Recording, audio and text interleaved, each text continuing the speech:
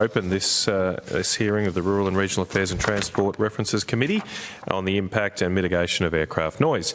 Today's hearing is a hybrid hearing. Some witnesses are going to be here in person, others by video conference, like our first witnesses, and we thank everybody for appearing today.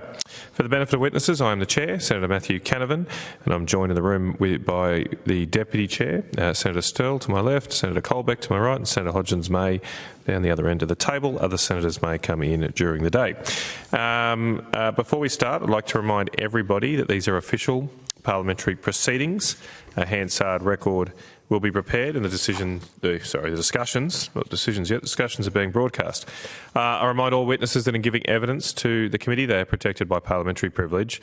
It is unlawful for anyone to threaten or disadvantage a witness on account of evidence given to a committee, and such action may be treated by the Senate as a contempt.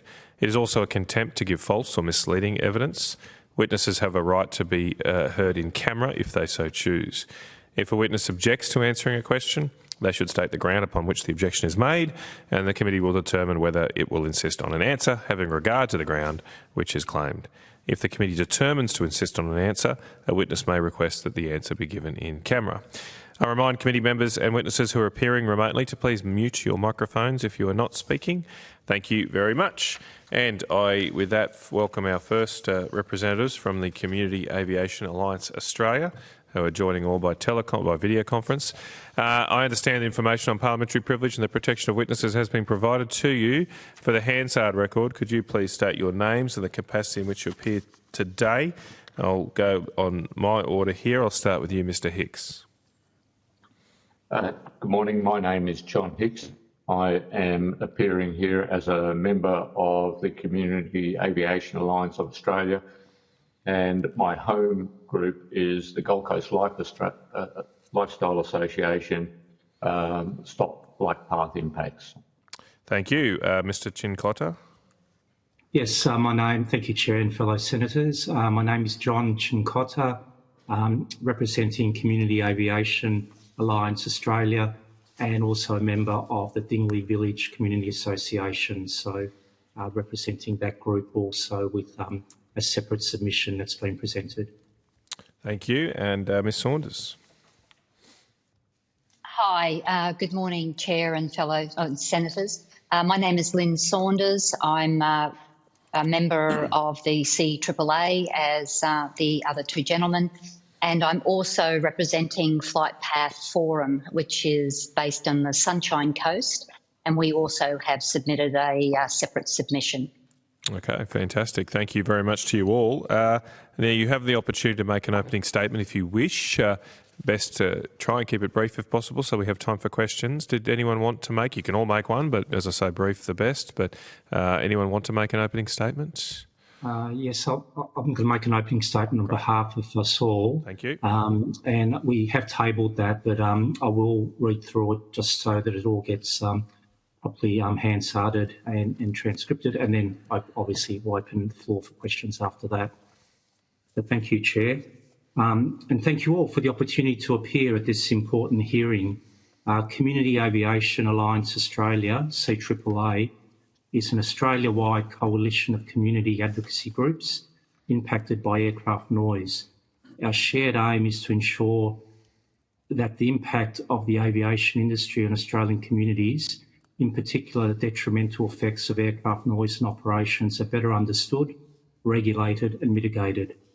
This inquiry is focused on the impact and mitigation of aircraft noise, and the submissions of CAAA and our other individual community groups highlight how important these issues are across these impacted areas across Australia.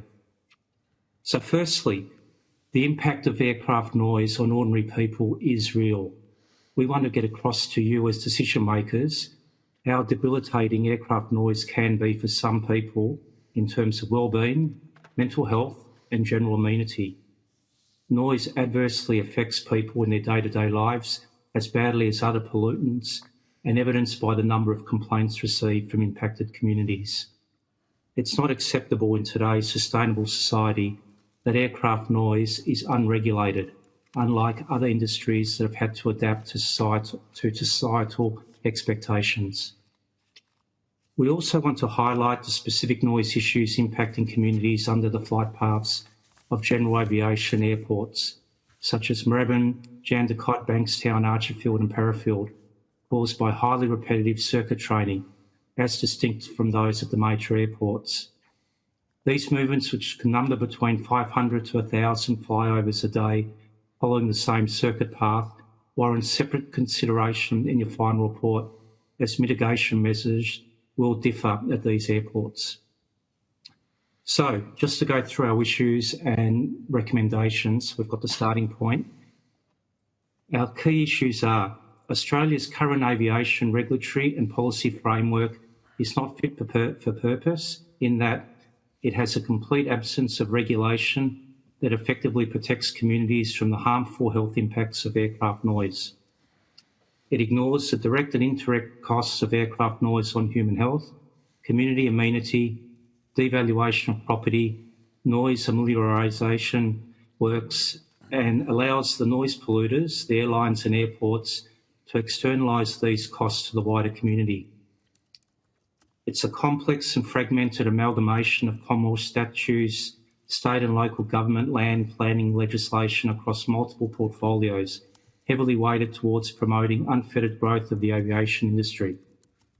It relies on state-based planning schemes to limit residential development around airports, but it has no effective provisions to protect residents from the noise impacts of growing aircraft traffic at these existing airports or the development at new airports and other locations.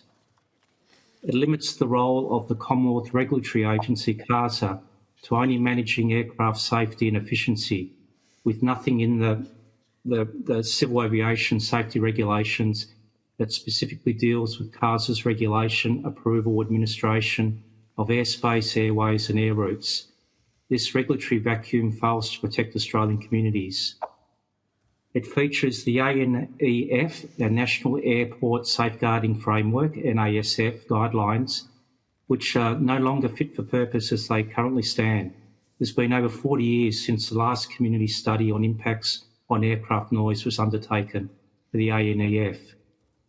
As an ineffective community consultation process, CAGs do not resolve community concerns, nor do they have any decision-making powers. The current mechanisms and arrangements fail community needs. Has an ineffective complaint handling system. The current system administered by Air Services Australia is ineffective, as the root cause of the complaints is not addressed and people are left frustrated by the process. Since lodging our CAAA submission, the Australian Government has published its aviation white paper. There are several initiatives that have benefits for aircraft noise and in affected communities. However, there's still disappointing gaps we wish to highlight as still requiring urgent attention in the public interest. These include no policy intent to develop and implement via legislation new aircraft noise standards which can be understood by the community, measured and monitored to mitigate impacts on community health and amenity, even though we have standards and regulation for most other categories of noise and other pollutants such as odour through the EPA that harm citizens. No policy intent or trigger points for mitigation action involving flight caps or nighttime curfews, and a lack of any semblance of, by pushing and expanding the balance and operation of aircraft in Australia with regard to advanced aircraft mobility such as drones. To conclude, we would like to summarise our key recommendations for improved management and mitigation of aircraft noise. Firstly, a new aircraft noise standard which is easily understood by the community, that can be measured, monitored, and it defines trigger points for noise mitigation actions. Options such as revised noise abatement procedures, change flight paths, noise amelioration to existing dwellings, movement caps, curfews. The values in the standard to be based on findings of a comprehensive community health study, which makes explicit the health impacts and direct and indirect costs of aviation. These values to be reflected in the standards for revised ANEF, NASF, EPBC Act and AS 2021, These must not be guidelines but statutory enforceable. Thoroughly review and amend the Airports Act and the Civil Aviation Regulations Act, as noted in our submission. I won't go through the detailed points, but they're clearly in our submission and in this summary statement that's been provided. Number 4, the Aircraft Noise Ombudsman should become part of the Office of the Commonwealth Ombudsman with an appropriate mandate and adequate resourcing, i.e. be truly independent. And finally, to restore balance, ensure the 2 key regulators, CAAA and the department, operate under amended legislation requiring appropriate weight be given in decision-making to the concerns of community groups about the impacts and mitigation of aircraft noise. The current paradigm of aircraft operational efficiency being prioritised over the health and other impacts of aircraft noise must be changed. And finally, a refreshed regulatory approach to general aviation airports, conducting repetitive circuit training activities to include noise mitigation strategies such as sharing of flight paths where alternative runways exist, limiting pilot training activities at night and weekends, limiting movements to not exceed thresholds set in the current NASF guidelines, installation of permanent noise monitors at the primary general aviation airports so that compliance with the NASF and other established aircraft noise standard can be monitored, which then allows Air Services, CAAA and the ANO to draw on fact-based evidence when making decisions regarding contraventions by aircraft. And with that, we finish our opening statement. I know there's a lot there and a lot to take in, but appreciate you listening to us and making that opening statement. Thank you. Well, thank you very much, Mr. Cincotta. No, we appreciate the detail and your diligence here in providing that. I've just got a few questions before going to other senators. Since your submission has been provided to us, the government has published a white paper for aviation. I'm not sure if you've had a chance to look at that or any of the papers to anyone here online. Do you have any comments, especially around the recommendations on noise in that document? Yes, so we mentioned it in our opening statement. While there are some good things that have come out of that white paper, it does speak to the independence of the ANO and other measures there. It still doesn't specifically address any regulation regarding aircraft noise. It still doesn't put any standard on what's fair and acceptable with regard to what the community experiences in real life. So it's still absolutely silent on that aspect. I mean, what do you want to see? I noticed in your submission, just on that point, I'll come back to some other parts of the white paper, but in your submission you talk about how the noise contours are somewhat, I think, unreliable or not fit for purpose to measure the actual impact on human beings. I imagine that one of the issues here is it is quite hard to measure exactly the impact on someone on the ground, given all the other environmental factors.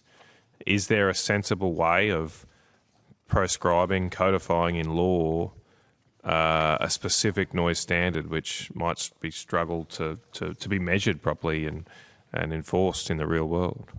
Yeah, it's a good question, Chair, and I think it's easier to understand from people who don't live in affected areas when you look at the 2 current standards. The ANEF contours are very difficult to understand to the common person. They don't rely on real noise levels. The ANSF guidelines are much better because they actually say number of movements above a certain decibel level. So, and they describe the decibel levels. So, no more than 20 movements above 70 dBA, no more than 50 above 65, no more than 100 above 60. So at least those decibel levels are what you hear in real life. So if you're in your backyard, where are those measured? What's the point of measurement? Is it inside a home, out in the backyard? It's outside a home. Outside, so okay. That's right, and that's. I mean, they're both important measures. Inside the home, I suppose, also because if you've got protection, you're not protected. But those levels are measured around what are considered noise intrusions, such as somebody mowing their grass, or so it's at those levels that can be easily understood, and then you can understand in terms of aircraft movements, because that's again something that's easily understood. But they're just guidelines. So even if an airport exceeds those limits, you can't go to an airport through a CAAA or through any operational meeting and enforce anything.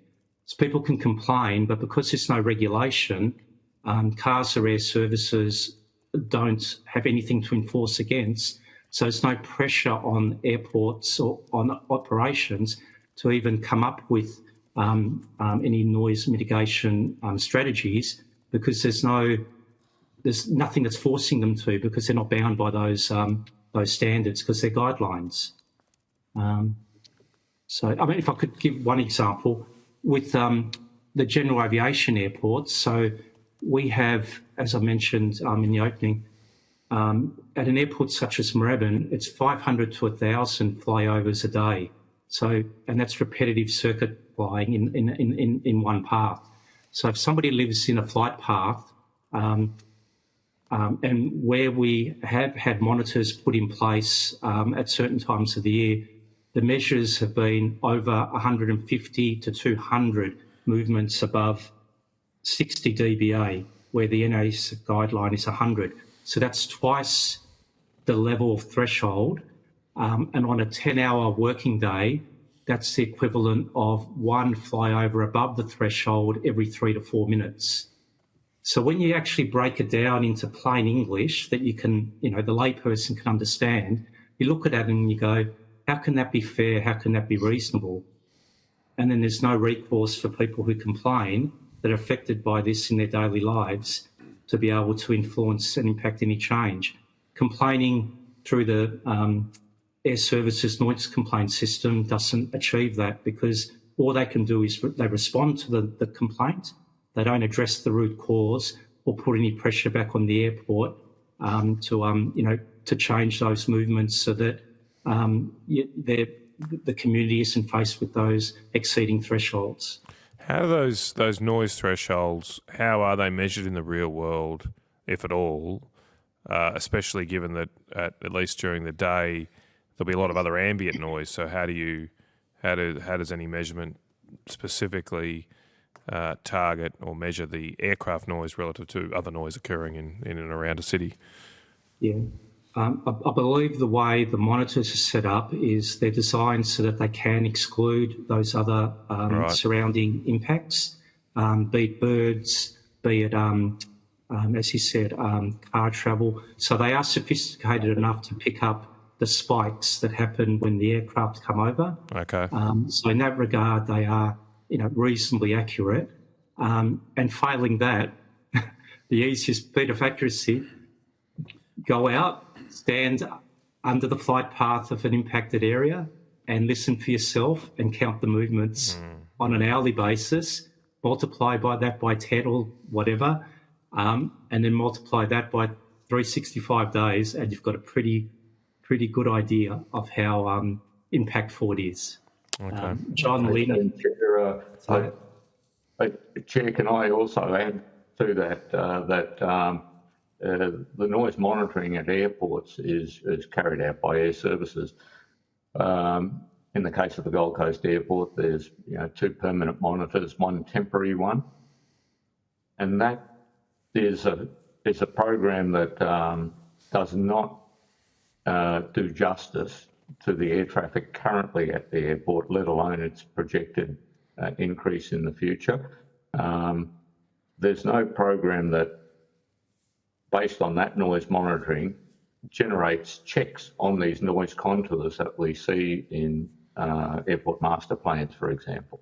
So the capacity of Air Services to monitor is limited by resources, and the legitimate expectation of the community that they can have confidence that those contours that are in master plans are accurate. There's no mechanism in place to actually check on those. It is possible. The ANEF is not a measurable concept, it's a formulaic concept, but N contours, for example, are measurable, and that should be done, and that's a gap, an important gap. And I've got a worked example here about the problems that travel with the expanding noise event contours at airports that I could go into. I've provided a diagram. Maybe we might come back. I'm interested in it. I'm just mindful of other senators, so I've used enough time, and I want one more question, then I'm going to go to other senators, and if we have time, I'll be interested in your example. Just finally from me, I noticed in the white paper there's going to be a proposed requirement that master plans, development plans prioritise decarbonisation. Do you think that the goal of reducing carbon emissions should be prioritised over or at the same level as reducing noise? I think it's a very situational approach, but noise does harm. We know this from the studies that have been peer reviewed by WHO and other organisations. I think that we need a flexible situational approach where if aircraft have to fly additional track miles to deliver a significant noise reduction, that's the acceptable trade-off. However, in the current regime, that's the least preferred option. And we hope that gets better as aircraft transfer to sustainable aviation fuel. But in the current context, additional track miles to get a better noise outcome for affected communities is a fair outcome in my view. So, I mean, Chair, Sorry, Ms. Saunders. Sorry, just to add to Mr. Hicks' comments. Certainly carbon emissions are deemed to be important, reduction of those carbon emissions. And although it's not something that we under the CAAA have been focused on or studying, our focus has mostly been on the noise reduction and possible recommendations that can be made to achieve that. In the Sunshine Coast, we went forward and hired a flight path designer, one that's actually approved by both CAAA and Air Services Australia, to come up with a range of additional proposed flight paths. Now, those flight paths, and our submission is available, I know. I won't go into great detail, but those flight paths actually provide for a shared responsibility in the aircraft movement across a range of communities, not just concentrated in the current areas, as well as those flight paths reducing the flight time, reducing flight fuel usage, and thereby reducing carbon emissions. And that's something that we haven't had any feedback from Air Services Australia to date. But it is something that our communities certainly take into consideration and think would be valuable to the Australian community and the aviation industry. Okay. All right. Thank you. Senator Sterle. Yeah, thanks, Chair. I'll come to you, Mr. Cincotta, and I'll go to your second recommendation, and you have touched on this. You say reducing flight operation times, particularly on weekends and evenings when most people are predominantly home and carrying out outdoor activities. And from someone who lives over a flight path, mine's GA and helicopters from Jandakot, I couldn't imagine 500 or 1,000. I'll just lay that on the table because we don't have that. What actually would appease the community? Is it pack up Moorabbin so it doesn't operate on weekends, or is it curfews, or is it move it out to somewhere else? Well, what's the actual request? Yeah, so So Jandakot, one of our CAAA members was from Jandakot, so he's since moved. So that tends to happen with people who join our community groups, and when they get nowhere in terms of any action, they actually move. So I understand and appreciate the flyovers at Jandakot. To go back to Moorabbin, Moorabbin on movements is the biggest or second biggest busiest airport in Australia behind Tullamarine, and it's not well understood. And this is, it's a general aviation airport like Jandakot, and those movements, 500 to 1,000 a day, are real, and that includes that. And those numbers don't include the helicopter traffic that also operates at the airport as well. So what do we want? I mean, ideally, these, and look, and this is separate to the major airports, these general aviation airports that conduct flight training should be relocated to areas that aren't under residential development. When they were first built, there wasn't that much residential development around the area. In Moorabbin, it was a lot of largely green wedge. But that's not the case now. It's fully populated, fully residential. So the recommendation to solve it is to relocate, understanding that's difficult. You've got flight operators that have invested money in the airport and so forth. So notwithstanding moving something, if that's not possible, we want to be practical about this. There are other strategies of mitigation that can happen, and there's more flexibility at a general aviation airport as compared to the major airports. But yeah, there can be flight sharing. There can be reduced time where they can condense the training during the days when people are at work, and maybe having it more open and less activity on the weekends and evenings. So there's the possibility for increased strategies to have that flexibility if relocation is not an option. Mm. Yeah, still very wide open response. I appreciate that. But I do touch on, so the community understands, and I did do some Googling. This is the problem when airports are built and then people, then we have urbanisation around them. I know that happens all over Australia, and we can't get away from that. But would the community, I'll just narrow it down, would the community accept reduced hours as a fix? Yes, absolutely. Would, okay, all right. I wasn't quite sure because it was sort of, you'd love to move it out. I got that, but you did say that you have to be, you got to work together. You did say that. So, and it's particularly the weekend, and you said in your statement to us that it's 10 o'clock at night. They're still flying, still doing, and is that training? Yeah, that's training. So the airport operates the day training, but then every evening there's night training. So the hours are during daylight savings hours. They go until 10 p.m. The rest of the year it's till 9 p.m. So again, when there's the circuit is full, there's 7 aircraft in the circuit. It's basically a plane flying overhead every 2 to 3 minutes. Wow. I know for people not in affected areas, it sounds that can't be right, but it is. It's a plane every 2 to 3 minutes. As one passes, there's a period of respite, and then you hear the next plane approaching.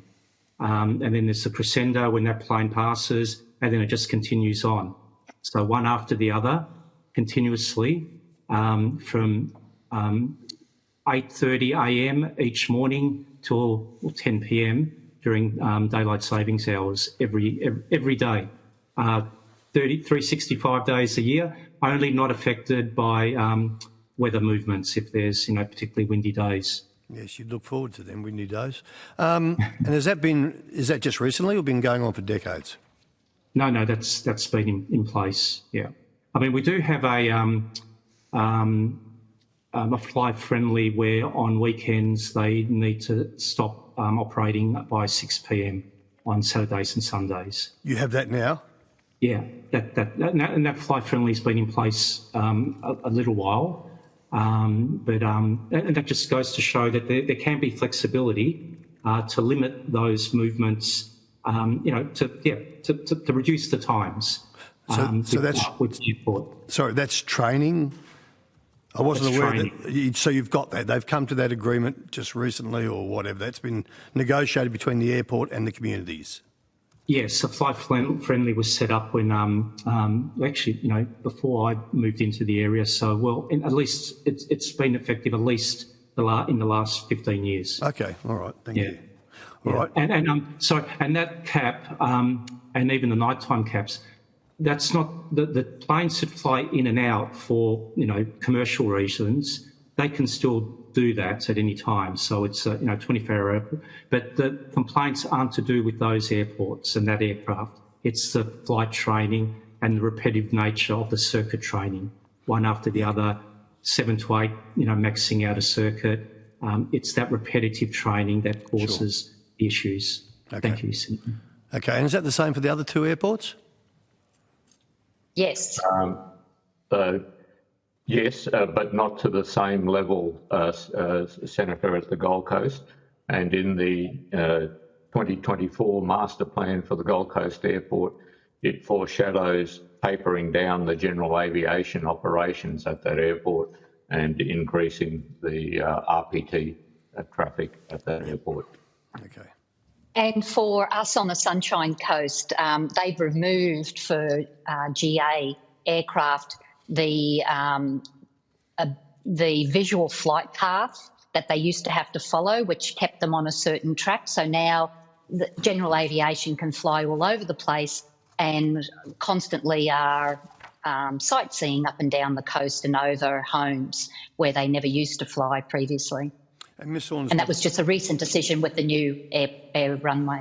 Okay. And my last one, Chair, Ms. Saunders, that you did say when you talked about reducing emissions and saving fuel and that virtually, for want of a better word, sharing the love or sharing the pain around other parts of the Sunshine Coast? Yes. Yeah, and yes. And has that been put out publicly, that thought from your community to other communities? We have publicised it. Absolutely. It's publicly available. Yeah, and how was the feedback from other communities? It's not to set you up, and no one wants it, I understand. But oh, sure. Oh, you mean other... Well, Flight Path Forum is an amalgamation of 10 different communities in the area. Certainly, the communities that would then be newly flown over, of course, they don't want it. Yeah, there are less dense population groups out that way, not to mitigate the fact that they would be newly overflown as we are now. We didn't previously have any aircraft in our area until they created this new runway a couple of years ago. Right. So most communities, they know that they can be affected at any time. We do a lot of community consultation and engagement ourselves, and they do understand that as we have been, our various communities here have been affected newly. They could also, as the airport expands, which we expect will happen. And so they are prepared to come to the table with that, let's share the load. Let's not have it dominate particular specific communities. Yep, I understand. Look, thanks very much for that. It's a tough one, isn't it? Thanks, Chair. It is, very. Thank you, Senator Colbeck. Senator Hodgins-May. Yeah, thank you for your time this morning. Have CAAA met with Minister King to discuss these queries? Have you met with Minister King? I've got a little bit of information on that, Senator, that none of us here have, but I'm advised by other members that there was a request for a ministerial meeting with Minister King in June 2022. A reply was received, and members subsequently met with the Senior Advisor for Transport in the Minister's office and opened a dialogue there, which continued with correspondence in the lead up to the Green Paper, which our members found quite useful. In recent times, over the last 8 months or so, there hasn't been that ongoing contact. So short answer, no meeting directly with the Minister, just the policy advisor, senior advisor. Thank you. And that's for CAAA and also the respective groups that you represent in another capacity. Is that correct for both? Do you know? Correct. Yeah. Correct. Yeah. Thank you. Yes. Thanks for that. Now, in your submission, you state that the majority of your members report the department's community aviation consultation groups for federally leased airports need fundamental reform to be effective and have any credibility with affected communities. Could you give me a little bit more information about why you think they haven't been effective in engaging and elevating community voices? Please. I can start off, Senator. At Gold Coast Airport, we changed the operating model to introduce a strategic work program, hitting the issues of significance that should be resolved. And we've had some progress but not a lot of effective traction through that means. But the key thing is that departmental officers post-COVID tend to attend meetings via video link, and that's a very unsatisfactory way of doing business and forming any sort of ongoing dialogue and relationship with clients. So we'd like to see the CAAA guidelines are up for renewal. We'd like to see it insisted that senior officers do attend in person to hear the concerns of community and form an ongoing dialogue through that mechanism.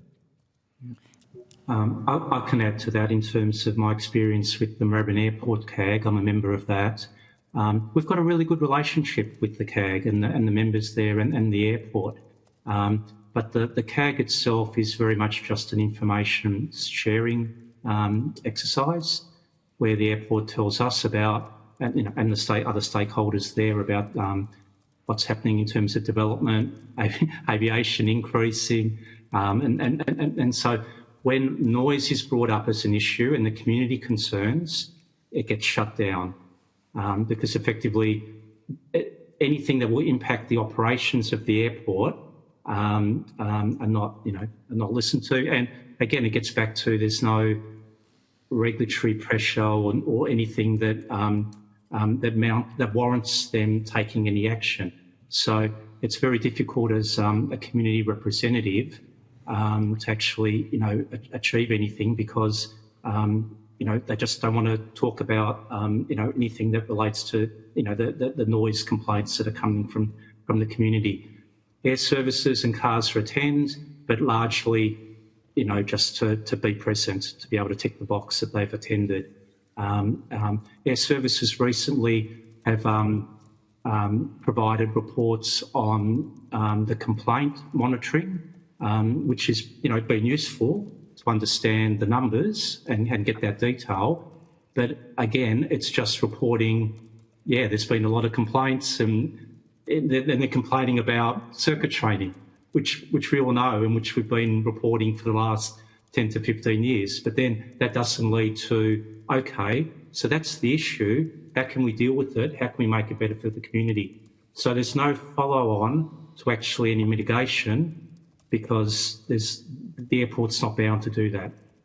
So in your view... And that's the same... Sorry, Senator, that's the same. Sorry, Lynne, just to finish off on John's point, Senator, that's the key thing. There's no trigger in legislation that requires action to be taken when a point has been exceeded that's considered to be unacceptable aircraft noise, and that needs to be nailed down. And I think the witnesses following us, the noise experts, will be the ones most useful in that. Yeah. Sorry, Lynn. Yeah, so Lynn, No, just that's before you okay, go John. in, I just wanted to say, Yeah. and with those other stakeholders who are there, CARS, because I know you're speaking to them later, CARS and their services, when it comes to the community putting up, the issues regarding the noise, they are completely silent. They do not want to enter that space or get into those discussions. They're not siding with the community at all. They're very much there, to minimise anything that will impact what they need to do. And that's really frustrating from a community membership point of view. You really felt, again, to the ineffectiveness of CAGs, you're one community member amongst a group of other stakeholders that have got no motivation to change the status quo. Thank you very much. You answered my supplementary question in those further responses. Just one last question, if I may, to John Hicks. I cut Lynne off though. Did you want to add something, Lynn? Oh, yeah, Lynn, That's sorry. okay. No, I just, thank you, Senator. I just wanted to reinforce that that's exactly the same experience that we also have with the ineffectiveness of CAG. It's lip service, it's very superficial, and if any real issues are raised, they get ignored, shut down. Thank you. And Senator, sorry, just on that, in our submission, the CAAA one, at the end of it, there's, from all of our community groups, we've given some examples of feedback on how we've experienced CAGs. So there's further information there for you to draw on as well. Terrific. Thank you. I will do that. Just one final question to Mr Hicks, and specifically relating to Gold Coast Lifestyle Association submission, if I may. In your submission, you mentioned legacy provisions that allow 4 air freighter movements per week during curfew hours. You explain in your submission that these are a relic from a time when they were required to facilitate the delivery of weekend newspapers printed in Sydney to the Gold Coast, a need that hasn't existed for, I think, 20 years. Have you met with and or written to the Minister about those legacy provisions and received any reply?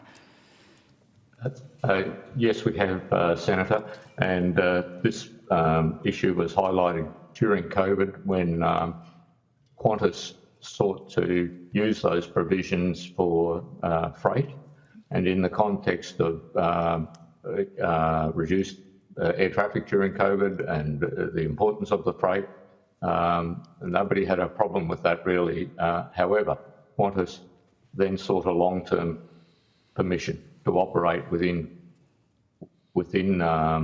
curfew for normal freight delivery operations. Our organisation and others banded together to oppose that, and we certainly did speak with the Minister, Barnaby Joyce at the time, and in the end the Minister refused permission for that application for long-term operation during curfew hours, which we were appreciative of, and that's why we wanted to get rid of the legacy enabling provisions in the regulation. But when we followed that up with the Minister more recently, the position is still no change. Those legacy issues stay. Thank you. And they haven't provided any reason for the continuation of those?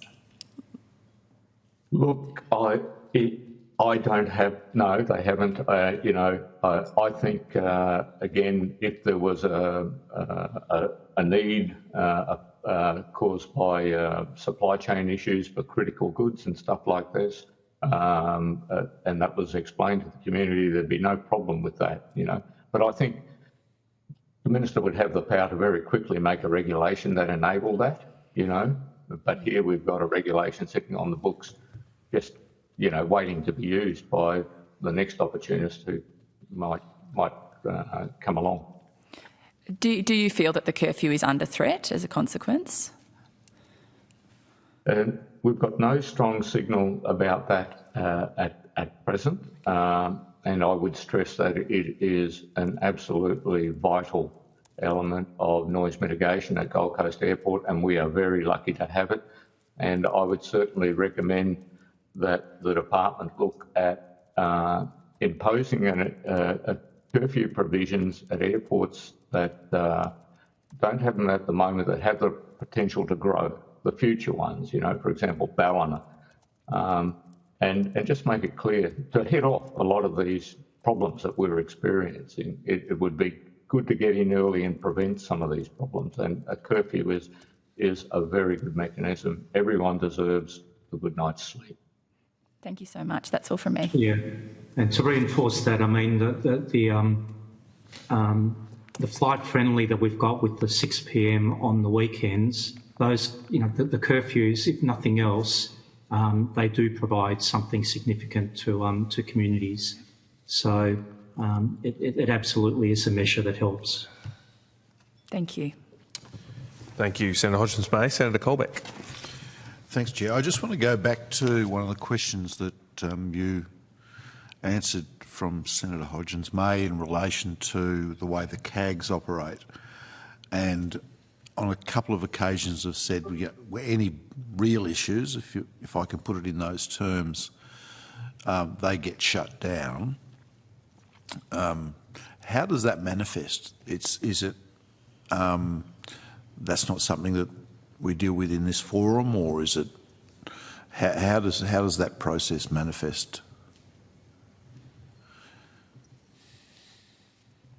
I can speak. I mean, in my experience is that when it's brought up in terms of, say that it's the chair of the CAG will come back and say, we've addressed noise, there's nothing we can do with that. The operations of the airport are not going to change. We're here to run an airport. And so there's, it's shut down in that way. It's just, it doesn't lead to a follow-on of outside discussions to work through, potential mitigation strategies. So effectively, it's a limitation of the conversations that can be had within that CAG structure. Correct. Yeah, because there's no regulation. It's nothing that forces the airport to make those changes when it impacts their operations. So between the chair of the CAG, the CEO of the airport, they make no allusions to the fact that they're there to run an airport and run it to be commercially viable. Which is disappointing from the community point of view. So effectively it's a reporting process, not a responding process. Correct. Okay. Yeah. It's information sharing process. Of my experience of the CAG, it's information sharing about what the airport is doing and less about dealing with issues that may come up. So, Senator, on the Gold Coast, our experience is a little different. Our chair, Ron Brent, was the former aircraft noise ombudsman. He's a very good chair of our committee. I think we get a fair hearing. I think we've had to encourage engagement with the airport a fair bit during that process, but we do seem to be able to clearly articulate what our strategic issues are, get them on the agenda, have a reasonable conversation with the airport representatives about that, or air services. It's just that then the critical follow-up hits the barrier of it's not enabled by legislation, for example, no noise trigger in legislation, or the ability to follow up with the ministerial office is we've got no power as a community group in the relationship with the ministerial office, whereas the airports and the airlines seem to have ready access. There's an imbalance in access to have an ongoing conversation about what would be appropriate in the community interest. But, in terms of expanding noise zones at airports, coming into areas of existing dwellings on the Gold Coast, rapidly densifying city around a growing airport, the legislation doesn't trigger any requirement for noise amelioration or additional noise abatement procedures and so on. And so that's, I suppose, part of the frustration. We can only take our concerns so far before we fall into a regulatory gap. Okay. Just going back to the point that you made with respect to growing airport and expanding residential communities. And I think we go to the point that was made earlier with respect to Moorabbin, which once upon a time would have been out in the boondocks, so to speak, but now is very much urbanised. What about the application of planning overlays to protect the asset of an airport? I mean, it's a different conversation, I know, but the encroachment of residential property onto airports and their operations is, you know, it's the other side of the coin that we're talking about. How do you see that? Yeah, well, I can speak specifically about that in terms of Moorabbin because they've just approved the development of Kingswood Golf Club, Kingswood Golf Course, which is directly under the circuit training flight paths. So, again, you've got a new community that's going to be built there, potentially up to 800 new homes, built directly under the flight path of the circuit training, where the numbers are going to exceed the NASF guidelines. So those thresholds are absolutely exceeded in terms of where that new development is going to be built. And that was put up as one of the reasons opposing that development, yet that's been approved. So it had no impact on that new development. Okay. And in relation to the Gold Coast, the ANEF planning framework applies, and as the city densifies, those new apartment towers, for example, that fall within the ANEF 20 must be built to a higher code with more noise insulation. However, if we just look at the expanding ANEF and the expanding N70 contours, for example, the N70 contour expands to about 4.5 times its current length when the airport reaches ultimate practical capacity. And there are many existing dwellings subject to 200 noise events a day at 70 dBA as a result of that expansion in the future. And they have no protection currently in legislation from, from noise, and they need to be afforded that. And we note that the Melbourne Airport third runway came with a condition for noise amelioration to surrounding dwellings, and we think that should be the standard for all of Australia. Western Sydney has a provision for noise amelioration that's very clear, and its target indoor noise level is 50 decibels. And again, that helps existing residents in the expanding noise footprints of growing airports. But currently at the moment, no policy, no regulation that would require that. And we think it's reasonable to do that for an airport as a normal cost of expanding its business in return for increasing aircraft flights. And obviously this is what's happened with Melbourne and its third runway. I just want to go sort of on from there a little bit in respect of all of your submissions, which make a number of recommendations of changes to various existing regulatory frameworks. Have you had a look more broadly in other jurisdictions as to what you see might be a best or better practice model? Personally, no. You're all looking very locally at your own issues, and I get that, I understand that. but you also have a broader national network that you're looking at. And in terms of your own local issues, whether it be GA training or the expansion of services on the Gold Coast or on the sunny coast, they're all very well. But if we're looking at a systematic way of improving the circumstance for everybody, have you had a look at anything that might be best or better practice that could be applied on a standard approach that would make those differences across the board? So we're not having piecemeal ways of dealing with things.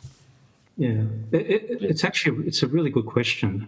If it is being better done somewhere else in the world, then those practices hopefully could be adopted here.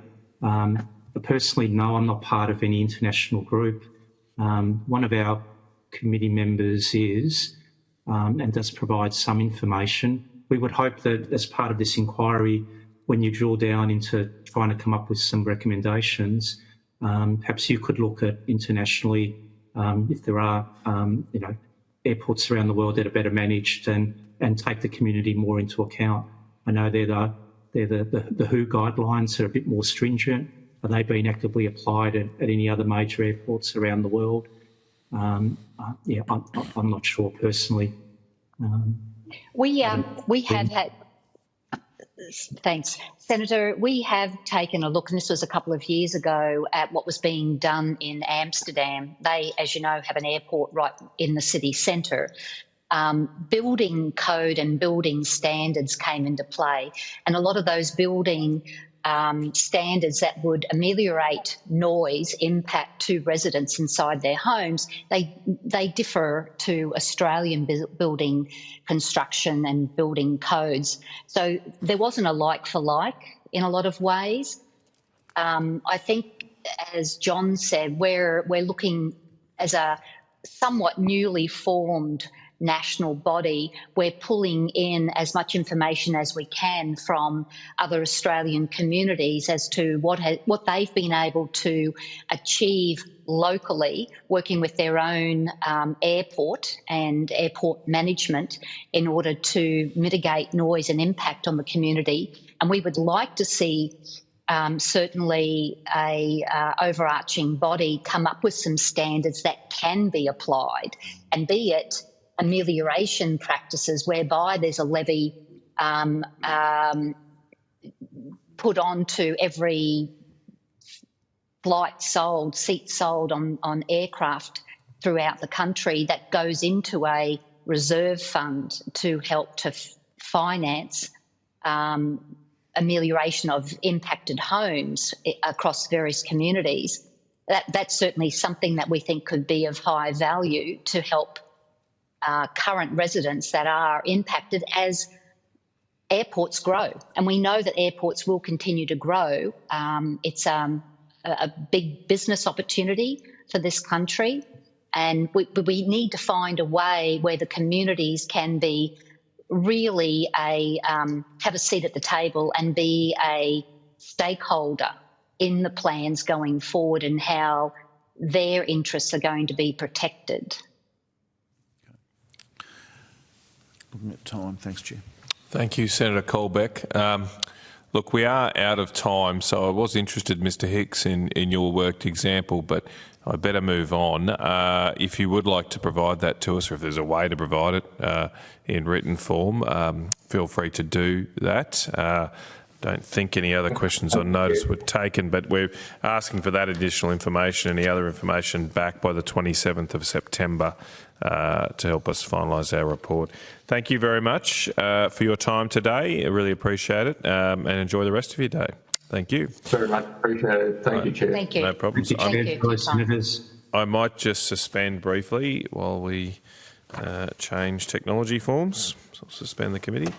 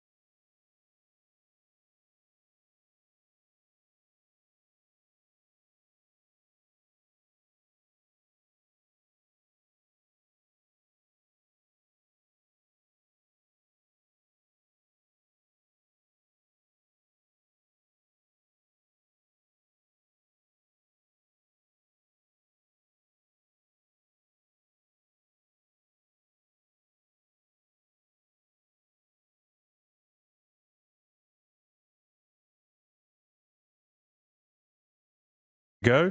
I will reconvene this hearing, and I now welcome Dr. Eric Ancich and Dr. Andrew Hede and Mr. Tony Williams. I understand the information on parliamentary privilege and the protection of witnesses has been provided to you.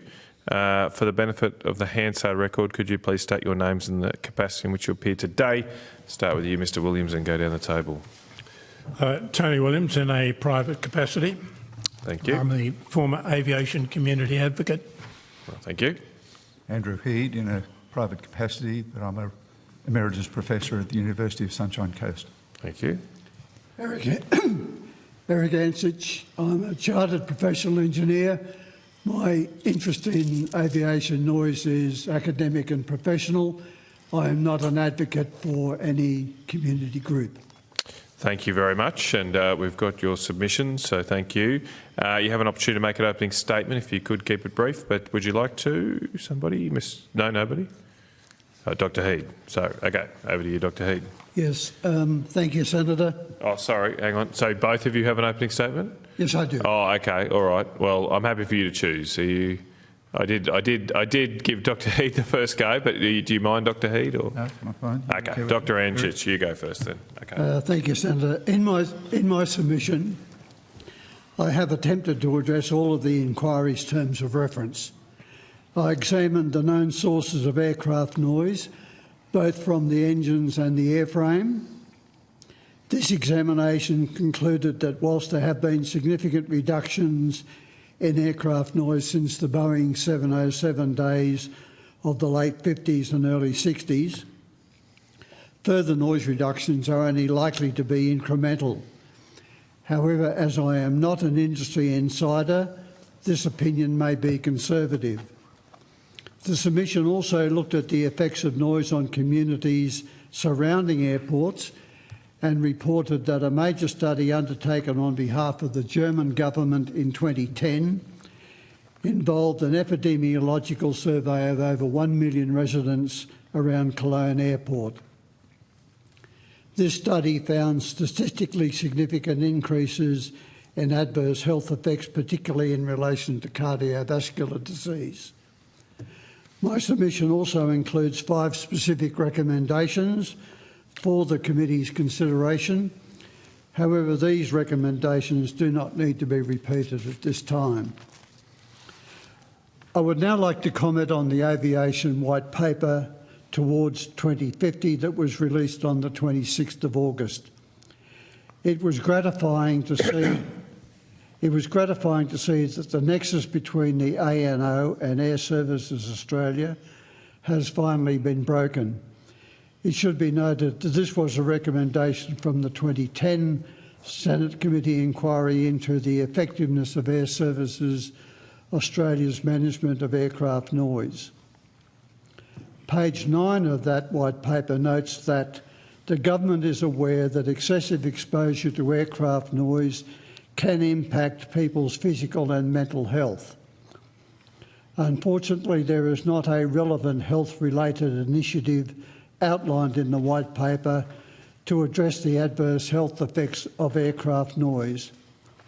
However, this statement is directly related to recommendation 5 of my submission. It was also very pleasing to see in section 9, page 156, the statement that the cost of noise and other environmental impacts from aviation are not borne by the aviation industry. They are what is sometimes referred to as externalities and are borne by other members of society. Because the aviation industry does not bear the full cost of its activities, there is a risk that it will generate excessive levels of noise and other impacts, a form of market failure. The Australian government has a long-standing role in addressing such market failures in the interest of the Australian society as a whole. This statement appears to signal an intent to move to a polluter pays model. If this observation is correct, it will bring the assessment and mitigation of aircraft noise into line with all other types of environmental noise pollution. Thank you, Dr. Ancich. Dr. Hede.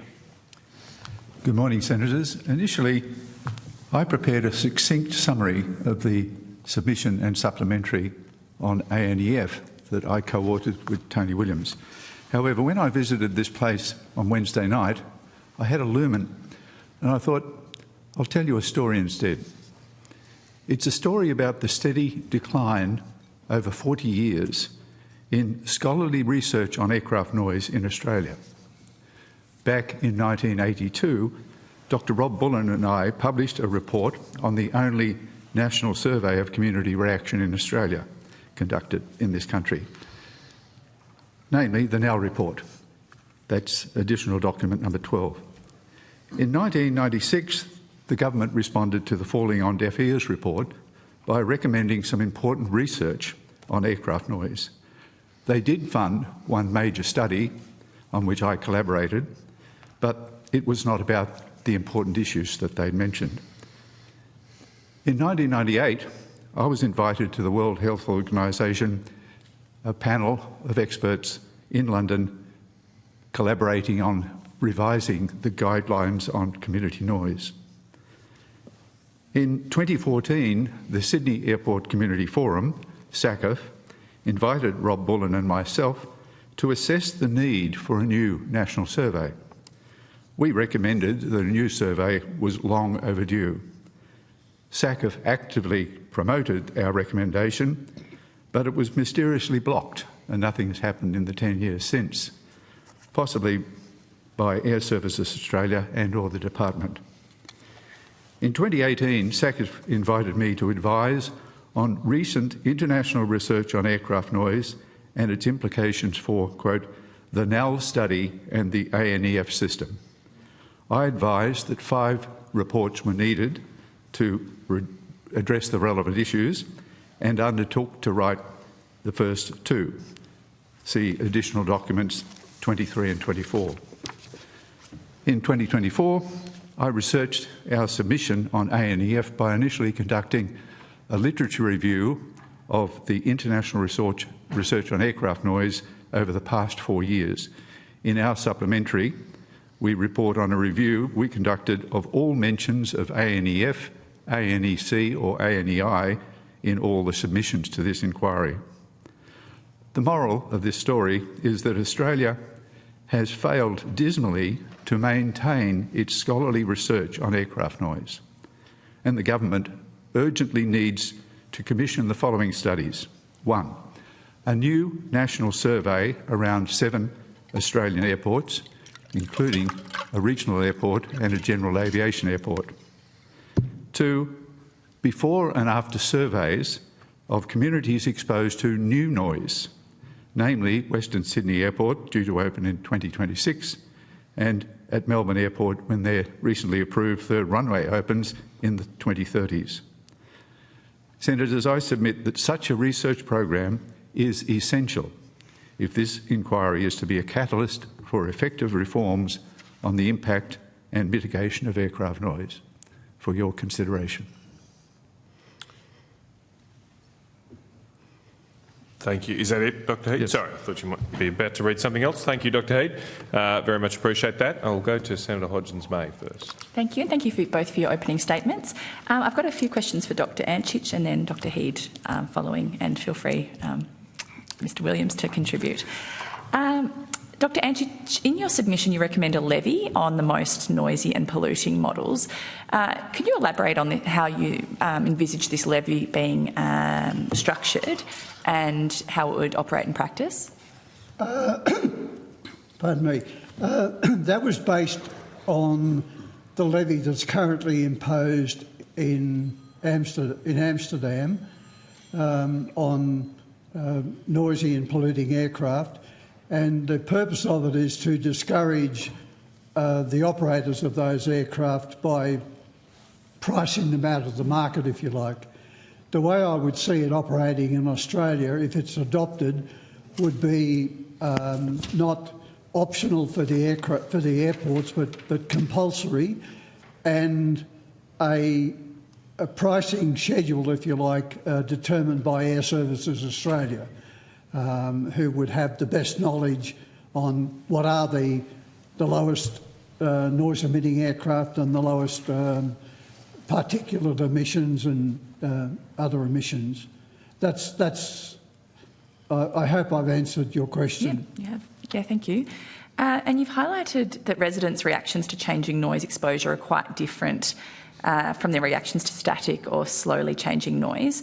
However, it seems there have been very few studies in the Australian context that measure the reactions to noise in that way. Can you tell us how many surveys have been conducted since the 1982 National Acoustic Laboratory Study?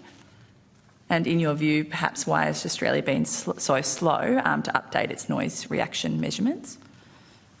Oh, sorry, Dr. Hede. Yes. Since the 1980 it was conducted, reported in 1982, there have been various surveys, but not a national survey designed to test any changes in the community reaction over the past 44 years. Thank you. None. Okay. And you've mentioned the idea of a day-night average sound level as a potential mitigation measure. Can you explain how that would actually help reduce the impact of noise on communities? Perhaps either. Sorry, who's the question directed to? I believe it's to you, Dr. Ancich, based on your submission, but yep. Is that something you're comfortable speaking to? Yes, I am. Great.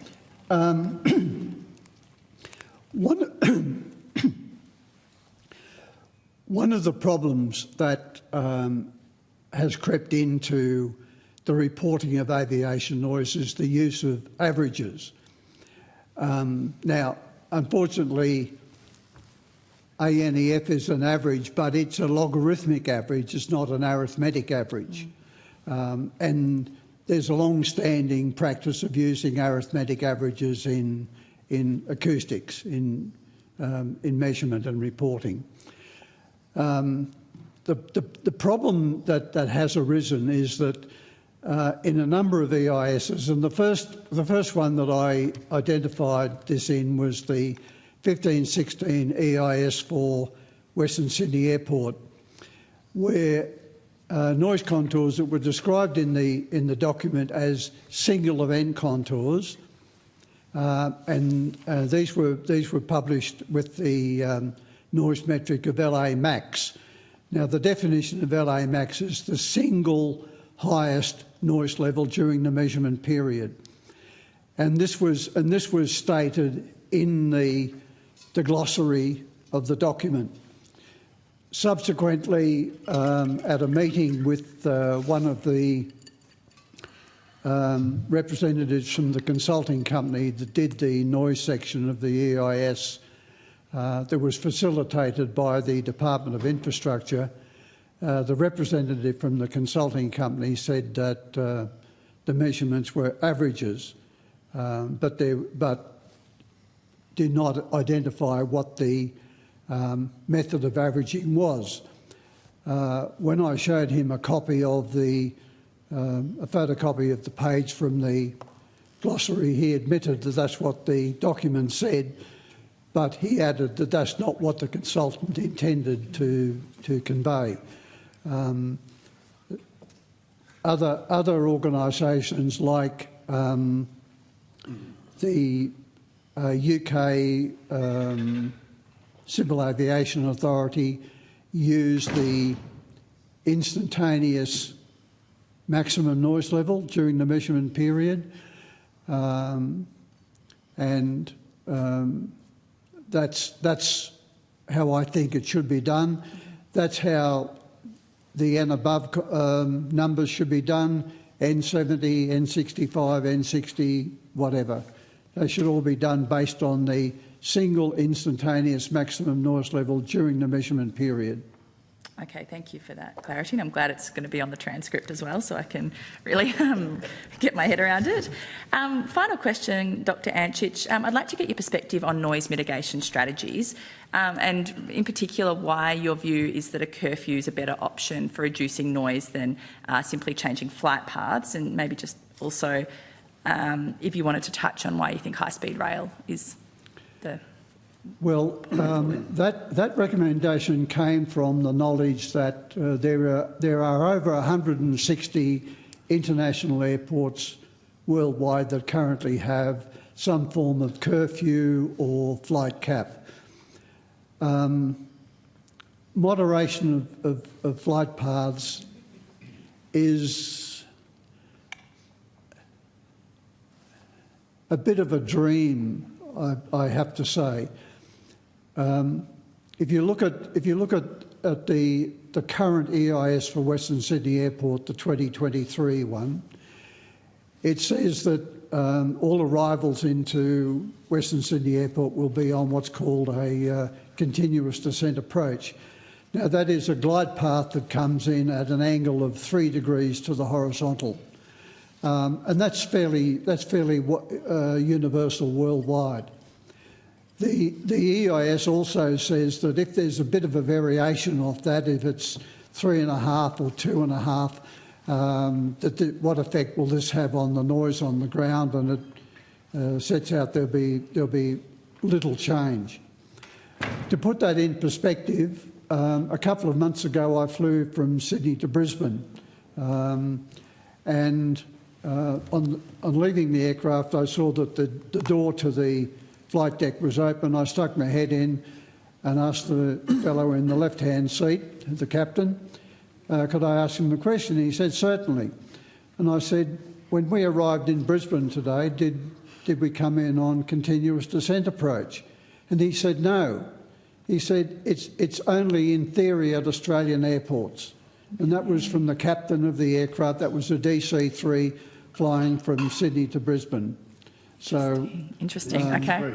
That's one of the reasons why I'm very sceptical of variations in flight paths being able to solve noise problems on the ground. Did you want to clarify something? Yeah, sorry, Dr. Ancich, you said a DC-3.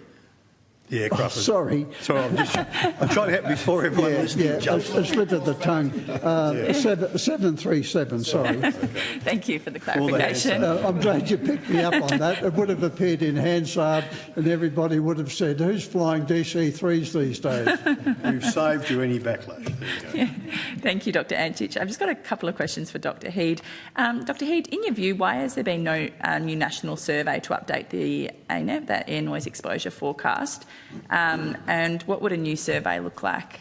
Do you think a good new survey? I don't know why. Something to do with government inaction and other issues which I wouldn't dare comment on. But if I can elaborate, please. As in the report and the SACF report that is available, I look closely at the United Kingdom, which I see as a comparator for policy on a range of issues beyond aircraft noise, a useful comparator. And in the time since we conducted the one study that Australia has done, they've had 3 national surveys.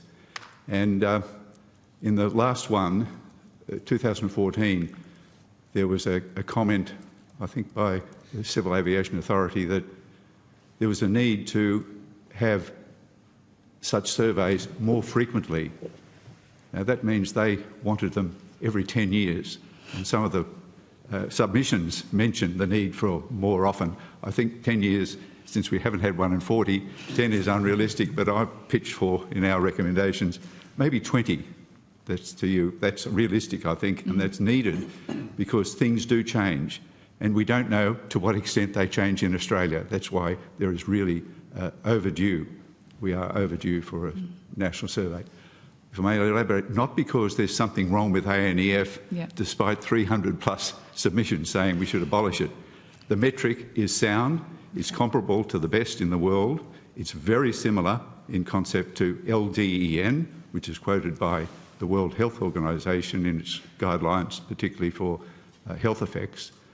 And the need for a new survey is to check whether, one, the weightings in the ANEF, which are 6 decibel for any noise event in the evening and 6 decibels weighting for any noise event in the night.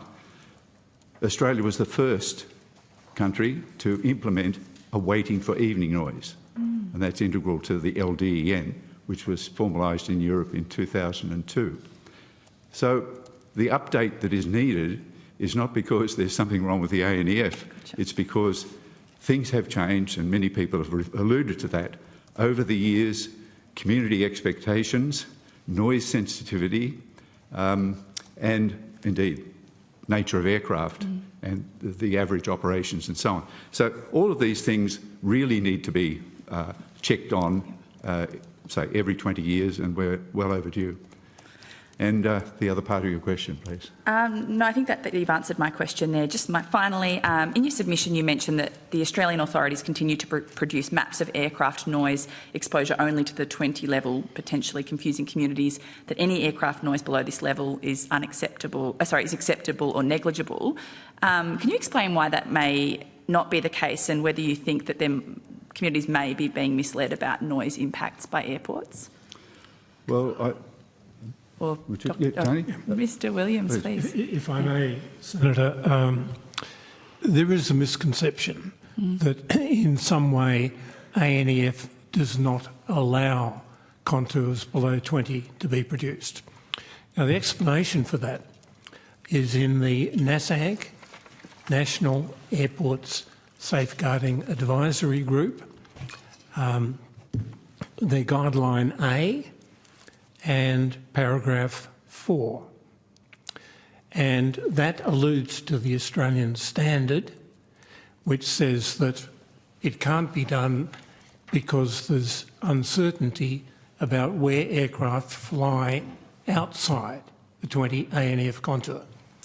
Now, as a person who has modelled aircraft noise since NEF, the availability of the original model, the integrated noise model in 1978, through to the AEDT, Australian Aviation Environmental Design Tool. Currently, there is no government policy, in spite of the view by some people in air services that there is a policy that says contours should not be produced below 20 ANF. There is a misconception that ANF didn't allow it. The only reason why in the 80s that contour was shown as a dotted line and no contours below that were shown was because of our inability to identify where aircraft flew that far from the airport.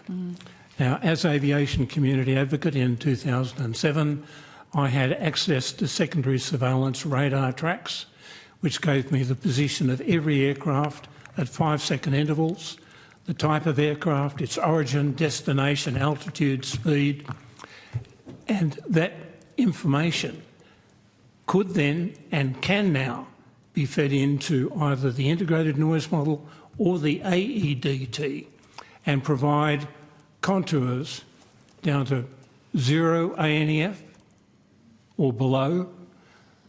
I remind you that the Falling on Deaf Ears report recommended contours down to 15. There is no practical reason why it can't be done. I have done it. I've produced contours down to 0. ANEF, after all, is a calculation from which 88 is subtracted to make it look friendly. In other words, 0 ANEF doesn't mean 0 noise. Yeah.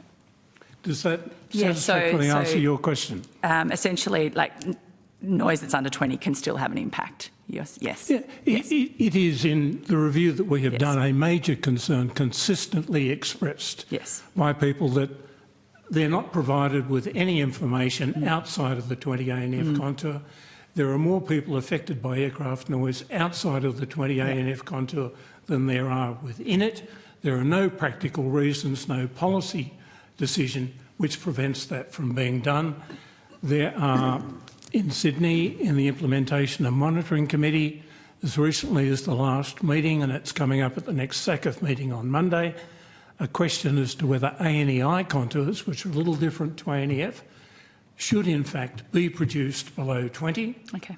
And spurious reasons have been provided by air services as to why that can't be done. Terrific. Thank you very much, Mr. Williams. Could I just add that the impact below 20 is known precisely based on the 1980 data, it needs to be updated, and that is that 11% at here we go, 11% at 15 ANEF, am I right? I can't picture this graph. That's at 20. That's at 20. 11% are seriously affected. Yeah. And I can look up here. At 15, we know what percent. I think it's 7% are seriously affected, about 30% moderately affected. There is serious impact across communities below ANEF. Yep. Thank you very much. Okay. Thank you, Senator Hodgins. I was out of the room. You haven't asked questions yet? No, not yet. Senator Still. I'll be quick. Thanks, Chair. Next. My question goes to you, Dr Ancich, and I'll go to one of your recommendations, where you say nighttime curfew should be implemented at Australian airports with similar legislation to the Sydney Airport Demand Management Act of 1997? Correct. Which Australian airports do you suggest should be curfewed? Oh, look, I don't really see myself qualified to make that recommendation. That should really be made by the people on the ground. I'm not an advocate for any group. I don't have skin in the game, as they say. That recommendation came from the knowledge that there are over 160 international airports worldwide that have some form of curfew or flight cap. Okay. And I considered it not unreasonable that that should be considered for Australian airports. So I'm not recommending it for a specific airport. I'm just saying it should be on the table. It's something we should not ignore. Okay. In that case, I don't have any further questions. Okay. Thank you. Thank you, Senator Still. Senator Colbeck. Thank you. I just want to go back to the commentary around the capacity for aircraft themselves to reduce noise. I mean, a lot of the conversations that I've had, I suspect colleagues have had, are talking about the newer technology aircraft and the engines in particular that are coming into service as a part of the current fleet replacement process have significantly quieter engines, for example, and I was interested in your discussion around the continuous descent model and the utilisation of that, because again that has been put to us from various parties as a mechanism to mitigate. I'm not talking about removing, but to mitigate. So I was just interested in that, given the conversations that I've been having around this current process in the context of a number of different elements that could be combined to assist to mitigate the impacts on people. Senator, your question's directed at all of us? Or? Well, yes, all of you. I mean, I think Dr Ancich, you specifically talked about the flight path stuff in terms of approach, but also it might have been your work in relation to engines as well. But I mean, I'm trying to interrogate the information that I'm being given in a current sense about what's coming on in the new generation of aircraft, and if there's any expertise that any of you might have in relation to that, I'd like to get it on the record as part of the process rather than the conversations. Well, there is a procedure in place in Brisbane that requires departing aircraft to use a higher level of thrust and a higher flap setting to gain altitude much earlier, so that they get, the higher they are, obviously, the lower the noise level on the ground. The information that is available from Air Services indicates that airline operators are able to request exemptions from that requirement, and this is routinely given, particularly for heavily laden aircraft. This is fully laden with passengers and freight and a full fuel load when they're going overseas. So I know that policy exists in Brisbane. I suspect it exists at a number of other airports. And the fact that dispensation is regularly given means that effectively it's worthless in ameliorating the noise on the ground. Yeah, sure. Back to your specific question about what has been happening over the years in the decrease as new aircraft come into production. They have been, fortuitously, consistently quieter. Not because the airlines were interested, the aircraft manufacturers were interested in reducing the noise per se. It so happened, fortuitously, that they could save fuel money by having more efficient engines which were quieter. The 707s back in the 1980s that we measured have been outed, but overall the impact on the ground for people around airports, there's now much more overflights. So even though they're getting quieter, and into the future there will be models that can predict what that will be. But it won't solve the problem, but it's part of it. It will get better, but as the number of quieter aircraft increases over the major airports, their exposure probably won't decrease. Tony knows a lot about this. So you're talking about different effects combining in the context of overall exposure in that conversation, which I understand. So,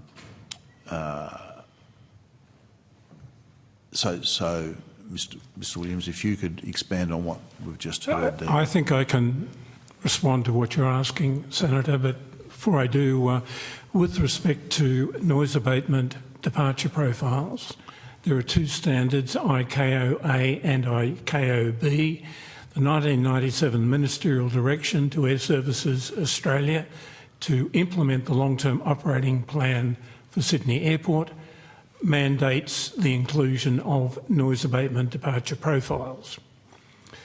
Second part of your question, the computer noise models actually take into account different aircraft types as they are developed. And so the noise exposure forecast, whether it's a 5, 10, 20-year forecast, actually takes into account the improvement in aircraft technology, and it is the ANEF contour which will tell you, with changing numbers of aircraft, changing aircraft mix and any other variations that might take place, whether in fact particular areas are likely to be more or less exposed than is currently the case. One concern I have really... I mean, the point is there that in any context it's not a static environment, because while you might be getting quieter aircraft, increasing activity has a countermanding effect on the overall impact. It does, and that's what the forecast should take into account. Yep. One of the problems has been that smaller, noisier aircraft were replaced by larger, quieter aircraft that were in fact noisier than the aircraft they replaced. Does that make sense? I'm sure there's a definition in there somewhere.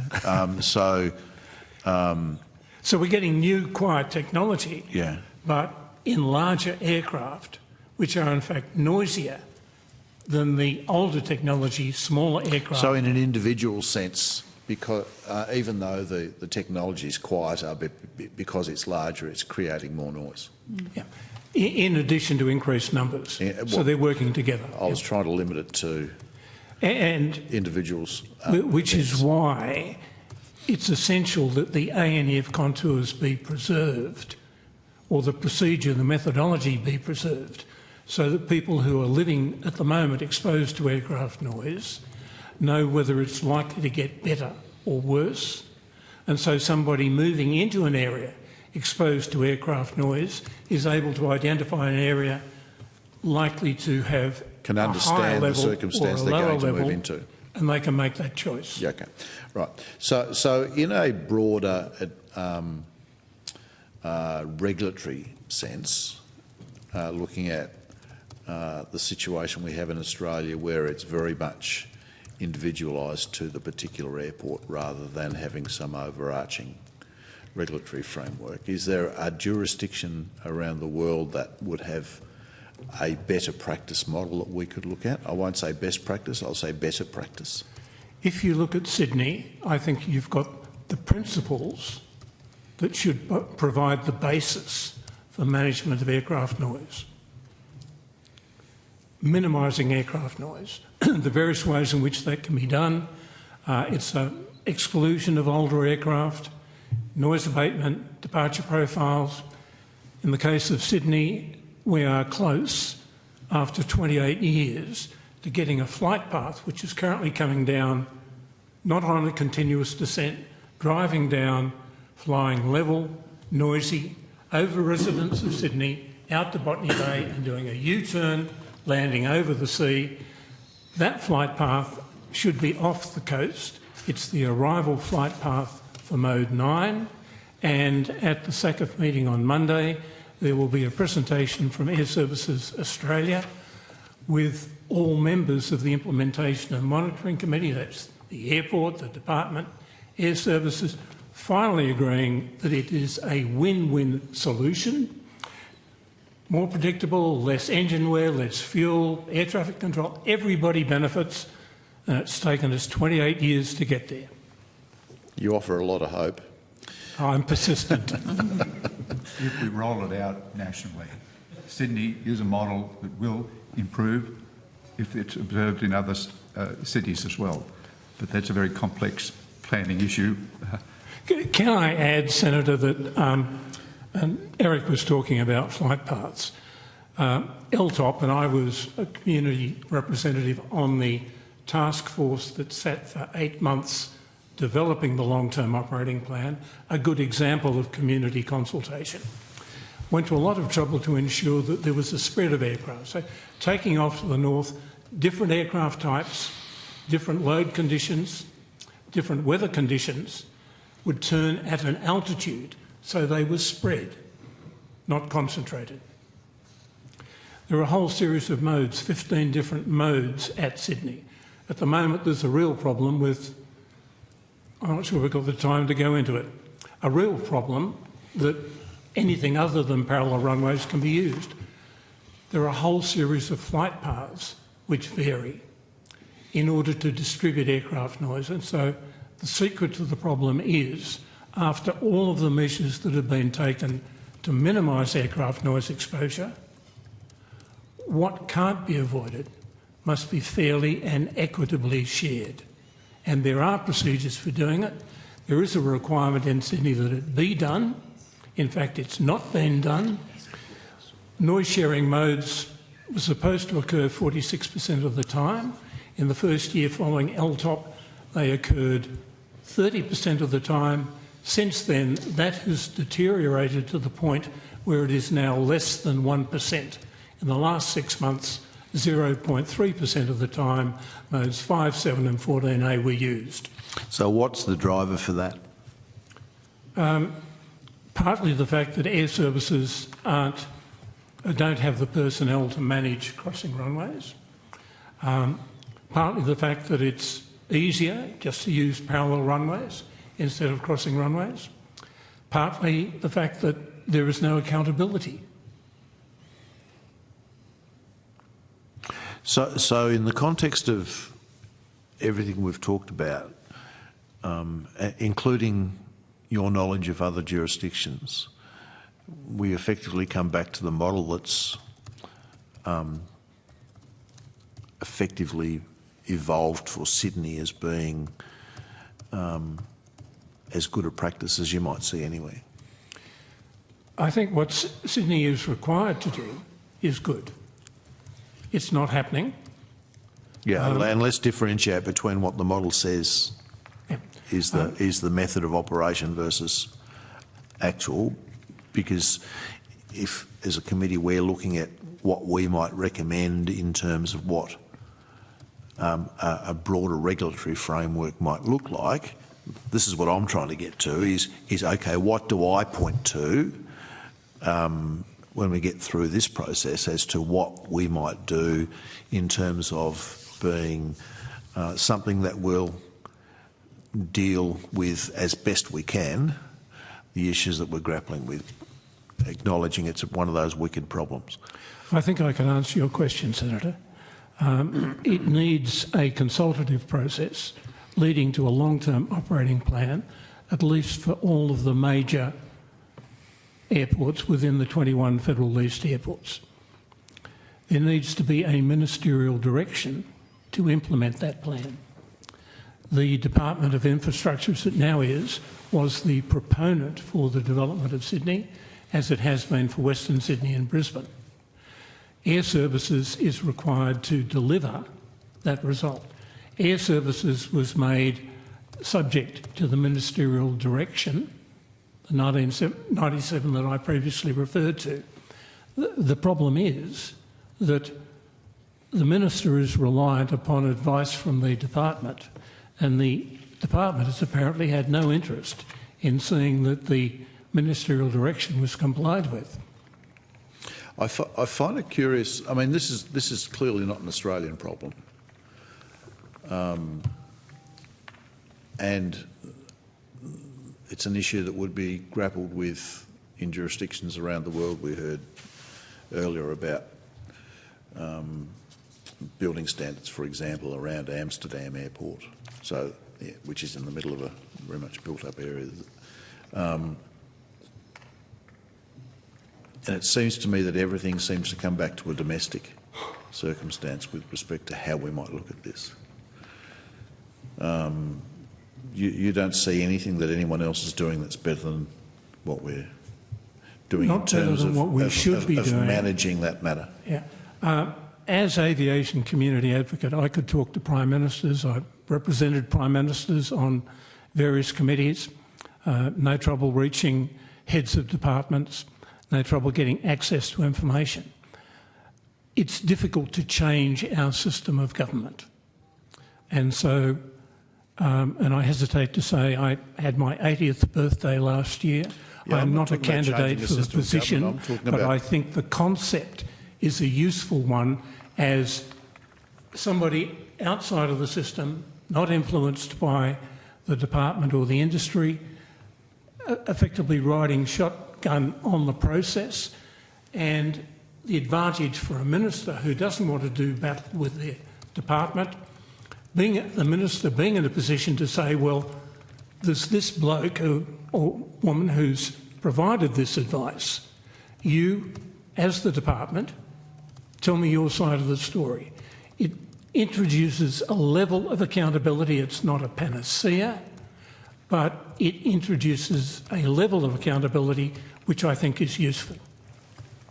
I'm not talking about changing our form of government. I'm looking at the regulatory framework that those operating in the system might apply. It's a completely different thing. But if your view is, as you've stated, well, that's what the record will show. Thanks, Chair. Senator, can I just add a comment to your question, does anybody in the world do it better? You heard my comment earlier about flying from Sydney to Brisbane and being told by the captain that continuous descent approach was in theory only in Australia. He added that it does operate correctly as it's intended at Heathrow in London. So there are some jurisdictions that do it better. I had a meeting with Department of Infrastructure here in Canberra almost exactly 5 years ago, at which I was told that every Australian airport other than Kingsford Smith operates on continuous descent approach. That's what I was told. Okay. And that's clearly not the case. I think I'd agree with that last statement, but let's test it further as the process goes on. Thanks, Chair. Thank you, Senator Colbeck. I just wanted to, well, I might start. I'm just a bit slow, I think. I still don't quite understand ANEF. Could you try to dumb it down, explain in layman's terms exactly what it is measuring, what it tells me when I get a particular number or contour map or whatever out of it?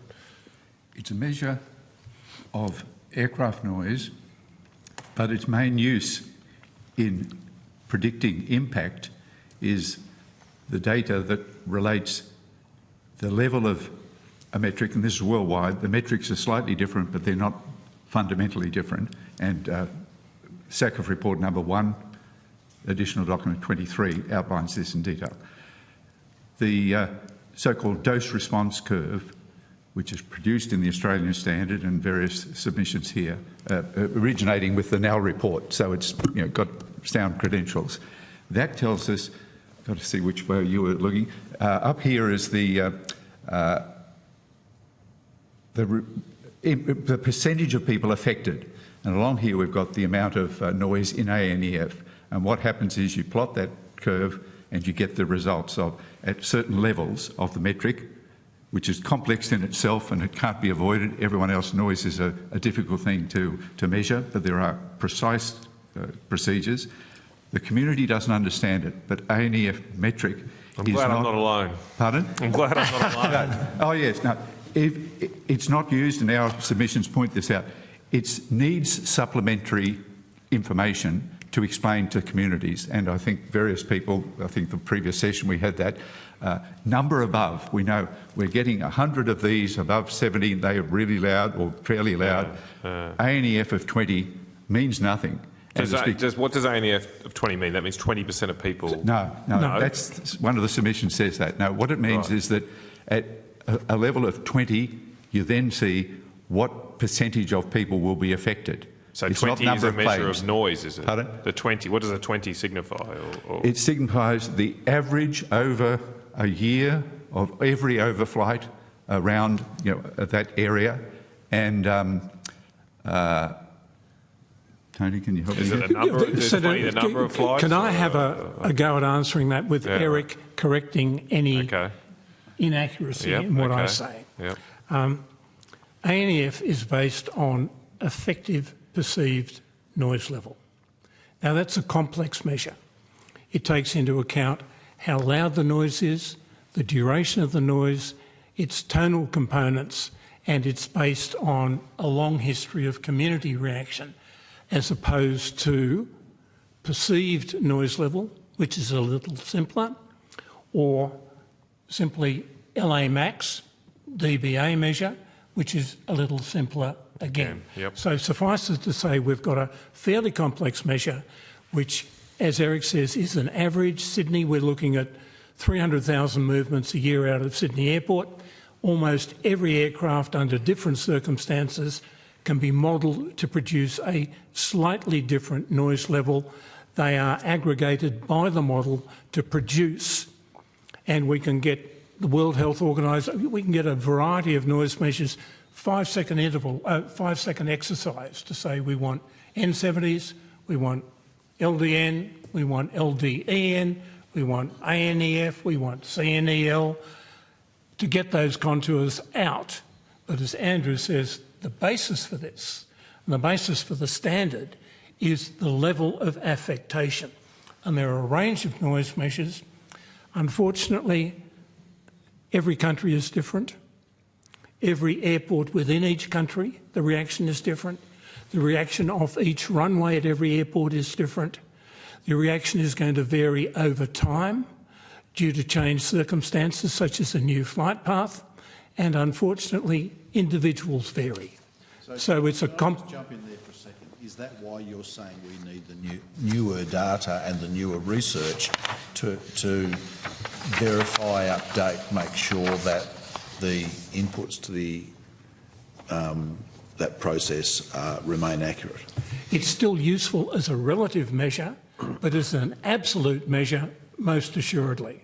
40 years old, we need the new data. Okay. And if you go to a company like Canada that uses NEF, they're critical of their system because it's not supported by a national social survey as ANEF is. But is the I'm going to come back. I'm not quite still don't understand it. But is the ANEF measures that we currently use, is this based on this survey done in the early 1980s? Andrew will tell you, but what the survey did look at 15 basic noise measures and 40 variations of those noise measures and see which of them, the whole range, N70, LDN, which of them correlated best with community reaction as it was found to exist. But is the current contours that are mapped, is it based on that 1982 data? And I said, you've got to separate the measure of noise. Sorry, Mr. Williams, I might just ask, Doctor, you did that survey. I just need a simple answer for Hansard. That is correct. And right. If they're inaccurate, they're underestimate. The reaction of the communities that we're plotting 20 ANEF for is probably higher. We know for sure it's certainly not going to be lower. The number affected by the noise seriously. Why would it be higher 40 years later? It's going to be higher because noise sensitivity has increased.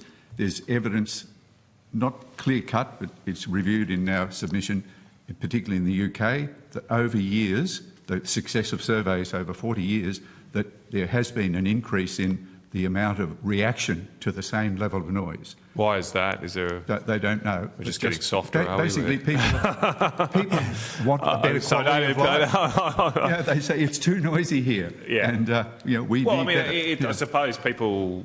Yeah, people expect more over time. Ultimately, don't they? We get used to a better standard of living, etc. And this is one aspect of that. So, new research will give us the answers. Okay.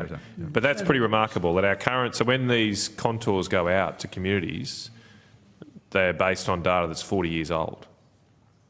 Well, the data is new measures of how much noise. Well, a model that's how much effectiveness by the community is 40 years old. But the data, the inputs are contemporary, associated with the aircraft, and even the predictions of the future with new aircraft. They then go into this dose response model, which the assumptions in that model are based on surveys done 40 years ago. Senator, one of the problems. Yes. Which answers my next question, which was going to be that. What would a national survey do? Is that the principal reason we need to do your recommendation of a new national survey? In a word, but slightly oversimplifying, yes. Yeah, it'll improve this contour mapping. Whether those curves, and I predict they will increase. Instead of 11% seriously affected at 20 ANF, it's probably going to be 15% at that same level. We've been underestimating over the years because the community has changed in its reaction. Yeah, okay. Just quickly, just to confirm too, I think you're saying even if we update all of that, you still believe that it's important to use these other measures of the frequency of flights over a certain noise level? This the N70 or something? For communicating with the public. For communicating with the public. As you said, I think, what does 20 ANF mean? Well, how... succinctly, well, how much measure is that? We even point out that the arbitrary -88 on the formula back in 1970-something, I confess, Rob Bullen and I, we were testing NEF, which was the then measure that was used in Australia. It's still used in Canada. And we found that the weightings were wrong. There needs to be an evening weighting because people are more disturbed at the evening they are than in the day. Sure. And the measure needs to be a reaction relationship to the measures of noise. But isn't there some evidence, I thought, in your submission that people are more sensitive to the number of flights compared to, say, the total cumulative amount of noise over a certain period? Am I wrong? Sorry to say I'm not dissembling here, but there is a particular problem addressed in our submission which we discuss as the paradox. Yes. Because the number does matter, but people, if a quick example, if I can get this straight off, say you've got 70 dBA noise level, how many overflights at 70 dBA would you like? Would you prefer to have half as many at 73 dBA, which is only just a bit more noticeably noisy, so 50 versus 100, only slightly different. People want the smaller number. Average measures used worldwide, equal energy measures they are, technically, they say they're the same. People, though, will tell you, we want a smaller, half as many, slightly louder. And that is a bit of an issue. Research can answer that, and that's what we advocate. Yeah. So the ANEF measure, does that factor in that preference?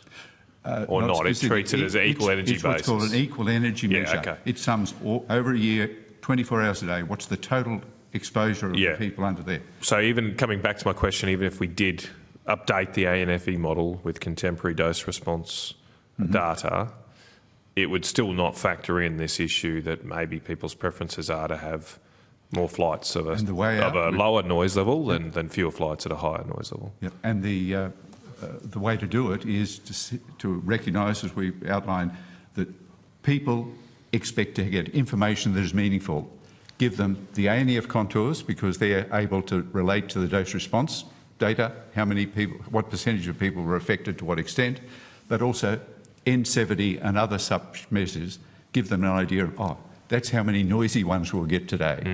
And that's both. The information side of it, both, but for the scientific analysis of impact, ANEF is the one that we need. We're a bit over time. Just quickly, a couple of quick things for me, and you might take these on notice, but is there any work done then which translates this work about the dose-response relationship, people's preferences on number of flights, and tries to convert it into a willingness to pay hedonistic type model, and then compares that to the benefits of having the extra flights and tries to find some kind of equilibrium and balance here? This is more from an economic perspective, I suppose, than engineering. Probably is, but I don't know for sure. Okay, that might be outside. Eric, do you know? As far as I know, there's no such research done anywhere in the world. The problem with understanding ANEF is that it's not a noise level, it's a calculation. Yeah. And the survey that Dr. Hede has proposed in his submission, which I support, will not change the calculation of ANEF.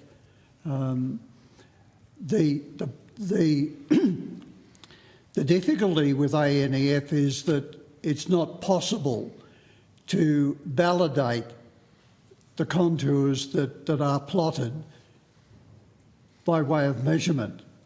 However, N70 contours, for instance, can be validated by measurements. LDEN, which is the measure used by World Health Organization, can be validated by measurements. The problem with ANEF is that it can't be validated. You can't stand in an ANEF 20 contour and measure it and confirm, yes, I am in the ANEF 20 contour. That's not possible at the moment. Okay. Well, very quickly, because we're well over time. Can I have a quick go at N70? N70 contours were first produced during the LTOP task force hearings over 8 months, and I know because I was the person who did it. I did it because of the amount of pressure that I was getting as chair of the Coalition of Airport Action Groups at the time from people with respect to 20 ANEF. I'll give you one example, and that is not the current master plan for Sydney Airport, but the previous master plan, 2033, compares 2011 with 2033, and it produces contours for both N70 and for ANEF. The N70 contours reduce, on the basis of which you would think the aviation industry is right. There's going to be less noise in the future. The ANEF contours increase. They can't both be right. The problem with N70 is it doesn't tell you anything about the number of noise events, 69, 65, 60, or how much N70. It's useful information, but it's not a means by which flight path planning can legitimately be conducted or environmental impact assessment can be evaluated. Okay. All right. If there's any more information you need to provide, you can do so. I just wanted to quickly ask, there's been suggestions that because Sydney came up briefly, there's been suggestions that the current flight path design is not looking at the Sydney Basin as a whole. It sort of does KSA and then now, of course, looking at Western Sydney. Do you think there should be a more integrated look at designing flight paths across both of those airports to minimise noise? Well, Now, I just hand that? Try and be as brief as possible, perhaps, because What I'm going to hand Yep. up is an analysis that I did back in the third runway days with the noise levels at the centroid of every census collector's district, which is the way in which flight path analysis should be undertaken. It wasn't done for Sydney. To the best of my knowledge, it's never been done. So, yes, choosing flight paths, the flight path should be chosen which eliminates the highest levels of exposure, like you got with the Bennelong funnel, spreads the noise as far as possible, and the models allow for that spreading, and achieves a fair and equitable distribution across the entire area surrounding an airport. Now, that's possible. It's not being done. It's not greatly difficult to do it. You need to utilise ANEF as the measure for doing it because N70 won't give you the right answer. And the process that I've shown to you there, where you simply compare alternatives, lowest level census collectors districts, you know the populations, levels, a simple process of looking at alternatives, choosing the best available alternative. It's not being done, it needs to be done. Best available with least impact on residents, correct? Okay. All right. We might have to leave it there. Thank you very much, gentlemen. Very useful. As I say, if you do have more information to provide to us, we're asking for that back by the 27th of September. Thank you very much. Now, we're due to take a break. I will stick to the 15 minutes. I think we'll be able to catch it up later. Thank you. We've gone a bit over time, so I'll suspend the hearing and come back at, well, that makes 11:50. Is that right? Yep, 11:50. Cool. Everyone's right with that?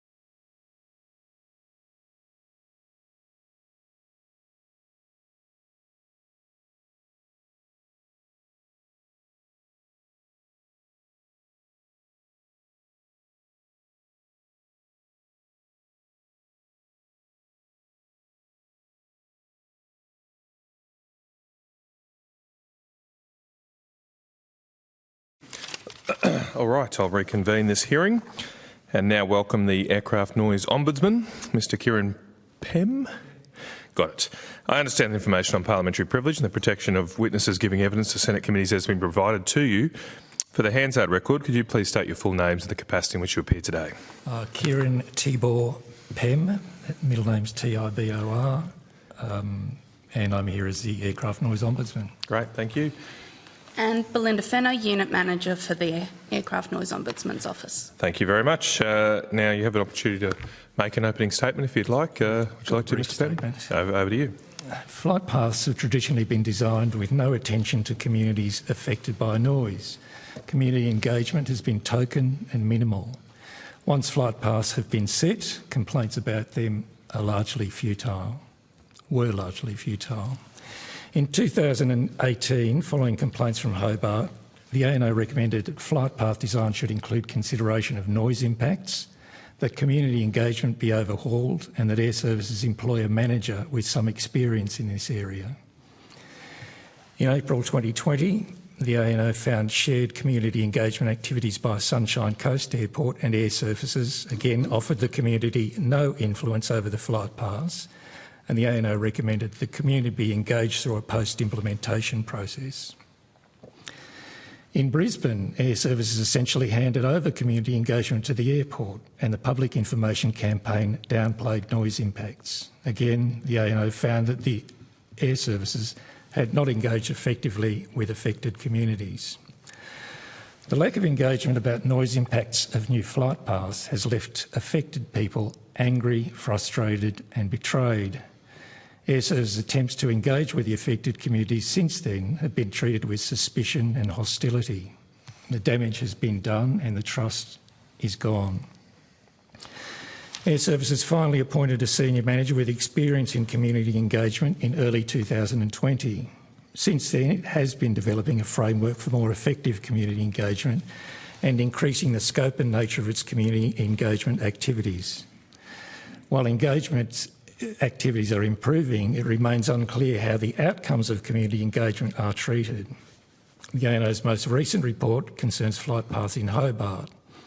Following extensive engagement, a proposal to move a flight path to avoid more populated areas was rejected by Air Services. The reasons for rejecting the proposal did not stack up, and after an assessment by the ANO, the change that was proposed is now in operation. Air Services yet to develop procedures which provide for the transparent determination of proposals arrived at through community engagement. Thank you. Thank you very much, Mr Pehm. I might just start with some of the discussion we've heard this morning, welcoming the I don't know, recommendation or decision, to describe it in the white paper, that the Aircraft Noise Ombudsman should become independent. Do you have a comment on that, and how is that going to happen? I don't have a problem with it. I understand the perception that being reporting to Air Services Board creates a perception of a lack of independence, and so I certainly have no problem with the proposal. But by the sounds of it, you don't think the current arrangements or the pre-white paper arrangements have at all restricted what you say or do? I don't think it's affected my independence. In a practical sense, what's the proposal to make you independent? How would you be independent in the future from Air Services Australia? Are you just not reporting to them, or presumably you still discuss things with them at some point? But how does it work practically? Well, you'd need to interact with them. You'd need to investigate complaints. So liaise with their relevant sections. The difference would be, as I understand the proposal, the ANO would be wrapped into a larger, like a consumer complaint ombudsman, which would presumably be big enough to provide all the infrastructure and IT and HR services that Air Services currently provides. Okay. So we'd lose that. So Air Services provide a bit of your back office, do they? So corporate functions, yes. Okay. So that will be taken out. And who appoints you at the moment? Air Services Board and the Chief of Air Force. Okay. We do defence aircraft noise as well. Right, okay. And that will continue under the new arrangements, or not clear yet? Or? I don't know that it's clear how the new ANO would be chosen. Right. And you're not, is your position established by statutory act, or no, it's just, can you, are there any protections against your removal and those sort of things at the moment, or? No, we're established under a memorandum of understanding with Air Services Board, a charter. Right. So in theory, they could remove you at any point. Obviously. I've never considered the obviously consistent with your contract or what have you. But it doesn't have those protections that you would for a statutory independent officer or something like that. Yeah, you know, it's like not lunacy or all those sorts of things. No. Yep, can only be removed in limited circumstances. Yep, okay. All right, just moving on to some of the detail in your submission and what you said, and following on from our previous witnesses. I think you talk about the ANEF measure a little bit in your submission, including that it's based on 40-year-old surveys. Do you think there needs to be updated surveys done to update that, and if so, why? Yes, it's clearly out of date, and there's obviously your previous witnesses were far more expert in this area than I am, but obviously it could do with updating and hopefully provide greater clarity about the impacts that people actually feel. I mean, it does seem kind of an obvious deficiency, and presumably it's been raised before over this 40-year period. What has been? Have you yourself in your reporting to Air Service Australia raised this issue, and what is the reason for not updating it, if any? We raised it certainly with the aviation white paper that the department asked for submissions for. I'm not aware of the reasons why it hasn't been updated. It's a very complex matter. It would require a great deal of work and research, but I really can't enlighten you on why it hasn't been touched for so long. Okay, all right. And just in terms of the discussion about ANEF versus perhaps the use of other measures that are on the frequency of high noise aircraft, I think N70 was mentioned before. Do you think both of those measures need to be used and are relevant for flight path design? Yes, I mean everything I've read seems to suggest a combination of the two provides a more informed and more accurate picture. Right. Okay. Now, there's a number of suggestions in your submission around, for example, what we've just discussed. But do you actually take a more definitive view sometimes on issues of like curfews or caps or levies? I mean, I know you've sort of raised and flagged those issues in your submission, but is your role to necessarily recommend those things, or you just put them forward as potential options? Well, we put them forward in the wider context of the white paper and this inquiry, knowing that it was looking broader issues, but our charter is quite limited to reviewing the way Air Services handles complaints about noise and about community engagement. Okay. So that's our core function.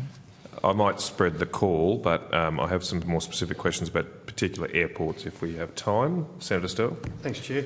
So, Mr Pehm, and I'm just reading it, so the Aircraft Ombudsman is an independent body that reviews Air Services and the Department of Defence's management of aircraft noise-related activities, right? Yes. And then you include reviewing the handling of complaints or inquiries made to Air Services Australia or Defence about noise generated by aviation activities. Yes. And you also community consultation processes regarding noise. Yes. So you get all the hairy bits and the ugly bits and all the arguments. That's your job. Yes. Okay. And then the presentation and distribution of aircraft noise related info you give to Defence and or Air Services. We look at the way Defence and Air Services provide noise related information to the community.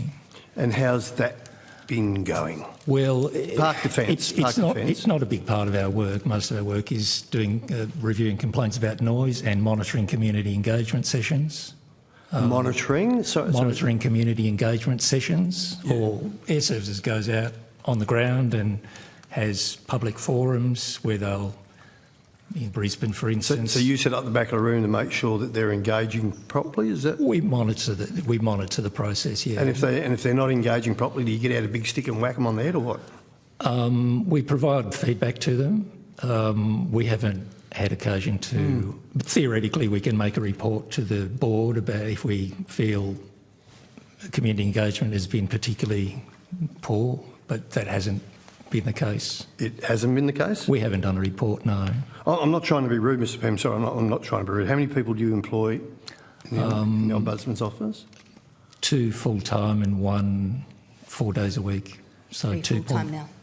We just 3, upgraded to okay. 3 full-time, sorry. 3 full-time? Myself and 3. Yep. Because I'm trying to work out what you actually do. And that's not being disrespectful. I mean, you've got a charter, but you haven't got a big stick. No, the ultimate sanction for us is to report to the board. And in the opening statement, I outlined basically the core reports to the board the ANO's made in my time.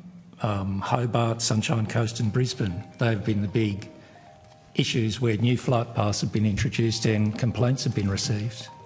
I'm so sorry. It's my truckie mate from Perth ringing me, but he's accidentally knocked it on FaceTime or something. Sorry. Sorry about that. That's on silent. Okay, so how long have you been in the role, Mr Pehm? 4 and a bit years, 4.5 years.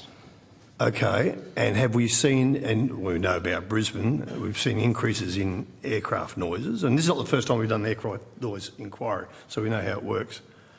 But you haven't seen, in your view, in your mind, that Air Services Australia's engagement with the community has been all good and positive. Is that right? What was the question? Is it awkward and positive? Yeah, like I said to you earlier on, you haven't seen any, there's no reason for you to go back. With the engagement, you monitor the engagement with Air Services Australia and the community? Yeah, well, look, let me answer it this way. Air Services prior to Hobart did minimal community engagement. Air Service did minimal community engagement, token community engagement. Okay. They would notify the CAAGs, they would notify the local MPs and the local councils, and that was it. When the planes started flying in Hobart, most people affected, that was the first they'd heard of it. Now, coming off that base, Air Services community engagement has improved. Good. Now, I can't say it's excellent or gold standard and can't be better, but as far as we're concerned, we found no occasion of community engagement that's been so poor that we felt necessary to report that to the board. On the other hand, I go to board meetings, it's raised informally, so the board is aware of my assessment of our monitoring of community engagement. Right. So how can you be independent? Well, I mean, you're engaged by Air Services and Defence? Yeah, and Air Services pays me. Air Services provides the corporate... It's not a crack at yourself. I'm just trying to work out how this all works. It's all right. I can be independent because I'm not... I do my job as I see it. Sure. I don't change my view on anything because it's Air Services or because they're paying me. I've got a long history of being independent watchdog roles. I'm not going to don't worry, you don't have to do it anymore. My views or modify them to please Air Services. So I'm going back to this. So will you take your complaints back to, this is over the engagement, consultation with the communities, you take that back to the board, but then it's up to the board whether they want to act if you see a deficiency. We make recommendations and it's up to the board whether they accept the recommendations and implement them. Yeah, I'm not trying to hang you. I'm just trying to get it clear in my own head. Yep, that's fine. Thanks, Chief. Thank you, Senator Sterle. Senator Hodgins-May. Yeah, thank you. Your submission notes that you often receive phone calls from considerably distressed people. How often does ANO receive calls from people threatening self-harm, and how do you refer those calls? Hard to put a number. You can take it on notice if you prefer. We can maybe give you more details, but it depends on the severity of our assessment of the caller. The most extreme case where people are threatening to shoot down planes and this sort of stuff, which happens, we will refer that to Air Services security section.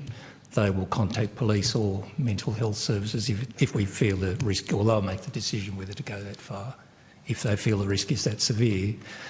We've had our staff all go through a training course called the Accidental Counsellor, which is run by Lifeline, which is about listening to people and de-escalating, taking them seriously.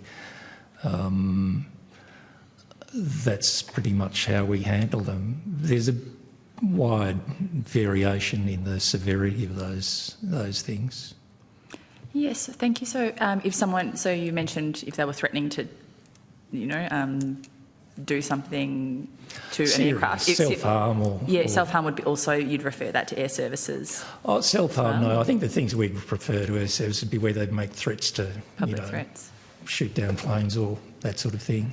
Self-harm one's a bit more complicated. Yeah. You want to talk to them and ascertain more about their situation, whether they're seeing clinicians or health service providers. If you can reassure yourself on that level, you might let it go. We could maybe take it on notice. I'm not sure whether we've ever referred or tried to get a mental health team out to a complaint. I don't think that's ever happened.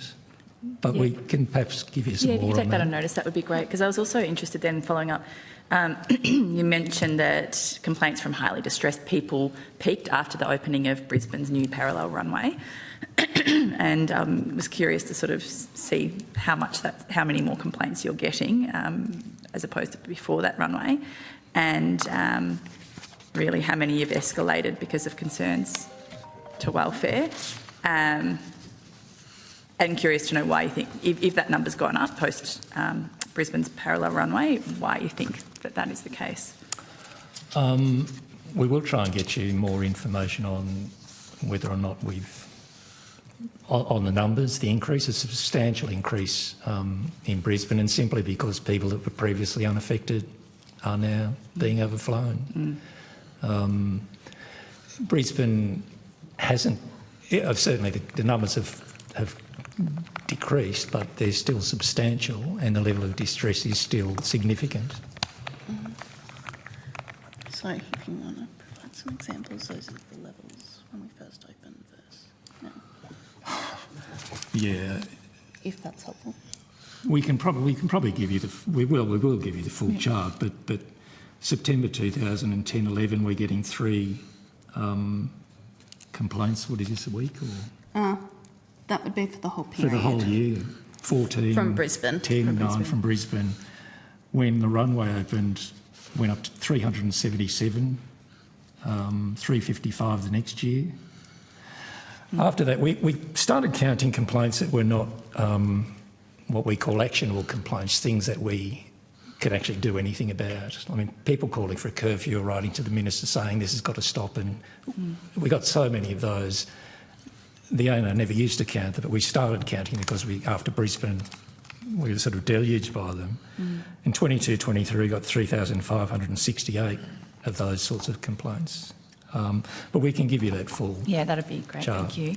And then just a couple of questions about Melbourne Airport. Have you received complaints about Melbourne Airport's noise and the lack of government regulation? Yes. And can you give us a sense too, when you're giving that data, how many complaints you've received regarding Melbourne? That's something we can provide you with. Yeah, perfect. And yeah, it'd be great if we could get a breakdown of how many were from small businesses, perhaps from schools or early learning, hospitals. If there was a bit more data around that, that would be. I doubt we collect data to that level. And have you received any complaints about Melbourne Airports? I think I know the answer, but consultation on their proposed third runway? Not yet. Not yet, okay. We did an investigation into complaints by the East Melbourne group going back to changes that were made a long time ago in 2003. There's a report on our website about that, but about the current proposal, no complaints yet. Okay. And in your submission, you suggest that when an operation places public buildings and residents over the significant Australian noise exposure forecast contour, a master plan or major development plan should at least address the issue of compensation for affected residents. You stand by that claim that compensation is an important tool in remediating aircraft impact. What happened after Sydney's second runway opened is the government set up a scheme to buy back some houses, and I can't remember the figure, but it was hundreds of millions was spent on it. But there was it's a one-off scheme. So, for instance, and I think we quote in the submission, there's a couple of airports that have some houses at the ANF, in areas at the ANF 30 level. And there's no proposals or no suggestion that those people be compensated. Now, the government could activate the scheme on the same terms it had for Sydney, deficient as the ANF level is. At least it's a standard. Yeah. But those the master development plans are just approved without any. I mean, the airport didn't address that in their master plan. They did say we have these houses above that, in that level, but just silence, and it was, waved through. Yeah, right. Okay, and just finally, you mentioned in the submission that there is existing machinery for compensation for the impacts of aircraft noise at significant levels in Australia. Can you just give us a little bit more information about that? Well, that's the scheme I was referring to. It was brought about for Sydney Airport. So that's still on the books and it can still be activated. Okay, that's all from me. Thanks. Thank you, Senator Hodgins-May. Senator Colbeck, do you have some questions? Yeah, thanks, Chair. With respect to your processes, actions, investigations, what are your sources of information? Is it direct complaint, or do you gather information from other forums? I mean, for example, I don't know whether you saw the evidence in Hobart where it was suggested to the committee that the residents at events and forums felt like they weren't treated all that well because there weren't chairs for them to sit at functions or consultations, for example. They saw that in a very negative light. So what are your processes for gathering information and data on how air services conduct their processes? Well, as I said, we monitor them. Most of that's done remotely because most of them are broadcast, and Brisbane in particular, so we can dial in and monitor them. I did see the Tasmanian evidence, and I was concerned about the lack of chairs and alleged air services making people feel so uncomfortable and to discourage engagement. We've had complaints from one of the people that gave that evidence, and we're looking into that now. We'll get a response from air service, and there's, as I said in the opening statement, there's a degree of hostility and mistrust now with air services that, let's say, it's hard to bring a balanced view as to how good or how appropriate. A perception created, and that's very hard to change. Exactly.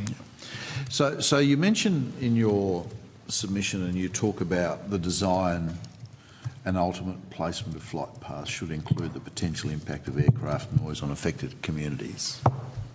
How do you see that manifesting? What could we do with the system, the way that it's structured now, the way that it works, to actually apply that statement? It's something that air services has to, well, there are a few levels to it.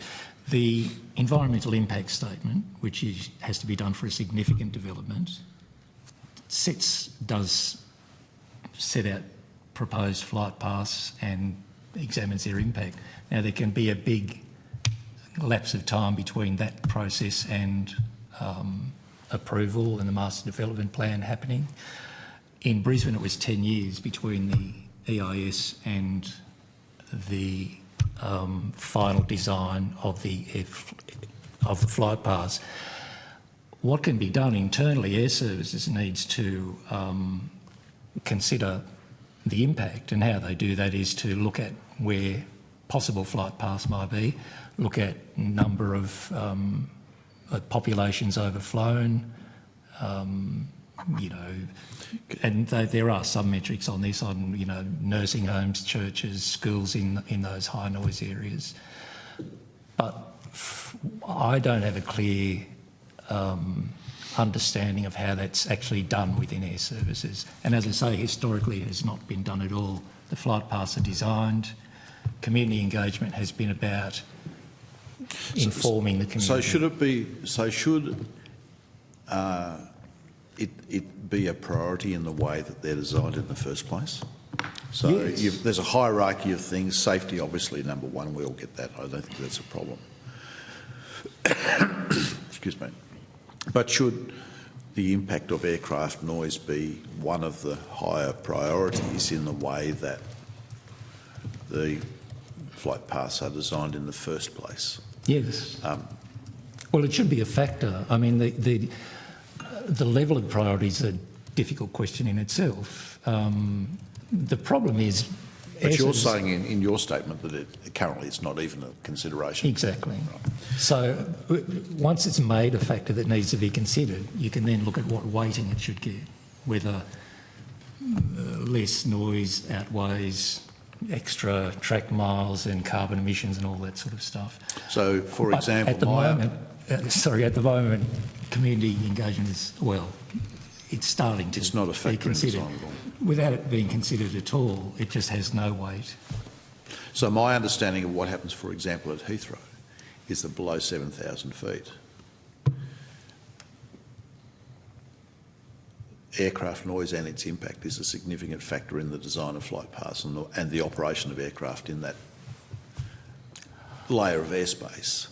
Well, I'm pleased to hear that. I'm not familiar with Heathrow or that particular aspect of it. I've been trying to get some sense from witnesses all day with respect to what happens in other jurisdictions. I have to say I'm very curious that there seems to be this closed-off perspective of not looking at anywhere. There's been one mention of Amsterdam. Yeah, but in the way that we're managing and monitoring, surely what happens in other jurisdictions where this is a problem too has to be a factor? Yeah, the trouble is, though, it is principally a local issue and everyone does it differently. We looked at... Yeah, but don't we look at who does it better? I'm not saying best practice because I'm not sure there is one, but who does it better? And so what do we say at the end of this process about how we might do it better or improve things? You've, I think, put an item on the table that is a consideration because it's not a consideration now, which is clearly creating problems. And if an airport like Heathrow, which is, you know, in the middle of one of the biggest cities in the world, has a protocol that says aircraft noise below 7,000 feet takes precedence over fuel burn, emissions, all that other stuff that is important. But we want to make sure that the lived environment down here, where it's actually impacting on people, has a higher priority and is taken into account in the design of flight paths. Mug's perception from me sounds like better practice. Yes, I mean, I agree that is good practice. When I did look at various jurisdictions, US, England and Europe, everyone has a slightly different way of approaching it, and there are a lot of different factors that go into minimising noise, and where you make the interventions and where you make the rules, if you like, there is no consistent best practice model that I could see. Okay. I mean, partly it's also, I mean, in Australia... Well, apart from the fact that at the moment in Australia it's not taken into account at all, well, from your observations at least, in the context of the evidence that you've given, I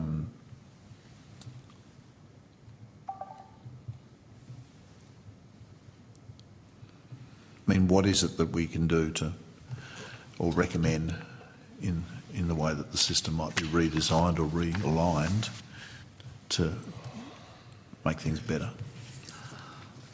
Realising there's no silver bullet and you're not going to stop. There's going to be aircraft noise. It's a function of the fact that there's airports. Well, look, there's no single there's not answer to that. There are a whole lot of different factors that go into impacting. Topographical, all that sort of stuff. Yes, I think air services has got to make it more of a priority. That would be a good start. Okay. Until now, industry has completely dominated the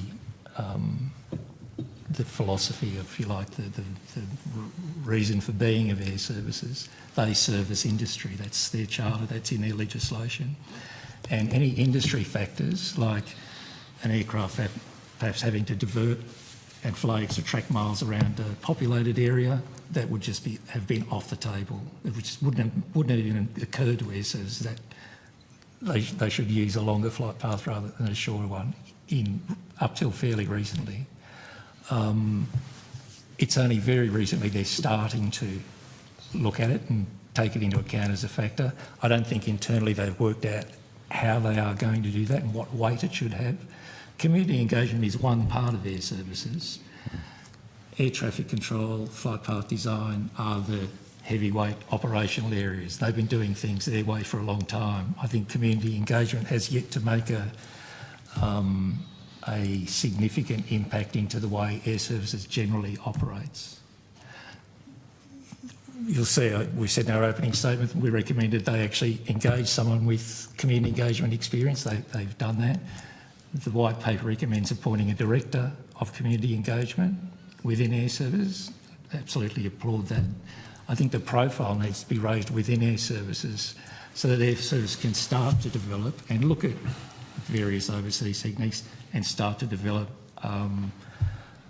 a practice that will minimise noise as well as promote aviation. There seems to be a resignation within those who are engaged with the process that despite all of these engagement processes, that you can raise all of the issues that you like, but there's no capacity to affect change. What needs to be modified to do that? Well, I think that's largely been their experience, and I'm not going to argue with that. And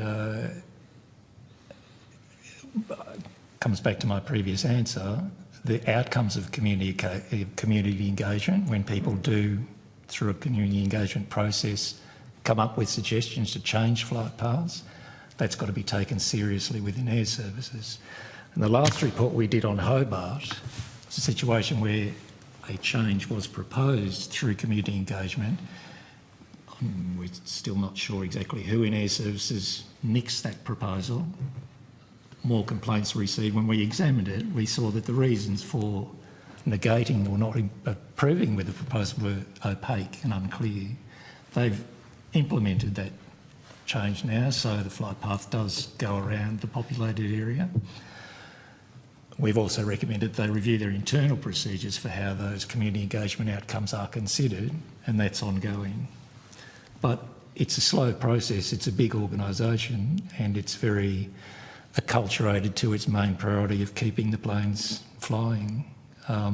Community engagement has had a very low priority. So it comes back to the first point about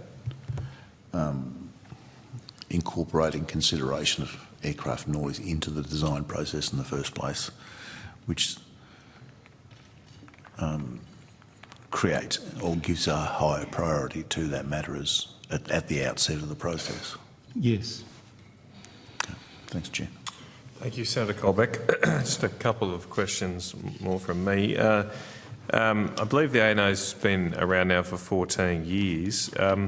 Can you give us some of the sort of top hits or best achievements you've had in terms of reducing noise impacts for communities over that time frame?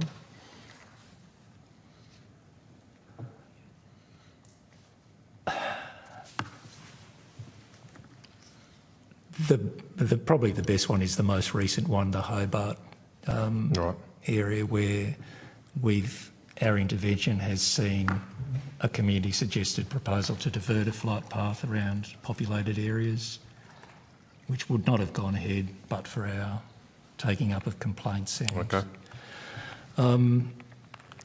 Past reports have been more sort of the disaster has hit, the planes have started flying, the community's gone crazy, and we've fielded the complaints. So we've gone back and examined what happened up till then. So I can't say that's changed the noise outcomes. It's almost too late then, if you're doing almost a post-implementation. Once they're set, it's very hard to change them, obviously. Well, I think that again comes back to this cultural issue within air services about what weight's given to communities. The same point is that community should be considered at the outset applies that once the flight paths are flying, then if community has a suggestion that's going to ameliorate the noise, it's got to be taken seriously. I was just looking at the reports on your website, and prior to 2021 and prior, you were quite frequent, a few reports every year probably. There's been like a 3-year gap though, so I know we had COVID a little bit, but there has been a lot of controversy, especially around Brisbane, with the Western Sydney Airport coming. Is there a reason why there was no report for over 3 years, in fact, actually, looking at your website? This is in the report section, so you mentioned the Hobart one, which has just recently been published, last week actually, I think, or just over a week ago. And then the one before that's a Brisbane report back in August 2021.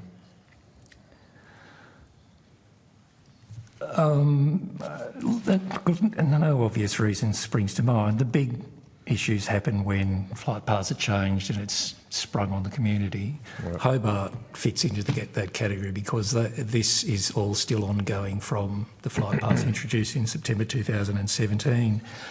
We've been concentrating on trying to engage better with air services, their community engagement sections and their complaint handling sections to try and improve their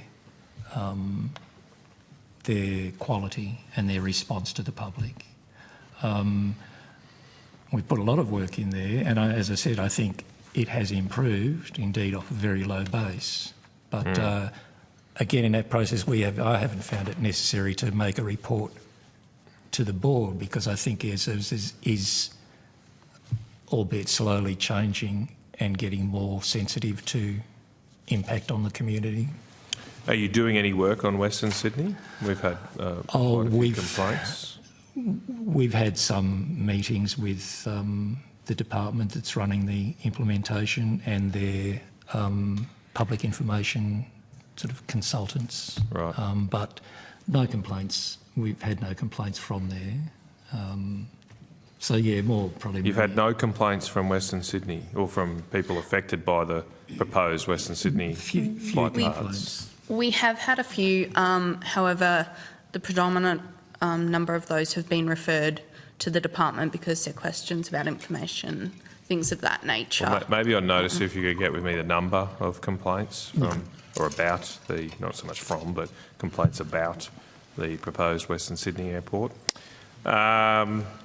But there's no plans to do a report on that prior to its No, we're in the early stages operation. Of the environmental impact statement, and the department's going out and doing community engagement now. Okay. We've had no complaints about that process. And then on the Brisbane, I know you put a report out on that. Their services responded. They said they accepted your recommendations. Do you have any role to sort of follow up to make sure they are implementing the recommendations? We monitor the implementation of the recommendations and report to the board if we... Do you have any have you got, are they, in your view, is Air Services Australia complying with their acceptance? They are complying. In Brisbane, they've engaged this Trax UK outfit to do quite extensive community engagement, look at noise sharing opportunities. So they're basically complying with our recommendations. Okay. Well, that's it for me. If there's no other questions, thank you very much for your time. I think there might be some residents for Western Sydney there who might want to lodge a complaint on the spot now, so in the right place. Thank you very much, Mr Pehm and Miss Fenner. We will invite our next... and I should say, if you've got further information to provide, I think we did have one question there on notice at least, we're asking for that back by the 27th of September 2024. Thank you very much again and have a good rest of your day. I will now invite people from Australia Pacific Airports to come forward. Thank you.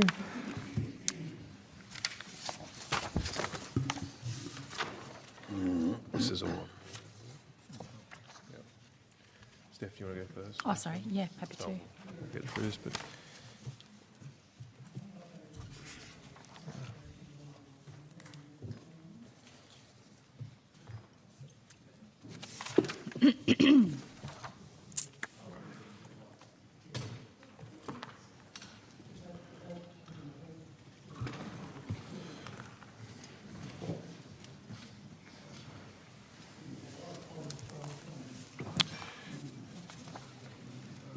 Okay, well, if we're all ready, I now welcome representatives from Australia Pacific Airports. I have in brackets here Melbourne, so I think we're focusing on that today. I understand that information on parliamentary privilege and the protection of witnesses giving evidence to Senate inquiries has been provided to you.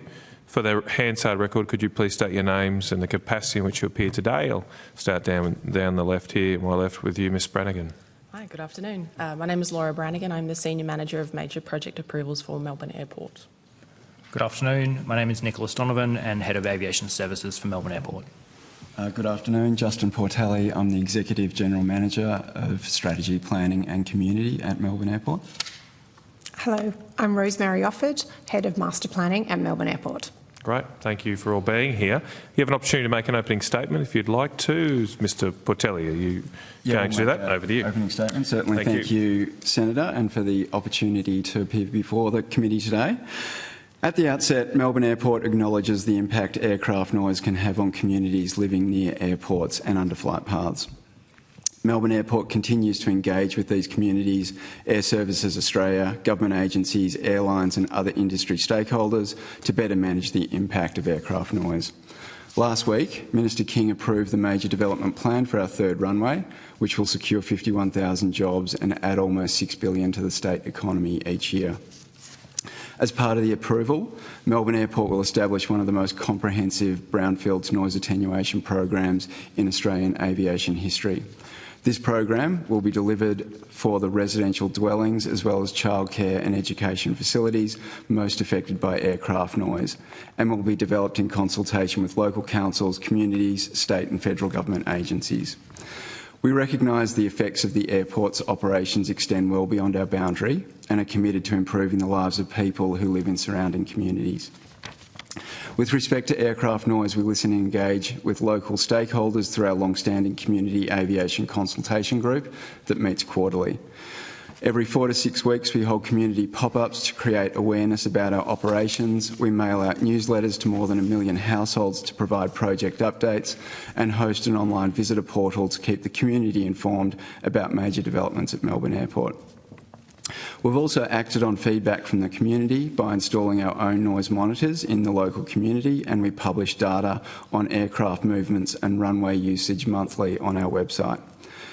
Aviation is an essential service in Australia. Airports connect Australians to each other and the world, as well as opening up markets across the world for Australian businesses and exporters to transport time-sensitive freight, such as fresh produce and meat products. Similarly, the importation of medical equipment, pharmaceuticals and vaccines into Victoria is vital for those who need it most. We also recognise the millions of travellers who rely on our infrastructure each year and the local job opportunities the precinct provides for more than 18,000 workers at the airport. As the main gateway to Victoria, a vital contributor to the economy and supporter of competition in the aviation sector, it is essential that Melbourne Airport's operations are safeguarded. We endorse the International Civil Aviation Authority balanced approach to aircraft noise management and believe it should form the basis on which aircraft noise continues to be managed in Australia.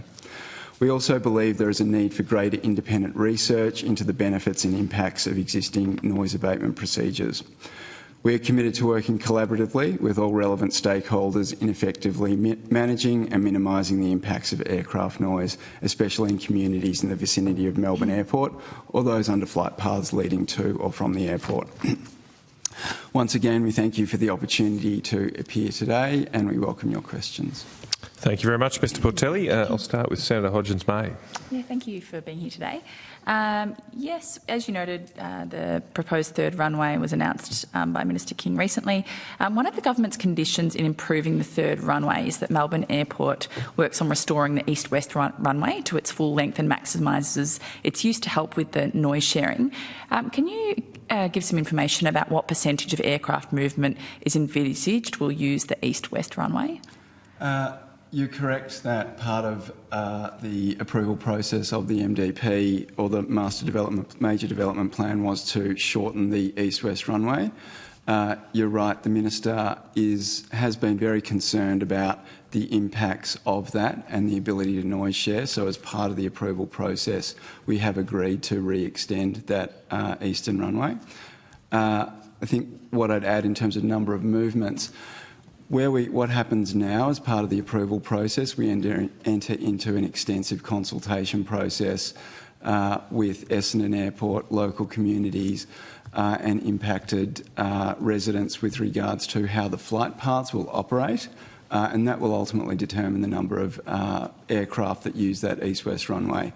But in its, what I can tell you is that its current capacity will be retained as part of the MDP process.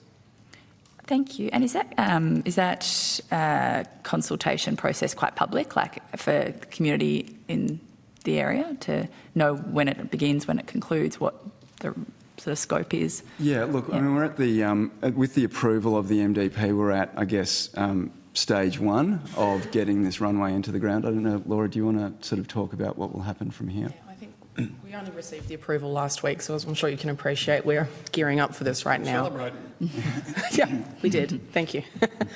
But as Justin has mentioned, we're entering now into a 6 month long initial phase of scoping out what will be a 2-year long process of the consultations that will end up with our recommendations to Air Services for the detail of flight path design.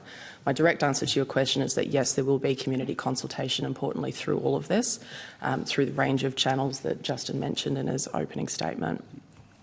Great. And will that consultation, maybe this is going to be answered by the consultation too, but will the east-west runway be constructed so it can cater for larger aircraft, for example, freight and A380s, which currently use the north-south runway?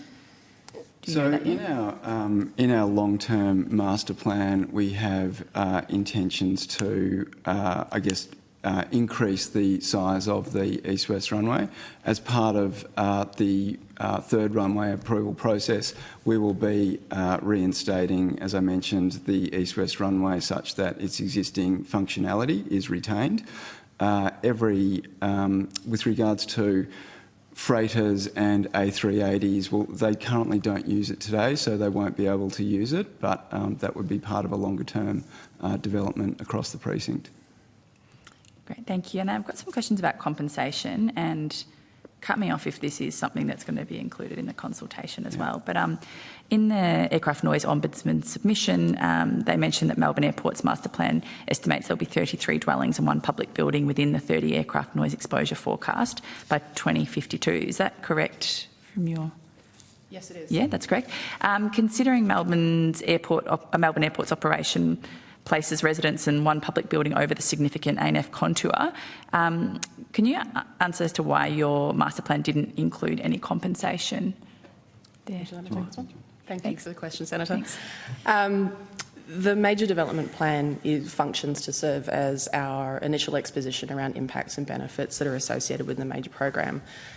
We did, in that document, identify the noise contours, which have been spoken about extensively this morning, and identify in that document the 33 dwellings within that ANF 30 contour.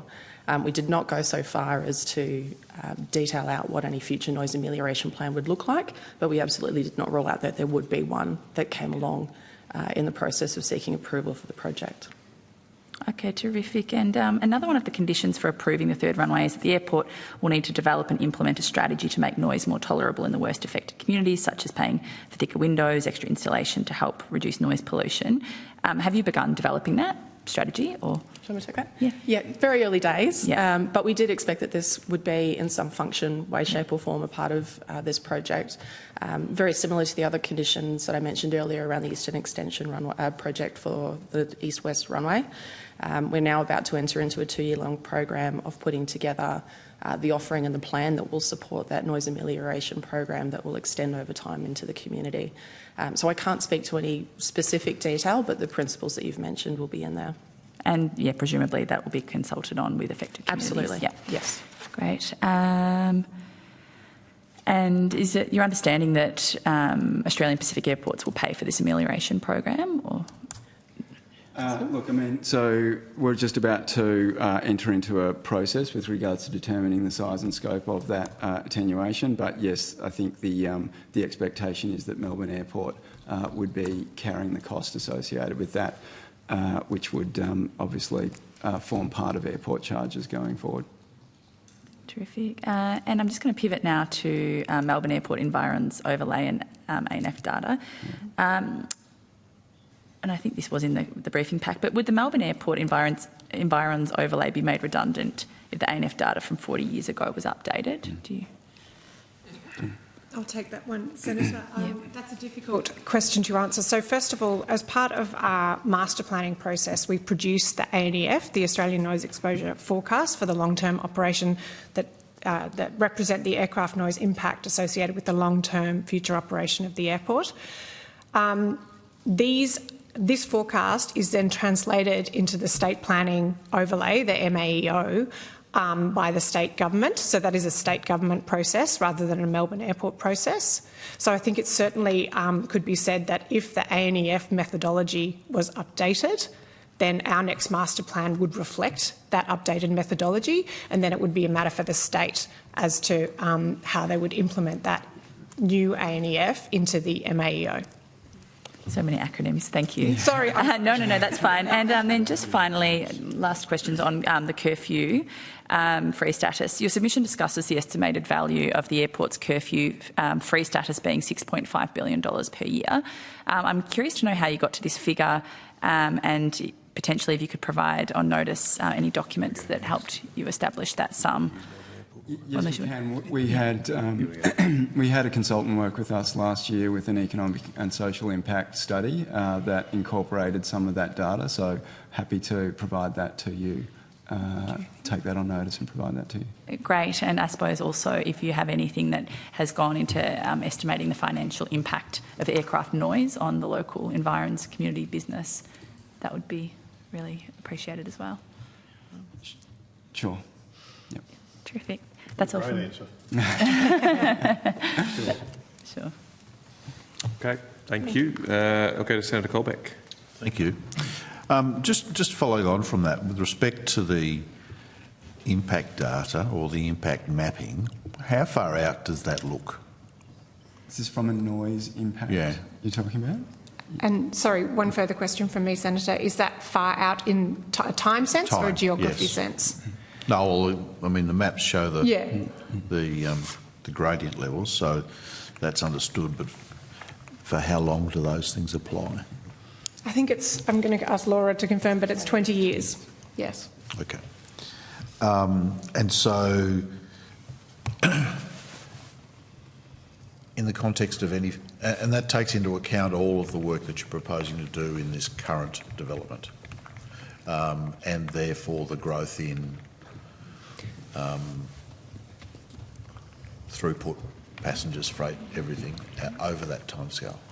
That's correct, Senator. So we actually produce a number of different noise contour mappings to reflect different operations of the airport. So the airport is master planned actually for 4 runways, and we produce noise contours associated with the current operation, with the 3-runway operation, and with the ultimate, as we call it, 4-runway operation, so that we can safeguard the airport's operation a long way into the future, and that people around the airport have an awareness and understanding of what the noise impact will be like as the airport expands.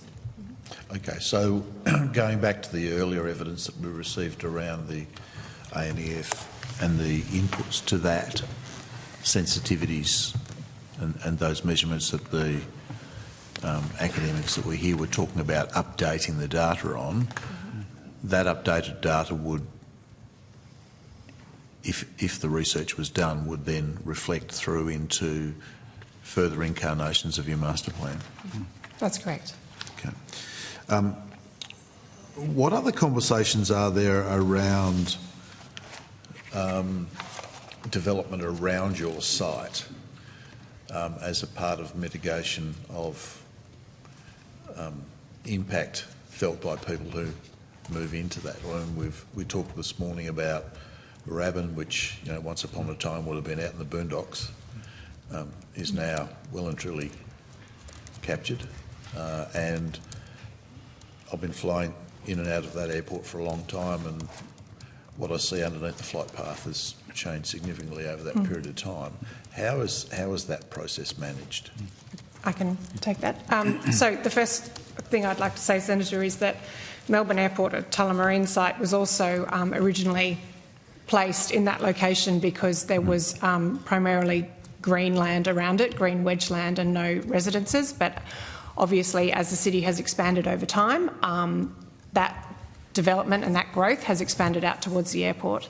It goes back to the Melbourne Airport Environs Overlay, the MAEO, which is the state planning overlay, which limits development, or it has two prongs. So first of all, it reflects the areas that are most or significantly impacted by aircraft noise, so that people who are thinking about moving into that area can see clearly that the residence is in that overlay.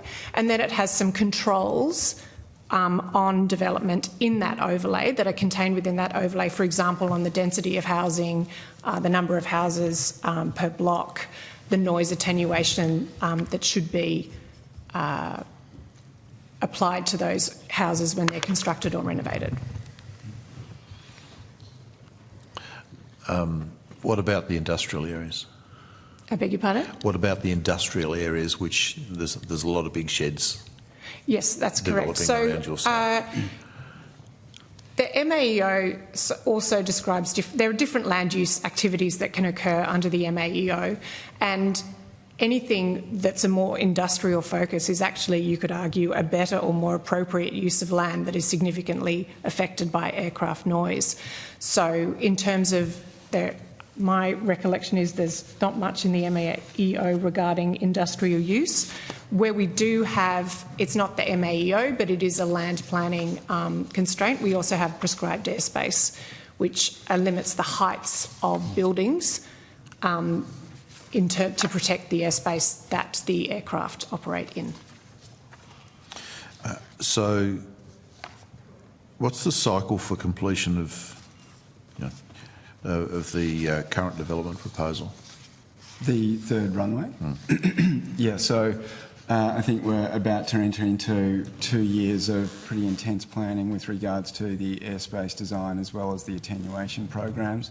The construction program is probably around about 5 years worth. So we're currently forecasting to open that third runway around about 2031.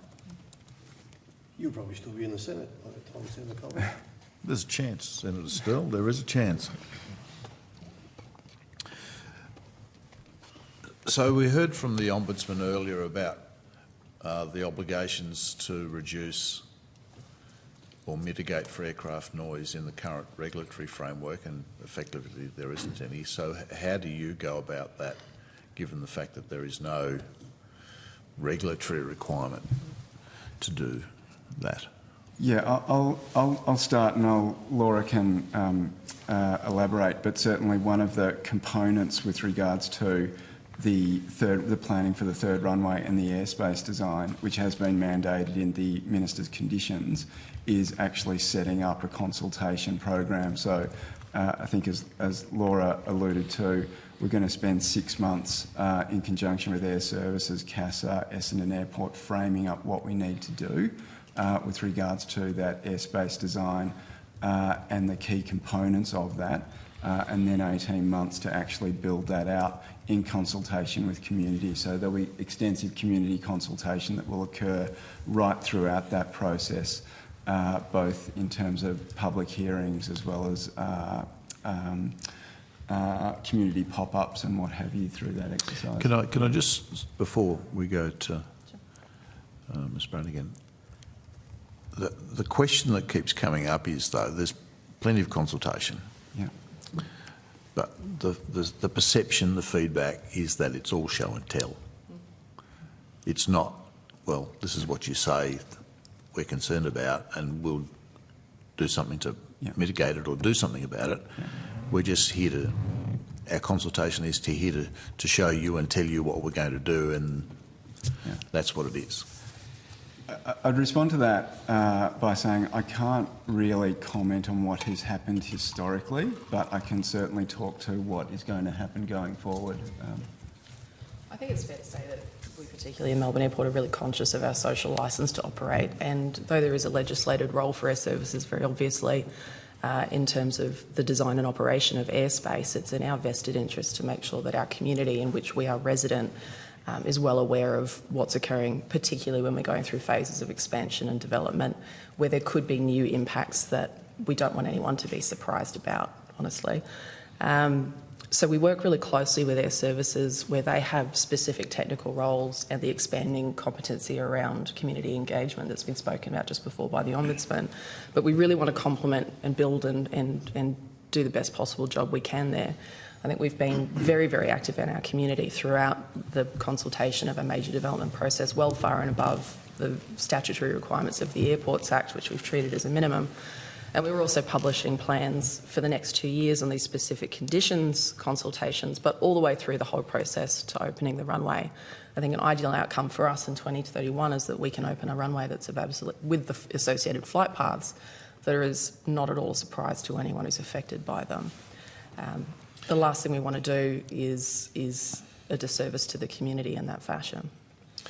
You mentioned the relatively nearby Essendon Airport.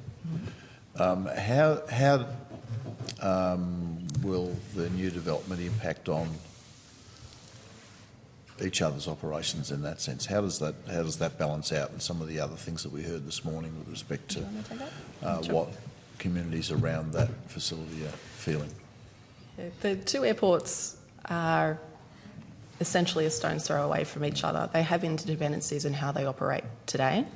And that will not change. The introduction of our third runway will have knock-on effects to how Essendon can be operated. And even further than that, introducing a third runway at Melbourne will necessitate a design essentially of the entire airspace of Melbourne and all the airports around it. We have a good working relationship with Essendon, which we really enjoy. It does mean that whenever we're looking at making changes that could materially affect either operation, we need to work in close collaboration. An example of that thankfully has come through in the conditions around this ongoing noise and airspace development is that we must develop a concept of operations which is referred to as the 5-runway CONOPS informally. 5 runways being our 3 and Essendon's 2 because they are so closely connected. Now obviously there's flow-on effects there for the community that surrounds Essendon and may be more affected by traffic associated with that airport than us and vice versa. In a lot of ways, we're treating that as a network holistically. I don't think it does the community any great favours for us to point out that that plane specifically is Essendon, even though it's essentially in shared airspace. A plane is a plane is a plane. Plane's a plane, yeah. Okay. Can I just ask one follow-up? Sure. Quickly, please. Thanks. Just to save on the suspense for waiting for those ones on notice, can I just clarify whether any financial impact was undertaken around the impacts of not having a curfew on the local community business? When you say, Fenner, are you talking about impact on house values or things like house values, maybe there's business that think they might suffer as a consequence of increased flight paths, those sorts of things?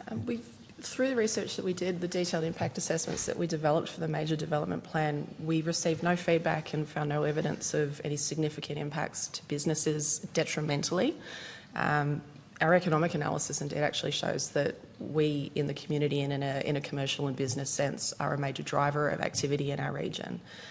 Not just us because of the business that the airport brings, but there are kind of second and third degree benefits associated around the employment generation that we create, the road networks and facilities, for et cetera, et cetera. So I think... Maybe beyond that, health impacts of sleep deprivation, some of those other things we've seen talked about in other areas. Our major development plan does include a detailed health impact assessment, which is the most extensive one that's ever been produced for an airport project in Australia. It went into a depth of research around baseline socio-demographic characteristics of the community that we're in already. The airport's been in operation for 50 years, so there's quite an established degree of knowledge around our communities.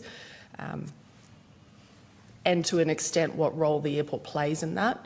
Obviously, noise is the hot topic that we're here for now, but there are also economic factors related, for example, to commercial activity, job creation, et cetera, et cetera.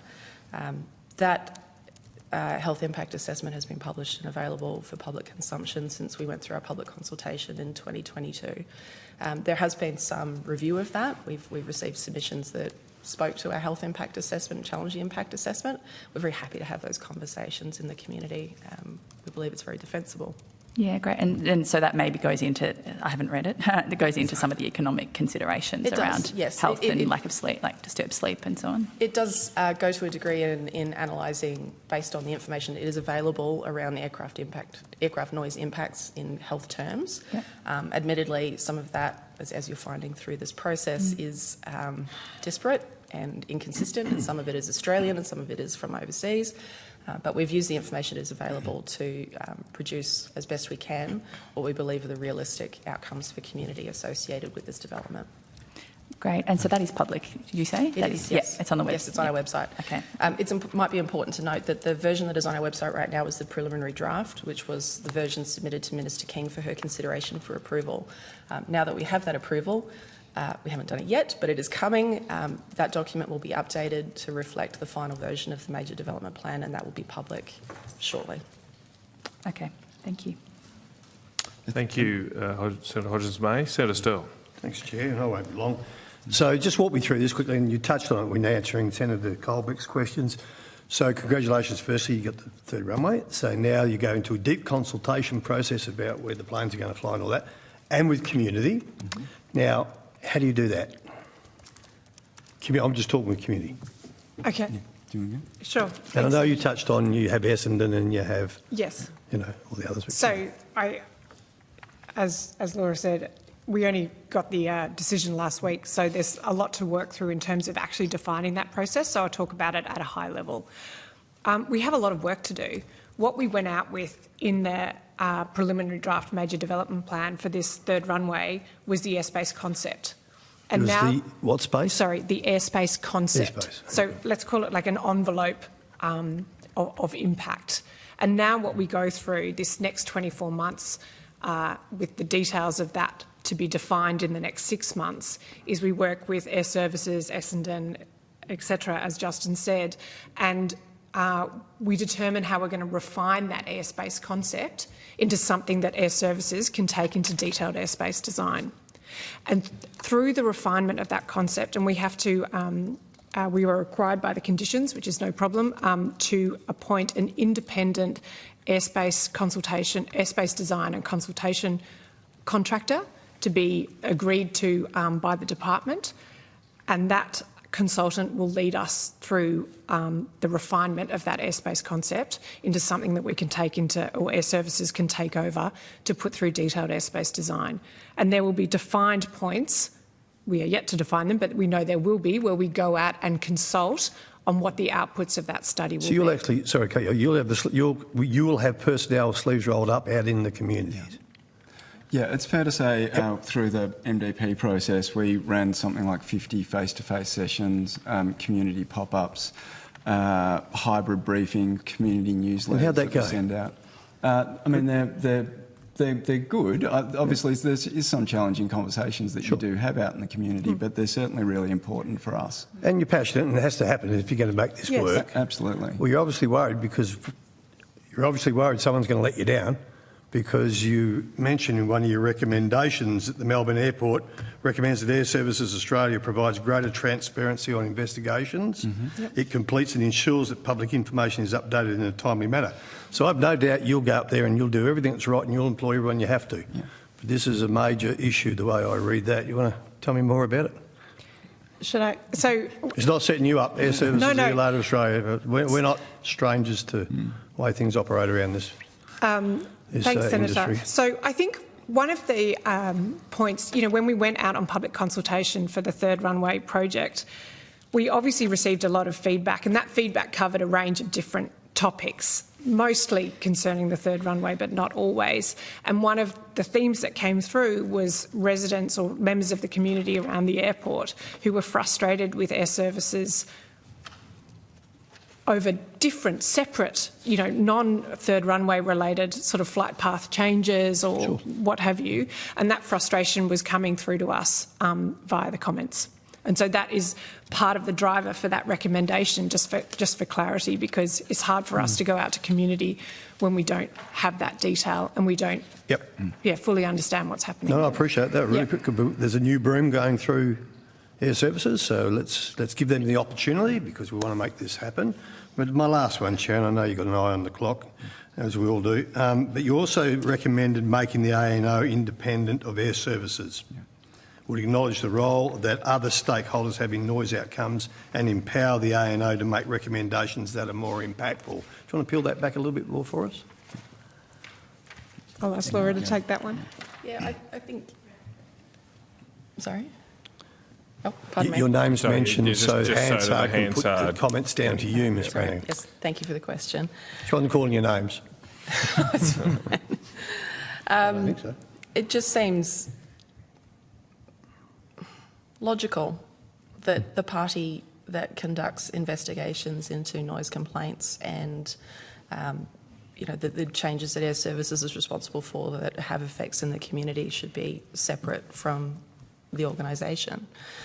We don't make any representations, we're not casting any aspersions on the ANO, past or present. Yep. It just seems logical that the organisations should be separate. We would like the ANO to have jurisdiction, as we mentioned, to not just speak to Air Services. We acknowledge very openly that airports and airlines and other industry stakeholders have a role to play as well. So in a way, we're suggesting that the ANO should spend more time with us as well. Absolutely, yep. No, I'm with you 100%. There's no dramas. Thanks, Chair. Thank you, Senator Sterle. I'm just referring to a map from your master plan. This map's on page 302, apparently, of your master plan.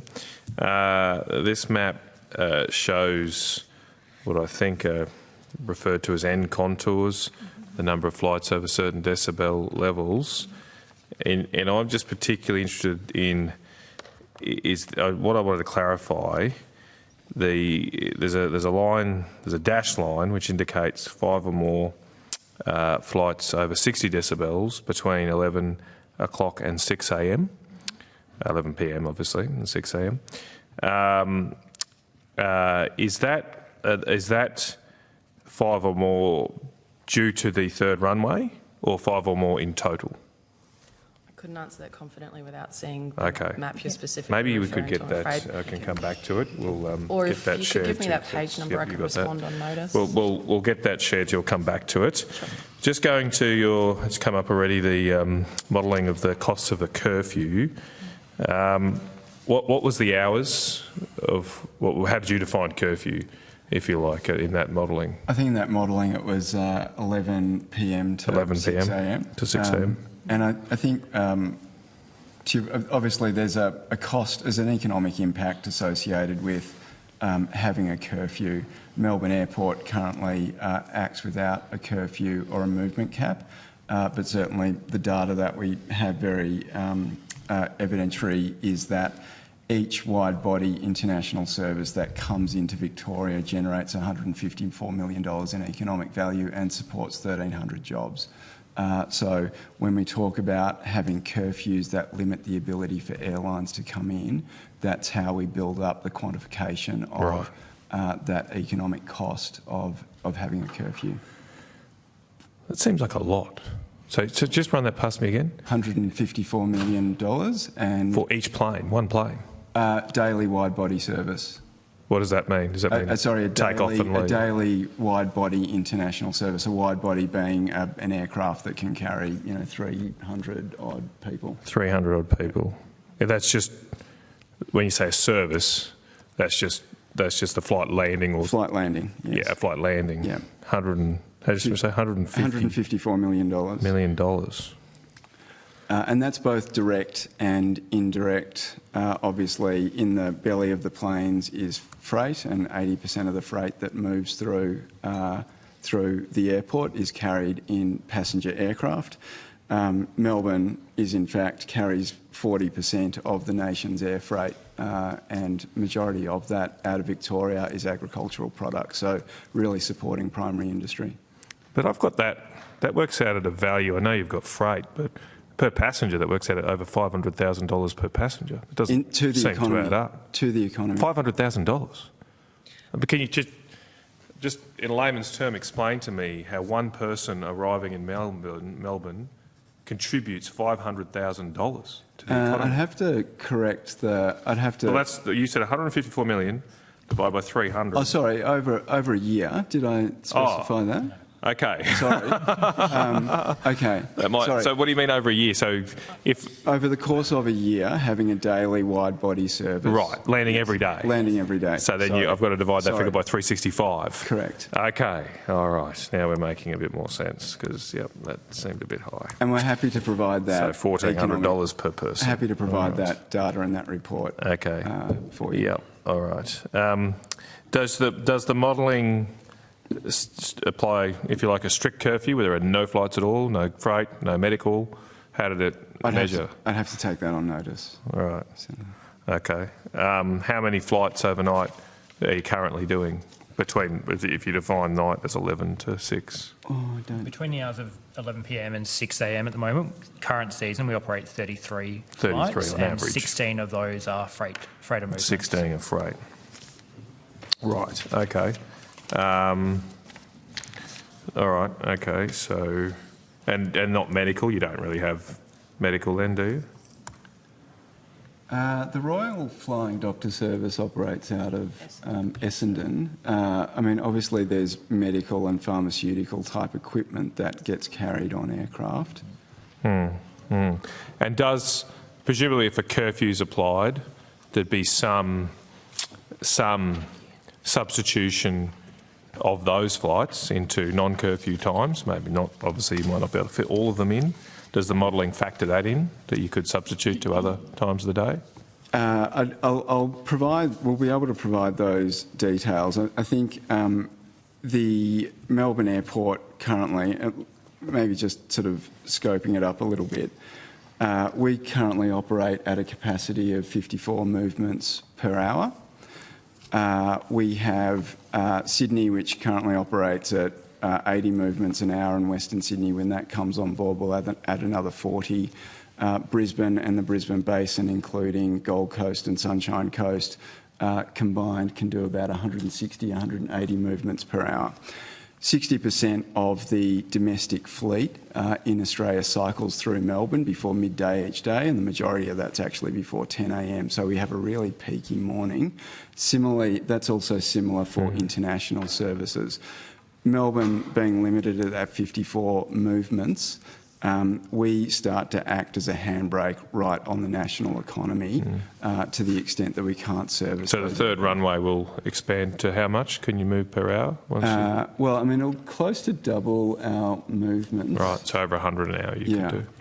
I mean, is there any, presumably a trade-off here could be, well, if we've got a third runway, we now increase the amount of flights we can do during the day. Couldn't we just then do fewer flights at night to help people sleep? So, and maybe Nick can elaborate, but Melbourne, obviously we have peak periods in morning and afternoon. Before you, I want a direct answer. Yeah. Is that ever considered that, okay, one of the things we could do at a societal level to help everybody is have more runways, which you're going to have, put more flights on during the day, and we could shift flights from night to the day. Is that considered? Because of where Melbourne is located internationally, we're sort of a time taker for the rest of the world. So aircraft that, particularly international aircraft, have certain periods that they can land such that they can make slots in international airports or make connections overseas. So the times that aircraft want to come in are dictated to us. We don't get to choose so much with regards to how we can spread that. Well, we can pass. We obviously do at Sydney. We can choose to do it. It's not impossible. Yeah, correct. My question is just, is that ever considered? Yeah, so you've got a multi-dimensional problem where you prioritise or weight certain things. We obviously look at our infrastructure and look to balance the development that we actually do for the majority. Yeah, well, with that in mind, do you consider shifting flights from the night to the day? We do today because of Will there be any fewer flights once the third runway comes online? I know over time you might have growth, but in the first few years of operation, will it reduce nighttime flights at all? That will come. I would think it's too hard to say at this point in time, given the third runway will bring on additional capacity, which means there could be some movements in relation to aircraft times flying in and out of Melbourne Airport. But then once that capacity in the peak periods is reached, then again, the natural overflow is to look at the most appropriate time to connect, and that will then fall between the 11 p.m. and 6 a.m. time to connect across to Asia or the Middle East. Okay. All right. Just also in your submission, I think you raised the fact that people get confused, and I think in your words might be, I just wrote those down, just check what your words were, that people are conflating the ANEF data with LDEN data used by the WHO. Can you explain what the problem is there and why that's a concern for you? Yes, I will try. I think we've seen a lot of evidence this morning that all of the noise metrics that are applied in Australia and around the world are confusing and complex and can at times find themselves being misunderstood. The World Health Organization reference speaks to a European-specific set of guidelines that are used for measuring, monitoring and mitigating noise in the European context. We found during our public exhibition that because that document is so readily available and easily searchable on the internet, that people brought it to us believing that it was evidence that the Australian framework was inadequate. It's very easy to understand how that occurred, but it's a conflated, misunderstood interpretation. There's no direct correlation between the numbers and the criteria essentially that are presented in the World Health Organization material and the Australian material. And unfortunately, in some places, those acronyms are very, very similar, but there are important distinctions between them. So do we provide people with the LDEN measures that can be compared to WHO standards? And unfortunately, it's a very, very difficult correlation to make. So one of the things that we're looking to do now, having received the approval for the major development plan for our runway, is to publish the final version of that plan, as I mentioned before, but also the supplementary report to that plan, which reacts to the public consultation, including these misunderstandings around the World Health Organization metrics, and explains where they do and do not correlate, but also perhaps it seeks to... Put aside the correlation, why can't we just calculate the WHO standard? So as the doctors mentioned earlier this morning, there are weightings in the Australian noise frameworks around evening and nighttime impacts. They don't exist, certainly not in the same way in the World Health Organization. So there is, I wish it was a really easy direct correlation to give, but it's not. Are these WHO measures calculated for other airports overseas? They apply in Europe. They apply in Europe? Yes. So there's nothing potentially stopping us The doing framework something could, similar? in theory, be reproduced in Australia, but I think the larger question, and one that's been spoken about extensively this morning and that we would support, is that the Australian experience, the framework around sensitivity as was measured in the 80s, would be an appropriate way for Australia to calibrate its own equivalent system. Could that be done in a way that brings it into a better parallel with the way the World Health Organization has worked in Europe is a matter that would have to be worked out in the structure of that investigation. Now, hopefully you've got this in front of you that I referred to in my first question. So my question was, for the dashed line, is the 5 or more just a result of the third runway, or is it on top of what already would happen? So I can give you an answer to this now. So this map is referencing operations for the 3 runways. What it is a long-range forecast 20 years post-opening of what the noise profiles in and above terms would look like. The dashed line is different from all of the others in that it's been presented for nighttime period only. All of those other contours are for a whole 24-hour experience. The ones at night have been presented to essentially that N60 5 or more through the nighttime period only, because that's important. And that's from the operation of all 3 runways? It isn't. It's yes, not it is. comparable to baseline? No, it's not. Okay, that was my question. I suppose then my follow-up question is, do you get woken up if something at 60 decibels or more flies over you? So as with all of these conversations, it's quite a subjective experience, but the Australian standards, the correlation of ANEF through NASF and AS2021 generally lands that 60 decibel experience is where people could be disturbed in their sleep. Right. Some people will be affected more, some people wouldn't even notice it, but that is the kind of middle of the road guidance that we work to. So for those people in Brimbank, and it looks like mainly Brimbank, I suppose, I'm not sure where the boundary to Moonee Valley is, some of them Maribyrnong, they could get woken up 5 times overnight. Yes. Right. What's the impact today? This is in 2046 for those areas south of your airport. How often do you fly at 60 decibels or more? I would have to take that on notice. Okay. Senator. Are these particular planes that do this? I would have to take that on notice. Right. Senator. Okay. All right. All right. In particular, I suppose to clarify my question, I'm asking, is a particular size or something that generates that? Yeah. There's some planes that wouldn't go over that level for most of those I'd like people. to add just one minor point. You'll notice that contour is much more prevalent to the north of the airport in this representation. That's a byproduct of how the preliminary versions of the concept of operations for the airport was deliberately put together. Those regions to the north and to a degree to the west of the airport are green wedges.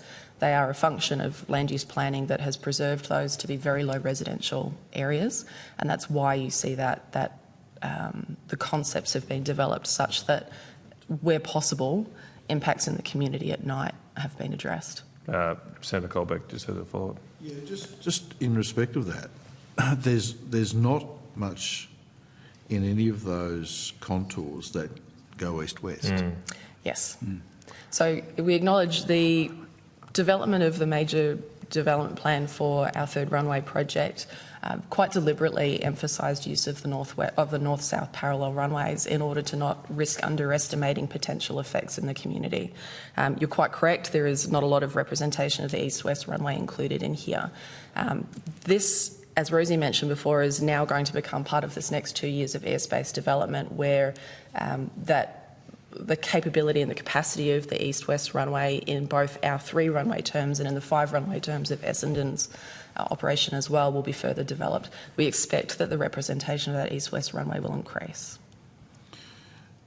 So going back to Senator Canavan's very original question about whether this represented current operations or future operations of the airport, it would have to be future operations, would it not? Because there's no representation on here at all of contours, or there doesn't appear to be a significant representation of contours for east-west. So this is the preliminary version that was presented in the major development plan. As things have moved along and we've reached the commitments around the Eastern Extension project and we've done our community consultation and taken in feedback, this now gets revised through the next phases of more detailed concept design and then detailed airspace design. This was never presented to the community as being the be-all and end-all of what to expect. It was the preliminary consultation material that now gets improved upon. And so, as I mentioned, increased use of the east-west runway will feature in those next steps. This is also part of why it's so important that we are diligent and effective in the ongoing community consultation, because as planes change, we want the communities to know and to be aware of those changes, particularly where those changes may affect them materially in their own experience. Sure.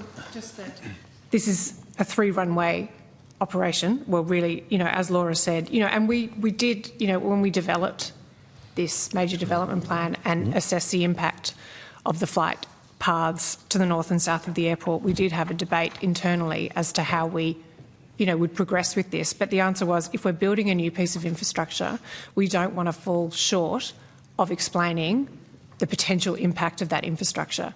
The east-west runway has been in operation for the last 50 years. It will continue to be in use, and we made that also clear in the major development plan. And in other parts of the master plan, you can see the 4-runway noise contours and the 4-runway Australian Noise Exposure Forecast, or NContours, and the Australian Noise Exposure Forecast, and that clearly shows noise impacts to the east and west of the airport. Yeah, in terms of a network effect, you've got, and you mentioned Sydney's capacity of 80 movements an hour. Western Sydney will bring on an extra 40. And I would have thought that with restrictions into Sydney, you would get flights, freight and passenger, that can't go to Sydney because you're non-restricted. What happens in the circumstance that there is any restriction overlay with respect to those flights? And I was taking note of the point that you made about us being time takers because of departure times and arrival times in other jurisdictions. What happens in effect to those flights? I mean, freight going overnight to be quickly into Asian markets, for example. You mentioned agriculture being a large chunk of what you do. What happens with those services, offerings, opportunities with a restrictive overlay? Certainly. I think if I understand that question correctly, Melbourne currently acts, particularly for primary produce type freight that we do lift, acts as a bit of a consolidation hub for both South Australia and Tasmania. Yep. That can get then lifted out of Melbourne to get transported largely into the Asian markets. It's our highest, as I sort of mentioned, we sort of lift about 40% of the nation's freight, worth about $200 billion per annum. That goes in at times, and it is time-sensitive freight.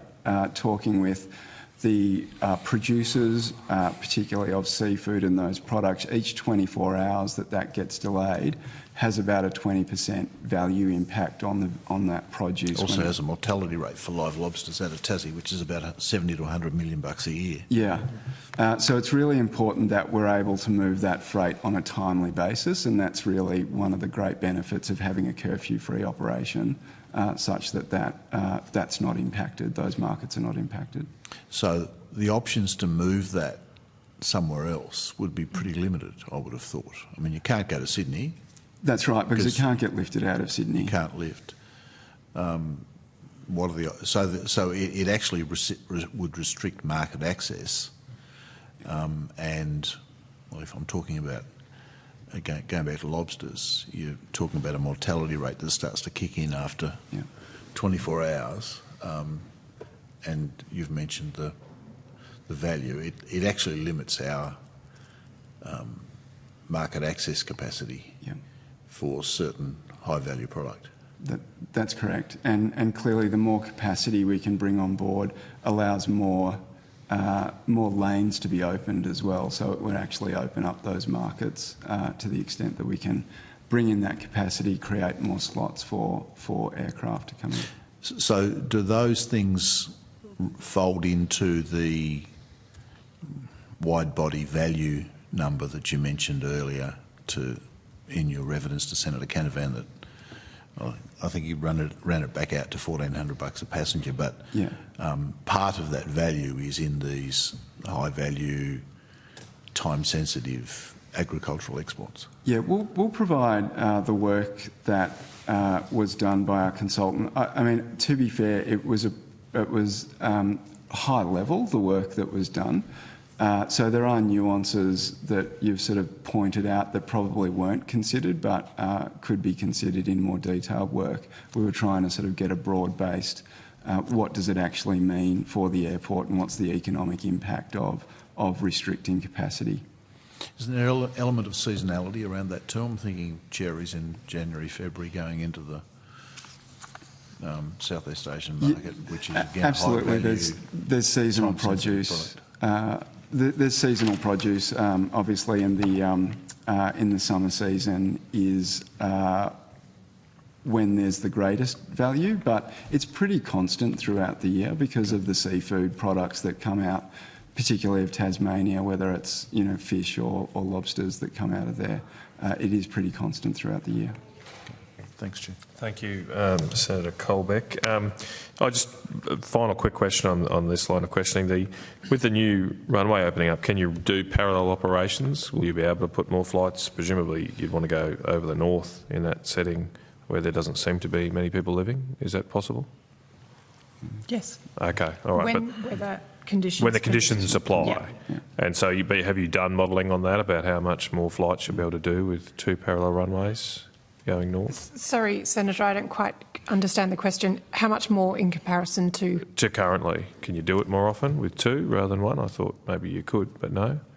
Yes, we'll have a number of different operating modes, right, that will be sort of prioritised in terms of how much activity there is at the airport. So at the peak, we have to use, obviously, the operating modes where we can use them as much as possible. And then we'll have some, they're called segregated modes, which enable some periods of respite. And then through this next 24-month process where we refine the airspace concept, we'll be developing more modes, including the east-west runway, to provide noise sharing opportunities and so on and so forth. But yes, I think it's safe to say that wherever we can, we will be flying aircraft over less populated areas. So in other words, when capacity or operational requirements and weather conditions permit it. Okay. All right. Well, quick. One word answer, hopefully. Would you mind just letting us please know who did that modelling, the financial modelling on the curfew? It was Ernst & Young. Ernst & Young. Could we get a copy of the report too? Yeah. Thank you. All right. You have taken a few questions on notice, so we're asking for those back by 27th of September, if that's possible. Thank you very much for your time today. Enjoy the rest of your day and your weekend.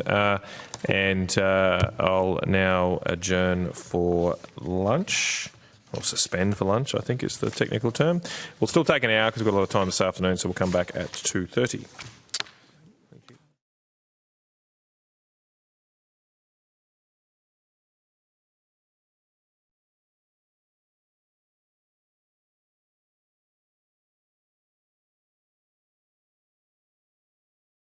We'll reconvene this hearing and welcome everybody back, and especially representatives from Air Services Australia, the Department of Infrastructure, Transport, Regional Development, Communications and the Arts, and the Civil Aviation Safety Authority. Now, I understand information on parliamentary privilege and the protection of witnesses giving evidence to Senate committees has been provided to you. And I remind senators that by direction of the Senate, we're not to ask officers of a department or agency opinions on matters of policy, and any questions will be given, or witnesses, will be given a reasonable opportunity to refer questions to a superior officer or to a minister. For the Hansard record, could you please state your names for the record today? We'll start down on my left with you, Mr. Sparrow. Yep, Andrew Sparrow, Executive Manager of Air Navigation, Transformation and Risk at CAAA. Great. Afternoon, Senators. Andreas Marchiglia. I'm the Acting CEO and Director of Aviation Safety for CAAA. Sarah Natty, Assistant Secretary of Airports Branch at the Department. Great. Stephanie Werner, First Assistant Secretary, Domestic Aviation and Reform at the Department. Marisa Purvis-Smith, Deputy Secretary, Transport Group at the Department. Chair, Rob Sharp, Interim CEO of Air Services Australia. Great. And Pete Kieran, Deputy CEO of Air Services Australia. Okay. That's everybody. Thank you very much. And just to explain things that I'm sure you've seen, we have decided to try and segment this into broad geographical areas, just to manage the flow of things. But we'll make sure we have time for everything, and I think we have plenty of time, so thanks for making yourself available. We've got your submissions, of course. Would you like to make, or anyone like to make an opening statement as well? Senator, I won't read it. But, no, go for it, Mr. Sharp. Yeah, thank you very much. Look, I've only been in Air Services for just under 2 months, but I do come with 20+ years of aviation experience, keen to participate in this hearing. As an interim CEO, I have been focused on community consultation. I live in Brisbane. I've actually attended already some of the consultations locally, and I've reached out to some of the community associations to meet with them, and those meetings have been organised. We do acknowledge, as an organisation, that our processes haven't always been perfect, but I am seeing quite a bit of improvement, and certainly from my perspective reaffirm that we'll continue to improve. Thank you. Okay, thank you. Anyone else? Senator, I think you've got my statement. I won't read it out. Okay, no problems at all. Well, thank you very much. I might just quickly kick off, as we've outlined, we're sort of starting with the broader Brisbane issues. I might, before we get to the consultation aspects, I suppose it's what struck me is that at our Brisbane hearings there were a number of complaints that certain things that perhaps should have been done in terms of flight path design, use of continuous descent operations, there's continuing issues obviously around the use of, or the amount of use of sod drops, just haven't been done. And I think it's fair for me to say that a lot of the finger was pointed at Air Service Australia for those things not being done from almost all groups. Mr Sharp, I'd probably just invite you at first to respond maybe to some of those claims that were made in Brisbane, and if there is some truth to them, what's being done to finalise things as soon as possible. Yeah, thank you, Senator. What I would say is when you look at the extended time frame of the Brisbane development, I can remember back in 2006, 2007 when the EIS was first being looked at, and you're talking well over decades to get to a point where flight paths were looked at. Throw COVID in, you got a lot of change through a very extended period. And the consultation processes varied at those various points as you went through. So I think the lesson for us as an organisation is that we do need to look at, in fact it's for the whole airline sector, how do you actually manage a consultation process that covers multiple decades effectively. And I think there's some good thinking that's gone into that and some good lessons, and we'll certainly look to apply those, for example, in Melbourne with the new runway down there. Having said that, I think consultation in the early days was probably not to the level of what you see happening today. So the noise action plan that came out of the post-implementation review is a good example where that has lifted. Certainly there's some enhancements that I'm seeing in terms of how the community is being consulted. But I would say consultation doesn't necessarily mean change on the ground. And I think there's some aspects of the community where they want to provide the complaint, but they also want the action changed. And the big challenge for Air Services is how do you actually balance all the competing demands, and I think that issue will continue. But it is about dialogue, two-way dialogue, and being very open and transparent, and that's something that we will continue to focus on. Well, I agree very much with your comment that people want to see action on the ground. That's very much the feedback I've received. So just coming back to my question, I mean, on some of those specific things, take continuous descent operations, when can we see that implemented at Brisbane Airport? Senator, I'll just pass over to Mr Curran to talk specifically to the timeline. Thank you, Senator. We've been the noise action plan for Brisbane contains a range of recommendations. I think you're familiar with it broadly. One of which is the implementation of continuous descent operations. Our pathway to deploying continuous descent operations is through a trial that we've initiated in Melbourne. That trial's been underway for some months now, and as we understand lessons learned from that, we'll look to take those lessons and deploy them at other airports and of course Brisbane. So I'm loath to commit to a timeframe on CDO on continuous descent operations at the moment because we've got lessons to take out of Melbourne yet. It is quite a complex activity to deploy. It requires some potentially technology changes on our side, as well as changes in the way that we manage airline operations into a high density environment like Melbourne or Brisbane or Sydney. So we're taking lessons out of Melbourne, and we'll take next steps from there. We intend to conclude that trial later this year. Okay. And so the trial will be done by the end of this year, but you're not sure when it will be rolled out? Simply because we need to take the lessons out of it and understand how we would then deploy that to other locations. It's also a trial that's managing some of the upper airspace as well. So there's some complexity for us to work through, and then to take that to other locations requires bespoke design for Brisbane or any other airport. Right. Okay, another big complaint from people was that they were promised that there would be more overwater operations, or sod drops, whatever you want to call them, but with the parallel runway being built, and on the data we received at least, that's really not happened, or not in a material way. Is there an update there about potentially expanding the use of overwater operations from Brisbane? Yes, look, sod props gets a lot of airtime and conversation. It's not nirvana to solve all the problems, however, it is a piece of the puzzle. Sod props is in operation at the moment, but it probably sits at around 2% of the overall traffic. The Noise Action Plan and the Minister's recent direction spotlights the fact that come November there are changes that we're implementing, and we would expect to see that 2% increase to around the 5% mark. So we are looking at the work that's been coming out of the post-implementation review starting to be implemented. But if you want more detail, Senator, I'm happy to pass to Mr Kieran again. Okay, so what are the November changes? What's happening? Senator, thank you. So as Mr Sharp says, from November through the calendar year 2025, we're expecting to deliver around about double what we were able to do in 2023 on a calendar year basis. So that's come about through a range of internal procedural changes, but also because in November 26 this year, we're changing some of the flight paths over water that will unlock some of the constraints that we have with regard to using sod props. That sod props mode is unquestionably the best community mode that we can deploy. Every flight that undertakes sod props is subject to sod props overflies between, depending on the alternative mode, between 300 and 500,000 fewer members of the community in Brisbane. So it's an excellent mode in terms of community outcomes.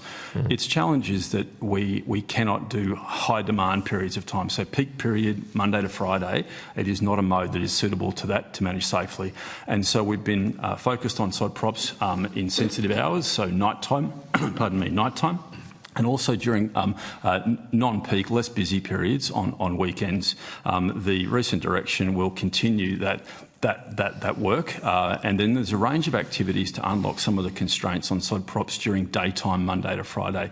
Brisbane's not at full capacity all day, every day, Monday to Friday. It has peaks and troughs like all airports, and so we're continuing to look to unlock other constraints. Things like the Amberley airspace has been a constraint for us. Things like the way aircraft depart and arrive into Archerfield has been a constraint for us, as well as changes into flights that go to north into Sunshine Coast and south into Coolangatta. So we have processes in place to make some of those changes. I have to say, as it relates to Amberley, that I haven't got a time frame for you on that, Senator. That continues to be a dialogue. We're working with the Department of Defence as to how we can ensure they meet their mission objectives, as well as us looking after civilian operations. But those other changes I've talked about, we expect to make in the course of either June or November next year. So in the course of next year, we will unlock further opportunity for sod props that will take us beyond that 5% number that Mr Sharp mentioned before.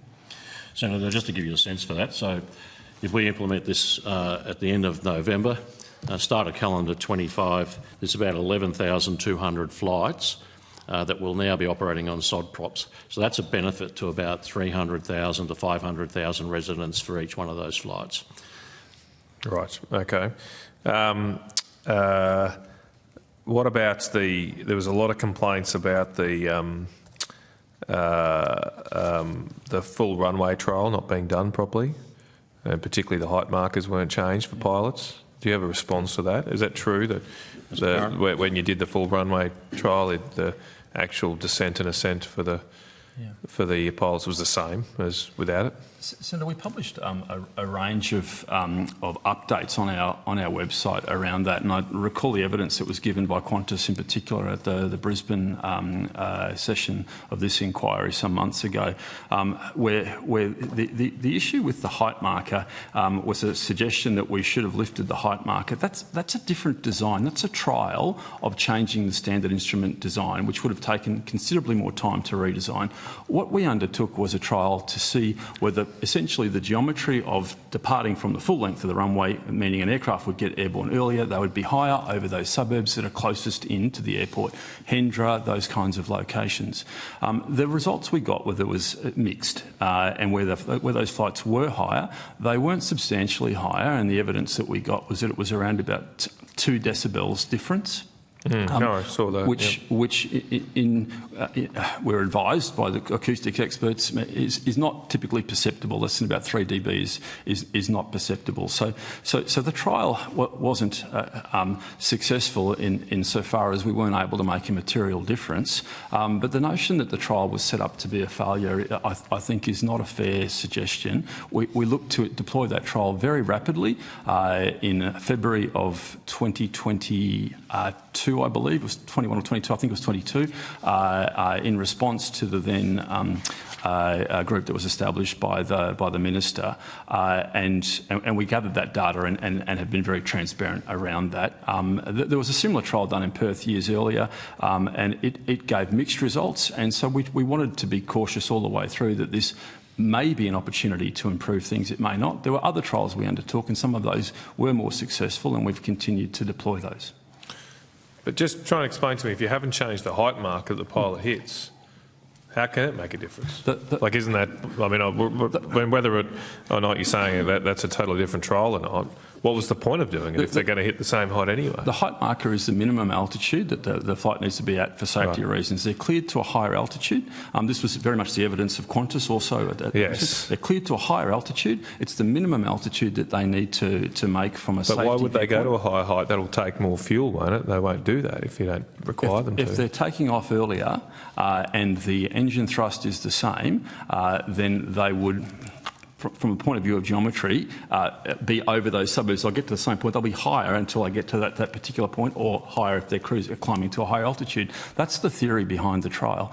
It is possible that some operators were able to adjust their engine settings to be able to use the additional runway length to reduce thrust, and as a consequence take almost the same trajectory. We don't have that data, but as we looked at it through the geometry that we do have, it's possible that happened, but we don't know that. You don't even know. You can't even. We don't know what engine settings are. No, well, but do you know what heights they're at different? We have the altitudes, okay. but we don't know all the factors that cause that. There are weight consideration, wind considerations. There's a myriad of variables that make it a bit hard. Do we set these height markers for noise at all? Or is it only for safety? They are done from a safety viewpoint. We did actually undertake some additional work, which we engaged with the ministerial appointed body, the AAB, in Brisbane, the Airport Airspace Advisory Body, and we looked at the potential with Qantas and Virgin to get to a height that would be perceptible, that would make a difference.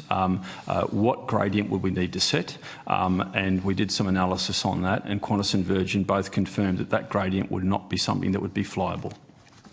What, like flyable as in? Too aggressive an angle. It was from a safety perspective, or from a commercial, from an economic perspective? The engine settings on an aircraft are set by the manufacturer, and you can buy various settings effectively. So if you want a more powerful engine, there's more wear and tear, and it comes at a massive cost. So typically when an airline orders a fleet, they set the thrust settings at a particular level. The steeper the climb, ultimately you reach a point where that thrust setting needs to be high. In other words, you need more power, so more wear and tear. So the industry can't just flick a switch and say, well, we'll re-rate the engine. It's actually a massive exercise right across the fleet.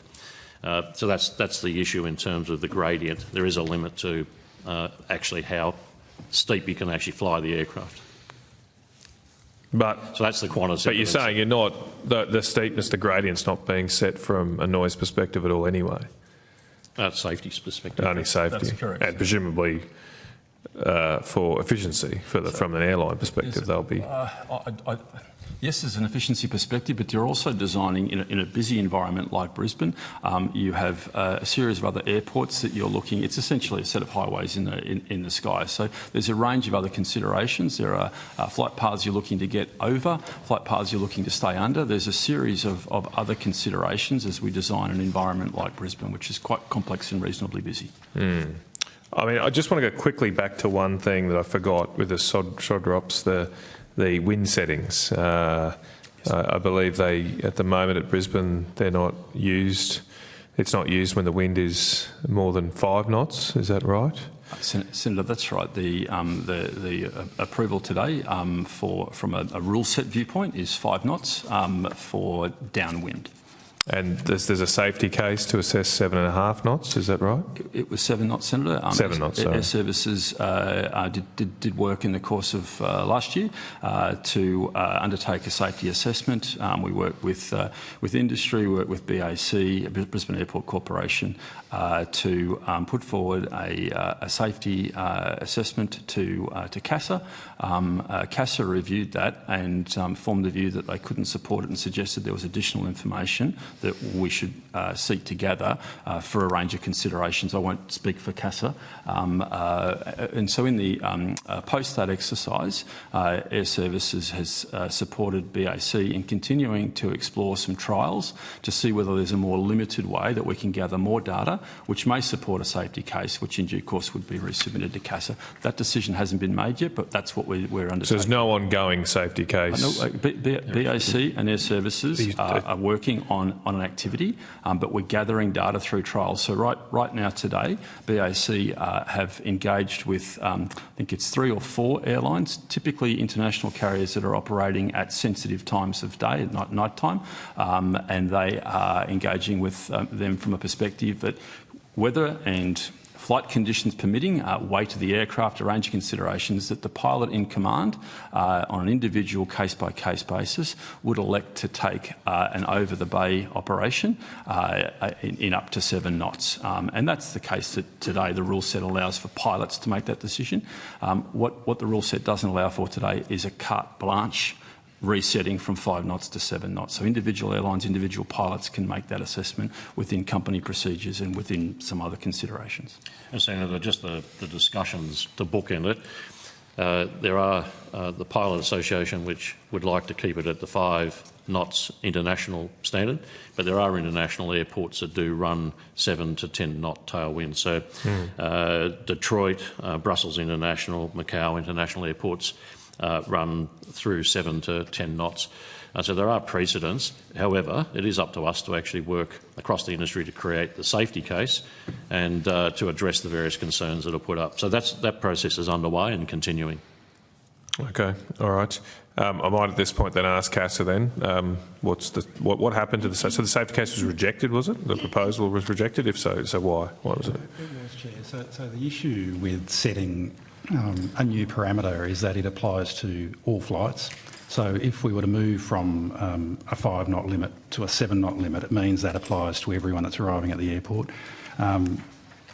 There are a lot of aircraft that operate that have a different varying limits. So our concern with when you set it to a standard that is higher than the internationally accepted standard, you have airlines that aren't potentially ready to operate to that higher standard. I think you heard through the Brisbane hearing some of the safety risks of having a higher tailwind, higher touchdown speeds, higher descent rates, unstable approaches. So there's a number of safety risks with a higher tailwind. And as Mr Curran said, individual airlines and crews might be able to make an assessment that for their particular configuration on that day, they're okay to do that. But once we change the setting, then that's a setting that applies to everyone coming into the airport, and we were not satisfied that the risk assessment had adequately considered all the different types of aircraft and users that go into an airport. Okay, thank you. And so why can't we just do it for the aircraft that can do 7 knots or more?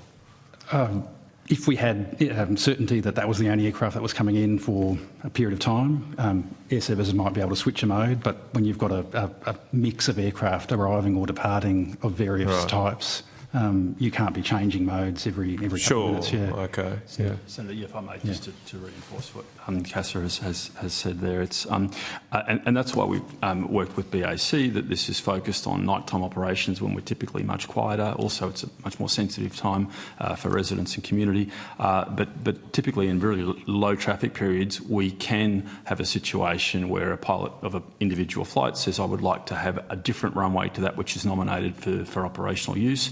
we can then slot that in during a busy period of time during the middle of the day when other aircraft are. But that's not when you want to use it. It's anyway. not practical, and so we're not looking at that. What was the original safety case? Was 7 knots all times, all planes? It was looking to allow the. So you're going to adjust that now, are you? So that's the work we're doing with BAC. They're actually undertaking work jointly with us. We're supporting them, and we'll form a view around our ability to resubmit to CAAA in due course. All right. And just going back to the noise action plan more generally, and I'll share the call in a second, although I do have more questions. And I think particularly the recommendations that came out of the original tracks report, at the Brisbane hearings, the Brisbane Airport Corporation gave evidence that of the 40, there were 49 recommendations that came out of, they said, the original tracks report.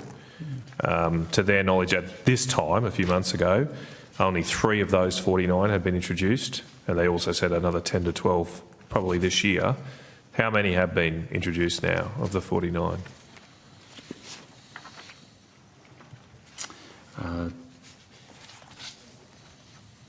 Senator, just a moment. I'm just pulling up some data here, if I may. Sure. Senator, as of July 2024, we've had 17 actions that are fully complete. Right. 8 are awaiting implementation in November this year. They are related to flight path changes that we produce a chart cycle twice annually.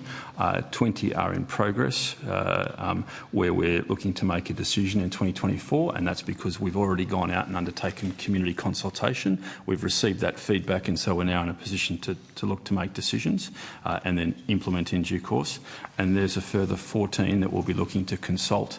We're consulting just recently, but again, consulting next year for a decision in 2025. Right. So when were the 49 recommendations originally proposed? The tracks report formed the basis. It was an independent report, formed the basis of our finalising our post-implementation review, and so that was all finalised in, bear with me, December 2022. Right. Okay.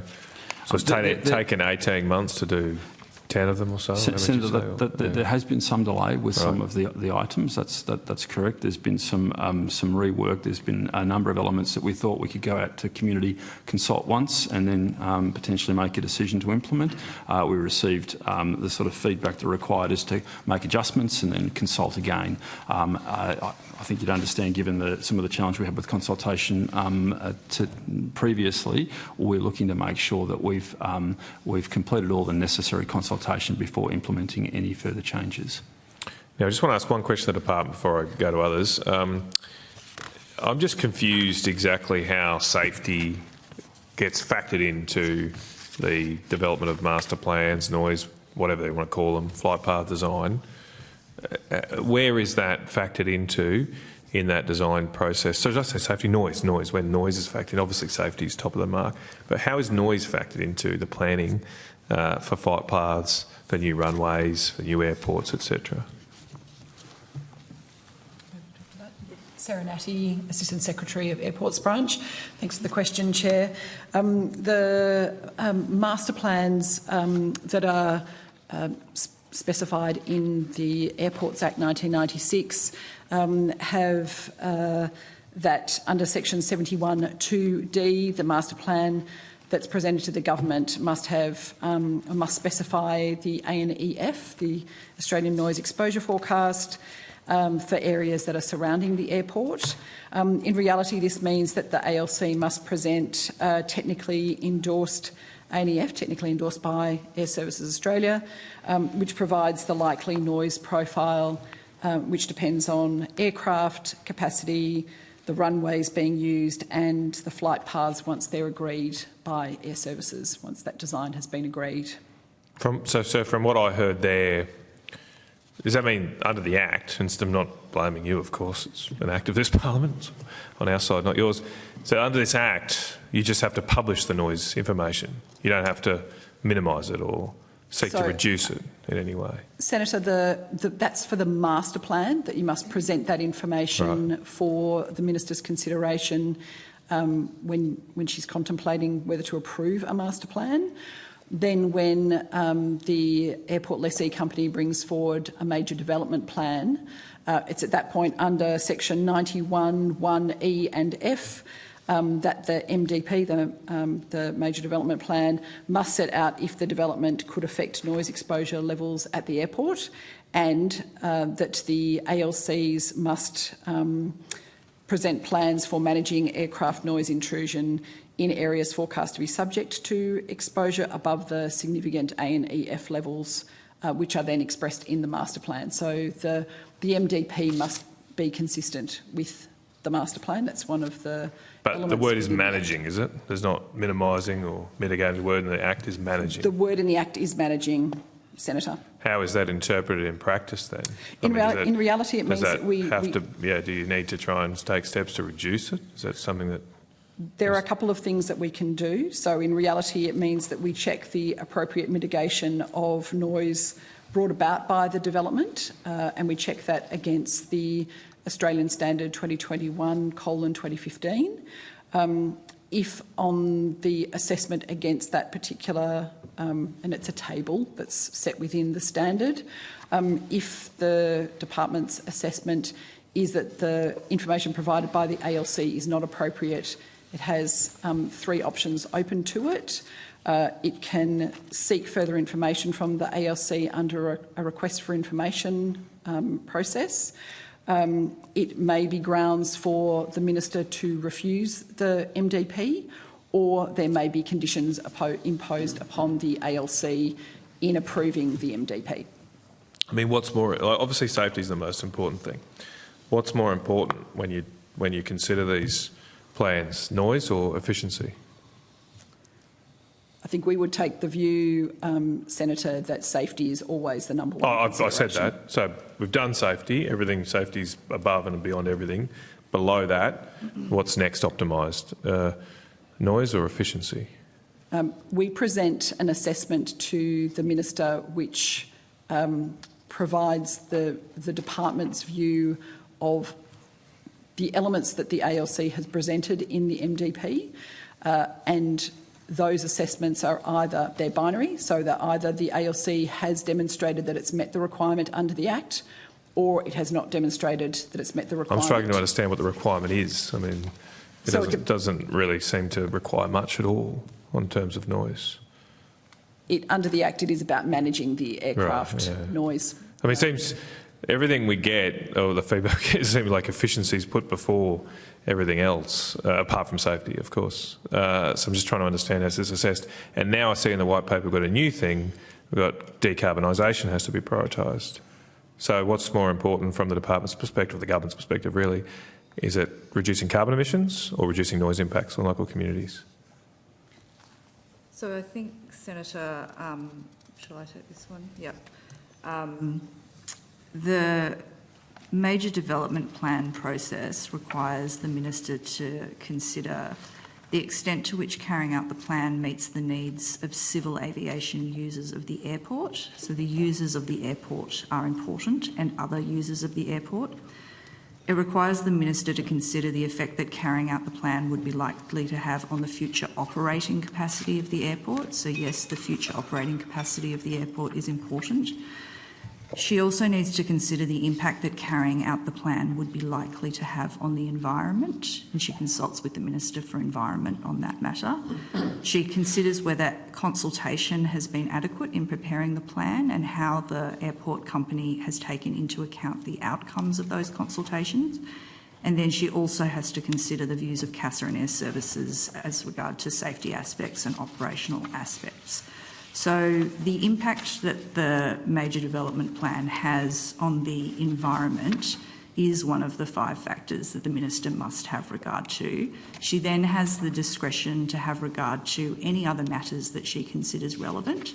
And as you will have seen in the Melbourne Airport third runway major development plan, she did consider that noise amelioration was something that was relevant and imposed a condition with regard to that. So there is flexibility to take that into account, and consultation with the community and the impact on the environment are no lesser than the future needs of civil aviation users, but they're also no greater. But noise is not mentioned in any of those. Well, noise is part of the environmental impact.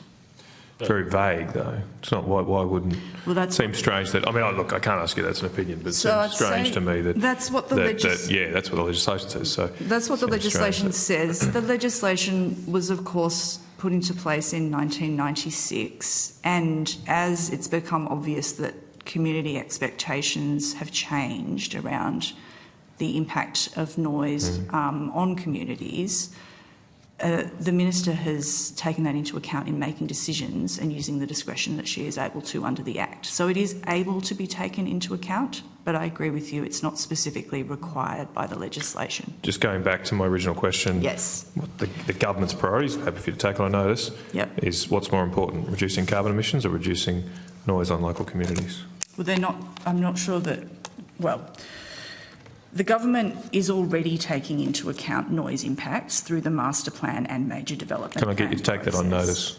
Take it on notice and ask your minister what's more important. Okay. I mean, it's a very simple Happy to question. take it What's on more notice. important? Are they equally important? One's more important than the other? That's all I want to know. Thank you. Who wants to go next? Okay. Well, I'll go to another party. Did you want Senator Hodgins-May? I have quite a few questions, but I'll pause partway through to give others a chance in case we don't. But we've touched on SODROP and Minister King's commitment and the ministerial direction that has recently been sent. So, as you're probably aware, Minister King made a commitment last year in October via a letter to Adam Bant that she would, pending approval from CAAB, which was subsequently given, issue a ministerial direction to SODROPS, the preferred operating, to make SODROPS the preferred operating mode at Brisbane Airport at all hours, which was something that was originally promised with the new runway, then dropped before it opened. She appears to have made this direction on Monday this week. Can you please confirm your understanding of that the direction is to make SODROPS preferred operating mode at all hours? Yeah. Senator, thank you.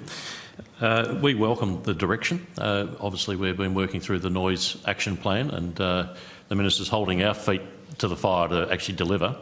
There's three components in there. One is the delivery by November of the current hours, and extending those, which is the weekends, and growing the amount of sod props. That is something that's occurring. We also have actions that are coming through that will take longer than November to deliver, and we're consulting on those, technically more challenging.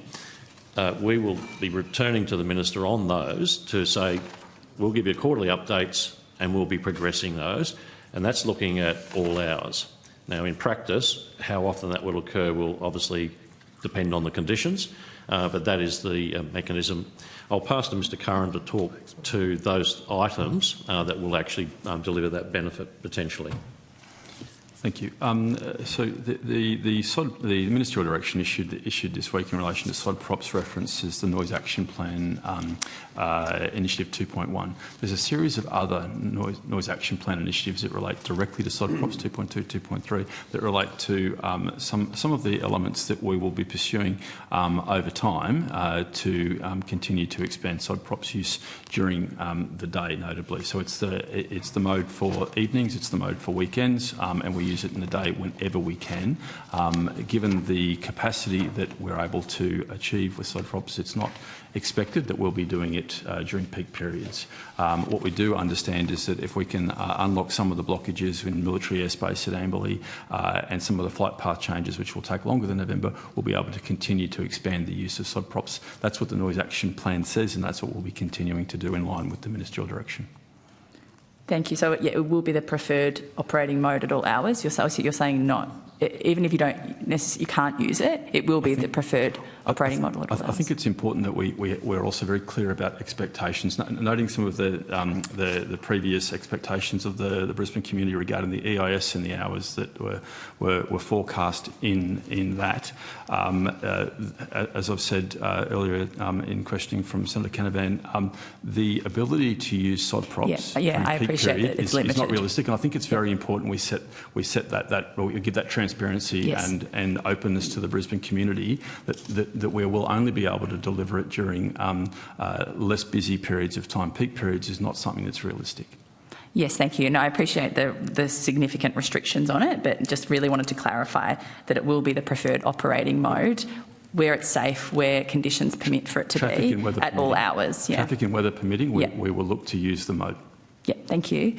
Following up from my question on notice 279, which we only got the answer to yesterday, it was about the conditions on sod props use and what Brisbane Airport was aware of prior to the new runway opening. You've said that Brisbane Airport were aware of the conditions on the use of sod props per their EIS. Can you outline what those conditions were and whether there are any differences between those conditions and how sod props operates currently? Do you mind just reminding me what was the quantity you were referencing? 279. 279. Thank you.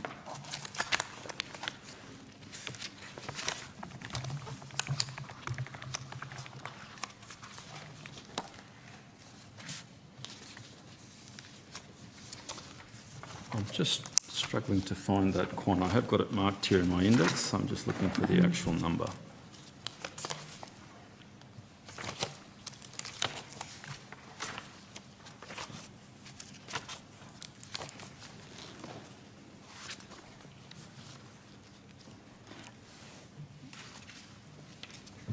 I can go on to another following question while you have a look for it, if you like.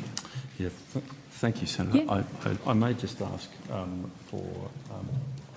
Yeah, and we can print it, I'm being told. So I'll continue. I don't have that. I think they're going to get me a copy of it. Yeah, great. We heard at the Brisbane hearing and from submissions that the community in Brisbane feels like they were misled on sod props. They were misled that they would be used more often than it actually is. We know that Brisbane Airport CEO was on TV in January 2020 saying the net effect of flying over the city would decrease on the basis of being able to use sod props with the two runways. At the Brisbane hearing, BAC tried to defend themselves by saying that a gulf lies between the way we described it operating as the way that the runway system was designed and the way that it's operating now, accusing air services of being the source of that gulf. BAC seems like they were essentially accusing air services of misleading them, and I'm curious as to what your response to that is. Senator, we're familiar with the BAC evidence at the hearing. I think the best answer our services can give to that is to reference the EIS. I have a document here which I'm happy to table if that's acceptable from the EIS. And this is two what we consider to be quite important tables that show the EIS forecast for the different runway modes that would be used in the year 2015 based on the then traffic projections done in 2007 and then again through to 2035. What these two tables present is a use of a number of modes, and if you'll bear with me for a moment, there's a little bit of history and detail here. When the EIS was initiated in 2006-07, it was envisaged that there would be a mode called DOD props. I'm sorry for the extra acronym. Dependent opposite direction parallel runway operations, and another mode called SOD props. Simultaneous opposite direction parallel runway operations. For the purposes of today's discussion, I think it'd be fair to say that the main difference between the two was the amount of downwind, a tailwind that an aircraft could land with. From 2007 until about 2017, when Air Services took accountability for designing the final detailed flight paths, the use of DOD props was discounted. It was discounted because of the 10 knots factor, so it was no longer a mode that could be used. That obviously changed the mix on which people were consulted back in 2007 and left industry, Air Services, BAC with a mode referenced as SOD props, which we've then sought to move forward with and utilise.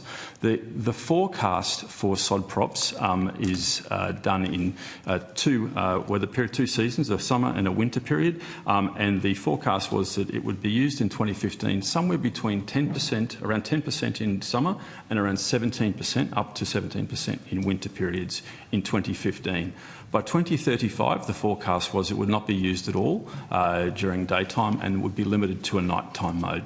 that was also based on the fact that there would be a higher tailwind permitted. So a number of things changed on the way through that meant that we've not been able to use sod props for the number of hours that the community would have expected from back in 2007 and which we would have expected to do back at that time as well. So those factors have come to bear, and that's why I think it's fair to say some community members would feel that they were given one expectation around use of sod props and another has materialised.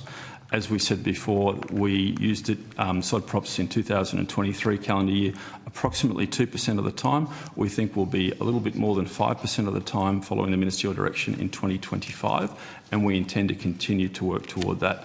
I think it's a really important point, Senator, that from 2015 to 2035, the forecast was to go from that percentage range I mentioned before, between 10 and 17, down to essentially 0% in daytime. And so at 5%, 7%, in that kind of order, we're probably around about, we're midway between 15 and 35, we're probably around about where the decrease in the use of sod props would have been had we not had COVID and a few of the other changes that have impacted our ability to run sod props. Thank you. And when did BAC know this information? Do you know? I'd have to take that on notice, I'm afraid. I don't know when BAC knew what. Yeah, okay, that'd be great. In fact, actually, I think, sorry, I should probably reframe that. I don't think I can say when BAC knew what. BAC would know what they know when they know it. I couldn't offer any more on that. We could take on notice when we became aware of some of these changes. Yeah, please, that would be helpful. Should we go back to my previous question on, have you got that in front of you now? Sorry. The answer we provided you, I'll just quickly restate that if I may. Air Services Australia fact sheet, increasing the use of simultaneous opposite direction parallel runway operations has been revised to clarify that this statement refers to daytime use of sod props, not nighttime. As the proponents of the new runway project, BAC took the lead on community engagement. The conditions for the use of sod prop were specified in the EIS. And that's referencing your earlier question on the specifics of how sod props, the weather conditions and the like that are necessary for sod props. So, thank you. So the conditions that you referred to in that response, can you spell out what those were, please? Yes, I can. Senator, perhaps I'm not fully clear on the question. The conditions that I'm referencing are the conditions that are in your question, which relate to the meteorological conditions which we require for sod props. We need a cloud ceiling of no less than 2,500 feet, a tailwind of not more than 5 knots, a visibility of not less than 8 kilometres, and a dry runway. They're the criteria that we require in order to operate simultaneous opposite direction parallel runway operations. And then in addition to that, we need to have traffic levels that are typically less than 20 arrivals per hour in order for us to be able to go to that mode. Okay, thank you. Can I just clarify, the modelling that was relied on when the EIS was being developed, was that based on a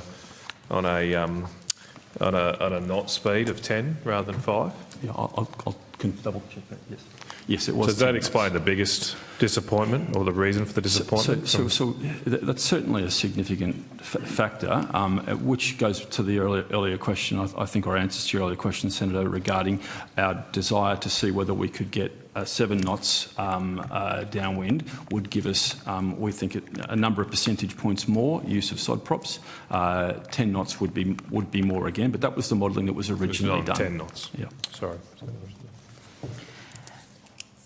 Okay, thank you. So, yeah, because basically what we're trying to get to is why the BAC were allowed. Sorry, may I just correct that? Sorry, I've just had, Senator, sorry, night time was 10 knots, daytime was 5 knots, Senator. That was that Dodd props mode that I mentioned before. That had a 10 knots allowance. At night, which is really the key time for the use of yes, it is.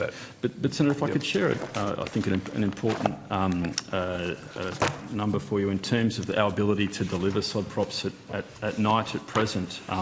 For the last 6 months of this year, we've been, with the conditions I just stepped the Senator through in relation to sod props,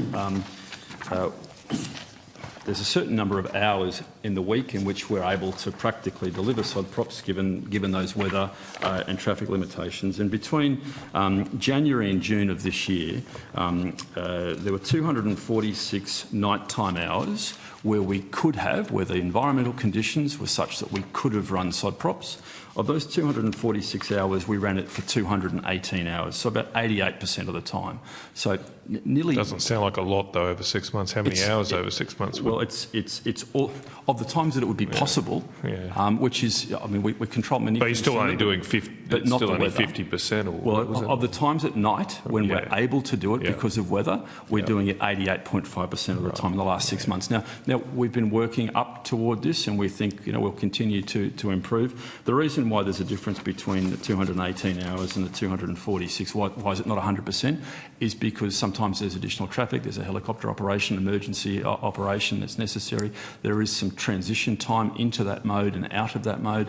But broadly speaking, our team in Brisbane Tower, our team in Brisbane, air traffic control, when at night time it's possible to do it, we are doing it 88% of the time.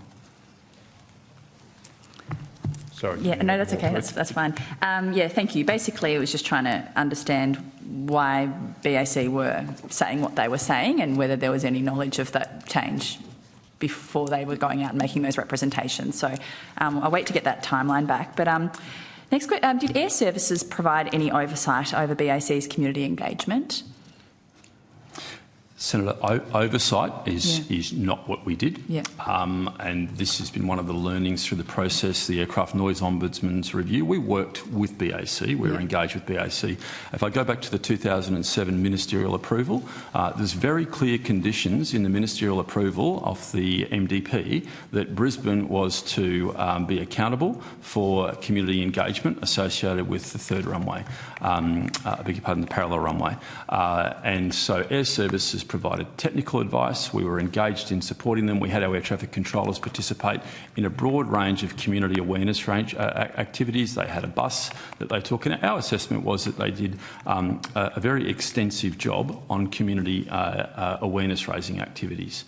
The ANO found that there were some shortcomings in what Air Services could have done in terms of making clear the impacts of the change as opposed to perhaps the benefits of the change. And we accepted all of those recommendations, and we've sought to make changes in our procedures and processes since. So I suppose I'm just interested in why they were allowed to say what they were saying about sod props and setting potentially those false expectations amongst the community if you were quite involved in that consultation engagement process. Yeah. Senator, as I said, we had a very technical role supporting it. It was never our role to oversight it. Well, I think we're very, very much clearer post the Brisbane experience that our obligations are never extinguished by a third party's activities.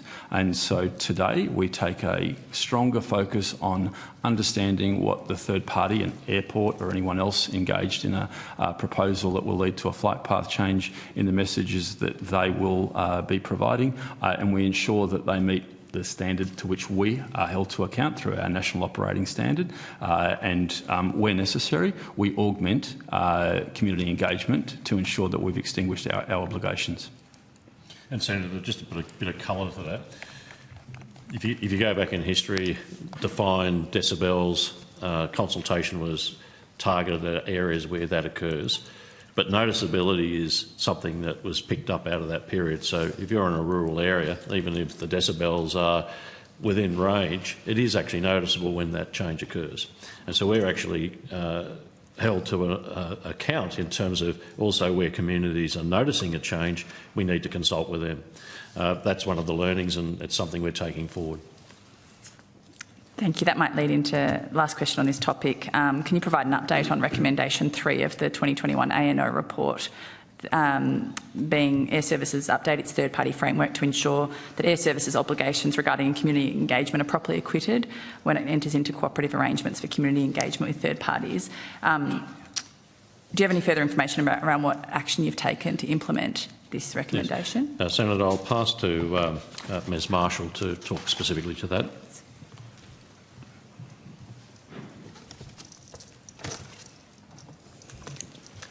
Senators. Donna Marshall, Head of Community Engagement with Air Services Australia. So that particular recommendation, we had developed a third-party framework ahead of receiving that recommendation. Following receipt of that, we did go through and update it, and we added, I guess, just some more clarity around what our obligations are in relation to that engagement. We shared those updates with the Aircraft Noise Ombudsman, and he closed out that recommendation. Okay, thank you, Ms Marshall. My next question is related to leaded fuel. Is this okay to question to ask this particular panel? Yeah. I want to follow up on an unanswered question on notice to CAAA about the use of leaded fuel, question number SQ240000959. Do you want me to read it again? Yes, please. Yeah. I don't have it in front of me. SQ24-000959. So, Senator, I don't have that one with me. Oh, you don't have it with you? If you could, basically, yeah, I was just going to follow up and say, is it correct that neither the Department, Air Services Australia nor CAAA collect data about the use of leaded fuel? That's correct, yes. You don't? We don't collect data. And to my knowledge, nobody does. Yeah. Is it correct that leaded fuel is used by aircraft at both Brisbane Airport and Archerfield Airport? So low lead fuel is used by most general aviation aircraft around the country, yes. And is there any explanation why no one collects data on this? So I guess the data would only exist in the volumes of fuel sold. The fuel providers might be able to provide volumes, but there's no requirement for anyone at this table to collect that data, so nobody does that. I'm aware that aircraft out of Archerfield Airport operate as mostly uncontrolled airspace below the arrival and departure paths from Brisbane Airport. Is that correct? I think that's a better question for Mr. Curran. Sorry, I can repeat. That Archerfield, did you hear the question? Or? I beg your pardon. No, absolutely fine. That aircraft out of Archerfield Airport operate as mostly uncontrolled airspace below the arrival and departure paths from Brisbane Airport. Senator, I don't think I could say that that's mostly the case. It can be the case. Can be the case.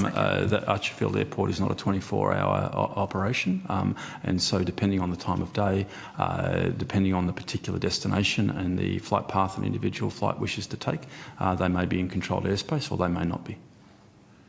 And also depending on the flight rules that particular operation is operating to, Air Services may be providing a service or may not be providing a service.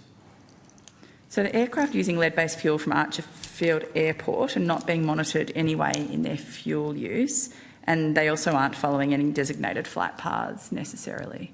It varies. That could be the case. Yeah. If they're operating visually, they're complying with they may well be complying with all the rules. It's possible to operate visually and not be receiving a service from us. Yeah. It's possible to be operating visually and be receiving a service from us. It really would depend. It's very difficult to give a precise answer on that particular question. I just raised those as the community has been made aware through confidential submission of a positive test for lead in tank water on a property located in Brisbane and not close to high traffic road or industry. This is believed to be attributed to low-flying aircraft using lead-based fuel. We also know that the Environment Protection Agency in the US said last year that emissions of lead from aircraft that operate on leaded fuel cause or contribute to air pollution, which may reasonably be anticipated to endanger public health and welfare. As a result, in the US, they're aiming to stop using lead fuel by 2030. Considering this, I'm just curious as to why the government doesn't monitor the use of leaded fuel and what lessons we might learn from that. Senator Pehm-Smith, Deputy Secretary Transport. I think as has been mentioned at the table, there is no requirements in any of the acts for us to monitor leaded fuel at the moment. So there is no agency at the moment that is monitoring the use of leaded fuel. It just seems concerning that Archerfield Airport's right next to a primary school, Acacia Ridge State School, and we've got significant concerns. There's no way the government can be sure that lead pollution isn't affecting the kids at that school. From my understanding, lead-based fuel isn't mentioned at all in the aviation white paper. Why is this? Do you have any? in response to maybe why it's not mentioned in the white paper? The white paper is the government's policies for aviation going forward, and they're the decisions that the government has made in relation to the aviation sector for the white paper. Okay, so yeah, no more information about potential plans to phase out the use of leaded fuel. No, so part of the issue, Senator, is most of our general aviation fleet is very old, and those aircraft and those engines were designed for a particular fuel type. So that's the challenge that we all face. Okay. All right, thank you, Senator Hodgins-May. Senator Colbeck.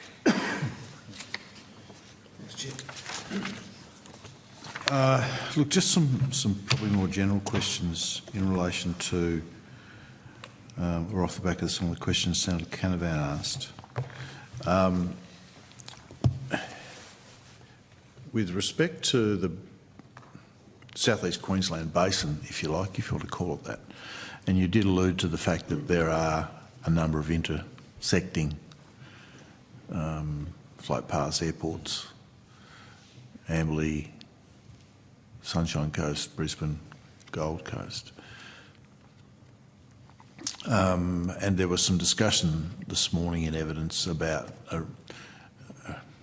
basically looking at the structure of that more broadly. Is there a realistic requirement for that, given some of the issues that we're looking at, the growth in demand to all of those airports, if you like, and then being able to sort out some of the issues that exist there? You've mentioned the operational requirements of Amberley, for example, which have their own levels of precedence, if you like, but I'd be curious to know what that might look like, and whether it's a desirable exercise. Yes, thank you, Senator. I'll pass to Peter Curran, but just to set the scene on it, it is one of the complexities that we are currently working through. We do see in the short term some benefits, but ultimately the growth in the area will continue. The airport runway will see more traffic, and we have got Trax International who are working with us, providing some independent advice in what are called high growth areas. There's a lot of intersections between the flight paths, and so it is very complex. Is there an overlay there which is a negative risk for the area? I'll pass to Mr. Curran. And I'll just toss in as part of that, one of the discussions was getting more of the flights out over the ocean. It has other implications, clearly, but was one of the considerations that was put to us. Senator, thank you. I think a little context in relation to the way that Air Services designs the airspace. When an airport, in this case Brisbane, proposes a master plan or a major development proposal for an additional runway, we seek to design the airspace so that it can accommodate the future growth that's in the forecast that is sort of underpins a lot of that major development proposal. So from a purely capacity viewpoint, the parallel runway structure will sustain the growth that we think is planned for, anticipated, or forecast for Brisbane. That same process applies to Gold Coast and Sunshine Coast as we look to work with those airports to understand what their future forecasts are. So from purely a capacity viewpoint, the airspace structures are probably suitable. There's always minor modifications over time, but they're broadly suitable. I think the question that we are asking through the Noise Action Plan Package 4, which looks to ask exactly the question that you've put around a more holistic redesign, is can we deliver that capacity with a different flight path structure that gives improved community outcomes in terms of noise with other environmental considerations as well. So that's the work of what we call Package 4, which is, as Mr Sharp has mentioned, we've got a consultant in helping us with. I don't think I could say is it desirable necessarily. There will always be some complexities and implications, and we need to start that work, or I beg your pardon, evolve that work to a point where we can start to fully understand the implications for all of the airports, communities and stakeholders, so that we get the balance between community outcomes and industry outcomes right. So so you talked Package 4. So what would that piece of work look like in reality, and sort of what is the time frame that it might take to undertake that bit of work, bearing in mind that you are looking at not just one but a number of, in terms of airports even, affected parties. That's correct, Senator. So that Package 4 work we're developing at present and into next year to get some options. There's a question around, so what are some practical outcomes? At the moment, Brisbane Airport works on a compass basis, which essentially means that flights that are going to the north typically will depart off the northerly runway, parallel runway. Flights going to the south will typically go off the south. That creates some efficiencies, it creates some inefficiencies, particularly as you interface with other airports. So the thought to do a broad basin redesign of all flight paths would entail significant community engagement, significant industry engagement and significant safety work. So we'd look to make the changes necessary to get benefits for community and balance that with industry. So I think that the plain answer is we'd make as much change as we have to get outcomes, but as little as possible. So little as possible to maintain familiarity with existing structures? As much change as we need to improve the balance with community outcomes, but as little as we can, because we will still need to deliver the capacity that we are expected to deliver, and per the appropriate approvals, ministerial approvals for Brisbane Airport's MDP.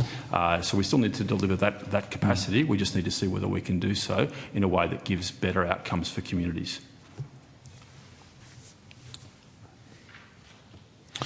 Senator, if I could just add, I talked earlier about the challenge for air services balancing multiple facets when we do this work. The military airspace factors into this particular equation. We've obviously got to weigh up the benefits and pros and cons of what the implications are for the military as well.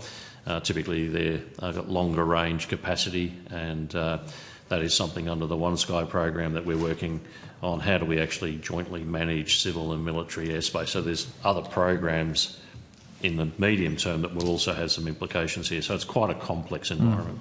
No, I get the complexity of it. I don't in any way underestimate that.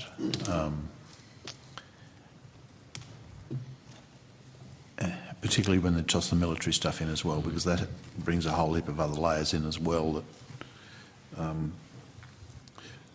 isn't necessarily understood or transparent, if you like. I just want to go back to one of the other questions that Senator Canavan asked, and I've asked a couple of people this morning around experience in other jurisdictions, and I've referenced the circumstance at Heathrow where you've got the 7,000 feet threshold, where mitigation of noise below that threshold becomes a high priority in whatever the hierarchies are, and you know, we've talked about efficiency, fuel efficiency, emission reductions, all of those things. So I suppose perhaps a question to you and also to the department as well about the realities and the practicalities of that in a way to provide satisfaction to the communities that when they're raising something there's a possibility of an outcome rather than a consultation which just tells them how it's going to be. Senator, it's a good question. I'll start if the department likes. Basically, the state and local planning governments are responsible for the planning and the zoning around an airport and the implications or the impacts of noise around an airport. So when there's developments, that is something that's taken into consideration. The Australian Noise Exposure Forecast is the reference point there. And it does depend on where you are in the cycle. So, for example, if it's taking over a decade in Brisbane for the airport, EIS and planning, the city grew substantially through that period. So there is a planning element here in terms of answering that question in terms of noise density around a particular airport, particularly when there's new infrastructure. I get all that, and I understand different levels of government and institutions within the system have responsibilities in that sense. But I'm talking about an application of something within the way that flight paths are designed.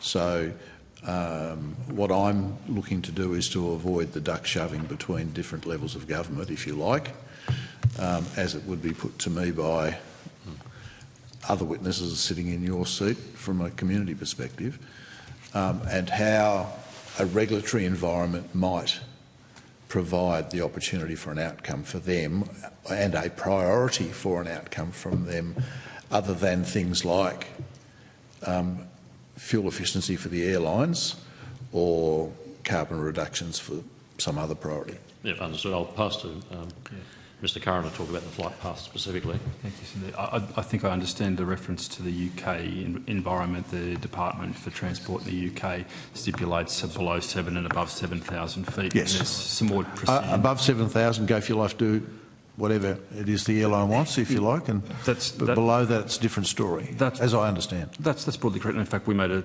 included in our submission to this inquiry some evidence regarding that. In fact, there's a little nuance between 4 and 7,000. They seek a balanced outcome. Below 4,000, it's community bias, and above 7, it's sort of industry bias is how it works. And that kind of thinking helps to guide flight path design work and is clearly helpful in the context of the UK. That approach isn't the case in Australia today, and so we have our flight path design principles, which we also provided as an attachment to our submission, and those flight path design principles really inform our broad approach to how we undertake design, but we don't have that level of specificity to band that. I understand the operation in the UK reasonably well, having worked there for some time. I'm aware of the way it's applied.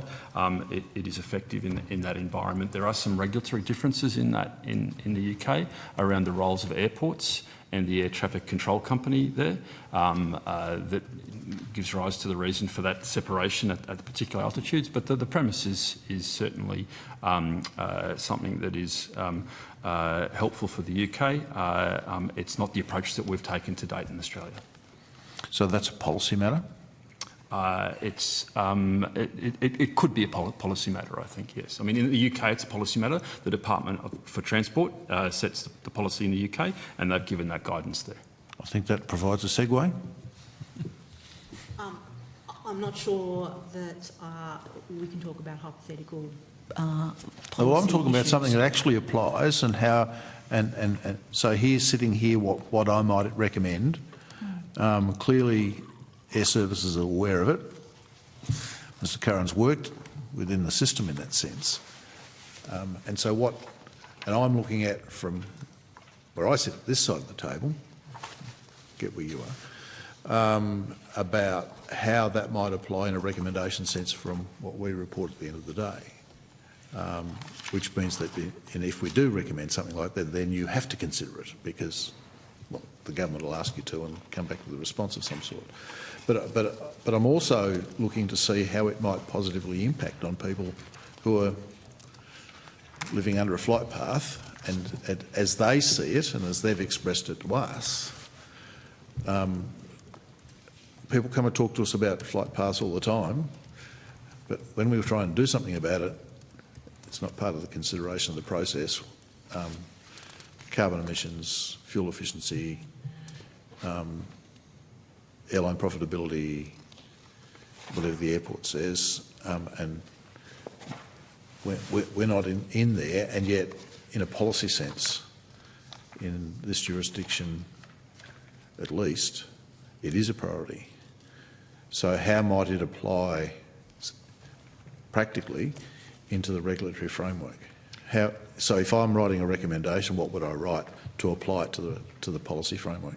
Senator, it sounds like from what Mr Kieran said that this would go into the flight path design principles, which I must admit I haven't brought a copy with me, and I'm not sure what the process for changing the flight path design principles would be.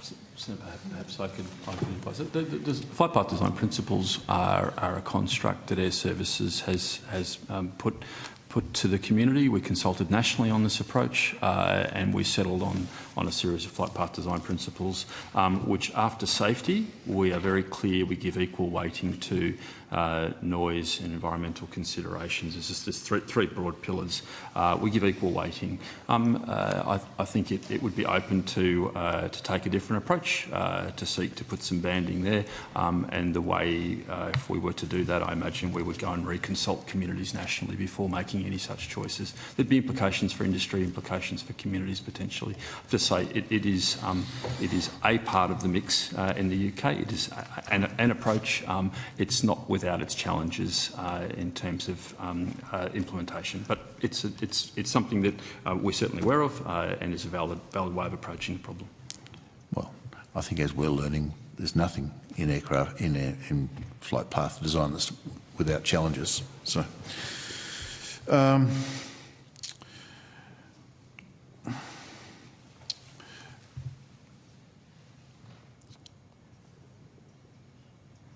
We heard from one of the panel this morning about,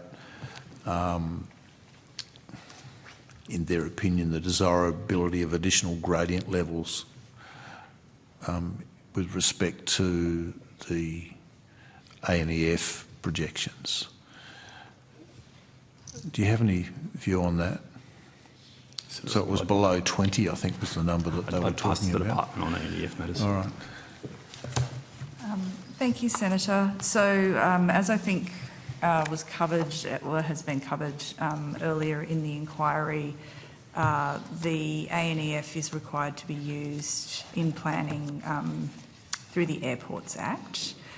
We did go through a process of consultation in the Green Paper and White Paper process around whether the ANEF remained the best method for depicting noise. And I think we received a range of different submissions, and certainly from the perspective of conveying noise information to community members, the ANEF is not considered by some to be the best way to do that. But ultimately, the decision was that for planning purposes, and the Airports Act is a plan, we are talking about planning decisions, the ultimate decision was that the ANEF remained the most effective mechanism. And that was the evidence we received this morning, so I'm not disputing that. Great, thank you. The question is the sensitivity levels in it. Yep. And having additional sensitivity, so effectively expanding what was described to us as the best mechanism to use for predictions, but having additional sensitivity levels built into it, because that would pick up, would better pick up the projected impacts on individuals from the flight path. So it's not. There was no dispute from these guys about utilising ANEF.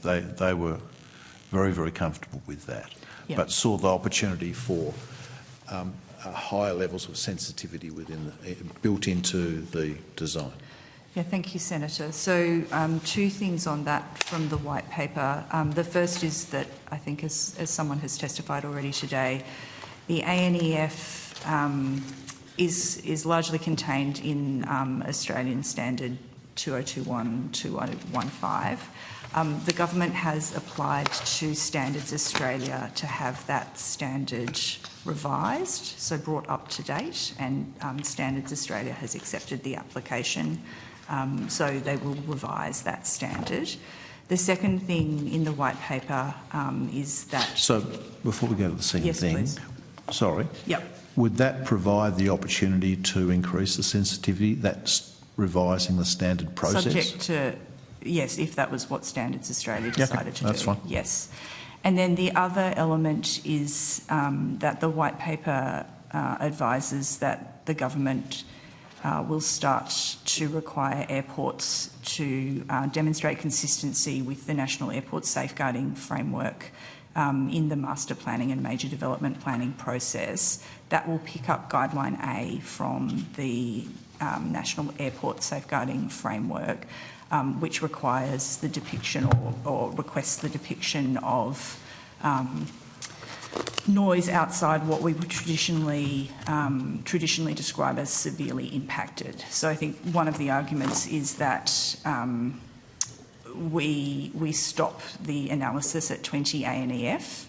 However, it's not the case that the impacts of aircraft noise stop at 20 ANEF, and that hasn't necessarily been depicted in the planning process, but the National Airport Safeguarding Framework, if applied, would cause people to consider beyond the 20 ANEF area, so give consideration to the impact of communities beyond the 20 ANEF through the major development planning process once those regulations have been changed. Which would in fact increase this sensitivity, because if you're going down to 15 or 10, yes, which was part of the conversation this morning, would have the effect of increasing that sensitivity analysis.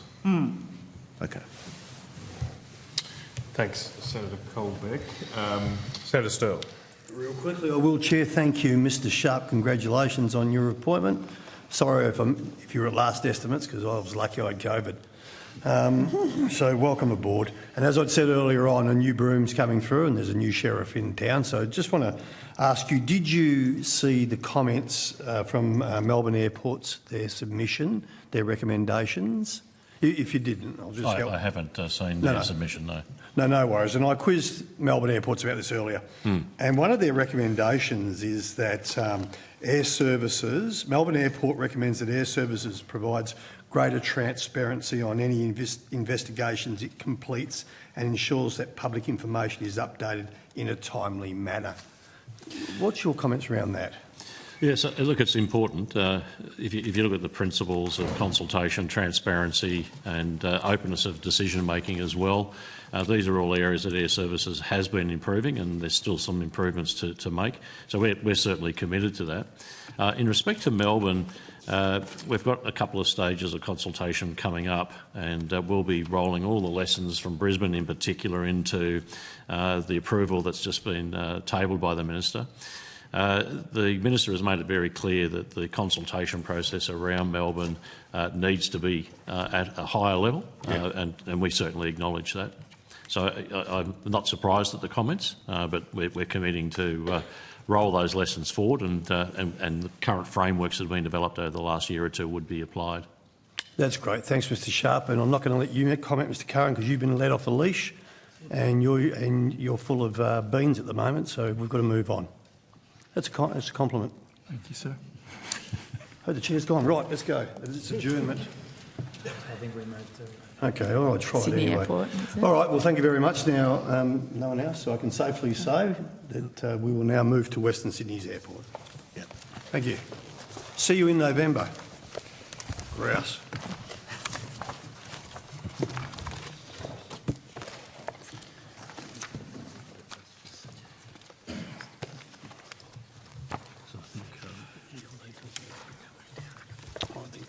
Far away, but let's get moving, shall we? Yeah. Right, okay. Thanks, Taz.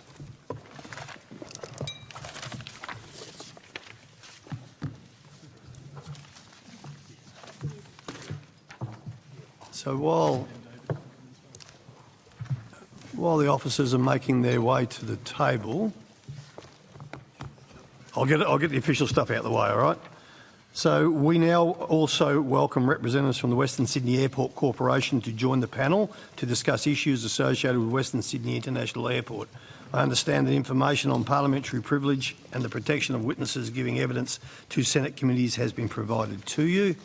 I remind senators that the Senate has resolved that an officer of a department of the Commonwealth or of a state or territory shall not be asked to give opinions on matters of policy and shall be given reasonable opportunity to refer questions asked of the officer to superior officers or to a minister. And for the Hansard record, will you please state your full names and the capacity in which you appear today? And I feel like it's deja vu here, but we'll start again. Thank you, Senator. Andreas Machida, Acting CEO and Director of Aviation Safety for CAAA. Paul O'Sullivan, I'm the Chair of the Board of Western Sydney Airport Company. Simon Hickey, CEO, Western Sydney Airport. David Jansen, the Assistant Secretary of the Western Sydney Airport Regulatory Policy Branch. Richard Wood, First Assistant Secretary, International Aviation Technology and Services in the Department. Marisa Purvis-Smith, Deputy Secretary, Transport Group in the Department. Rob Sharp, Interim CEO, Air Services Australia. Pete Kieran, Deputy CEO, Air Services Australia. Right, thank you, ladies and gentlemen, but I will give the opportunity for Western Sydney Airport. Would you like to make a brief opening statement before we go to questions? Mr Hickey. Thank you, Senator. We provided the opening statement to the committee, and so in the interest of time, I won't read it out, but I will say that Western Sydney Airport is closely involved in the community, and we understand the impact that we will have in the community, both positive in relation to the jobs and opportunities that come to the people in Western Sydney. We know that it is a growing community. In the 2030s, it'll be over 3 million people in Western Sydney alone, and it's important to consider that in perspective, understanding as well the issues around noise. Thanks, Mr Hickey. And I'll just say, look, I appreciate the invite to come and tour the site, but unfortunately that day I'll be in West Australia. I can't, but I'd like to take the opportunity next time I'm in Sydney, pinch your people for a couple of hours, come out and have a look at it. You're very welcome, okay, Senator. Sounds exciting. The chair's back. Chair, to you. Okay. We've done the opening statement. Done the opening statement, great. Thank you, gentlemen. Look, I'll just start where I started last time in Sydney. Is there any reason you haven't provided a fulsome submission to the committee? Senator, so thank you for that question. It's when we looked at it, and perhaps it was a mistake on my part, but we're in the middle of an EIS process. We had provided a submission to the EIS process. I understand the committee has that submission to the EIS process. But we obviously don't have flight paths that were confirmed at the time. We're not actually in operations. And so we felt that the EIS process and the submission to the EIS process was sufficient. Did you have a discussion with the department or the Minister's office at all about whether to make a submission? I didn't personally. No, I'm asking, did the organisation do that? I would have thought that someone in my office would have spoken to the department to inform them. Did the department have a discussion with? It didn't come through my office. I don't believe that anywhere else had a discussion. Yeah, it's just very perplexing. Every other major airport submitted to us, but yep, sorry, yep. Sorry, Mr. I can't see your last name. Sorry, Mr. Wood, is it? Wood. I was just saying, no, not in relation to this inquiry, right. Senator. Okay. I mean, I just want to start at a high level.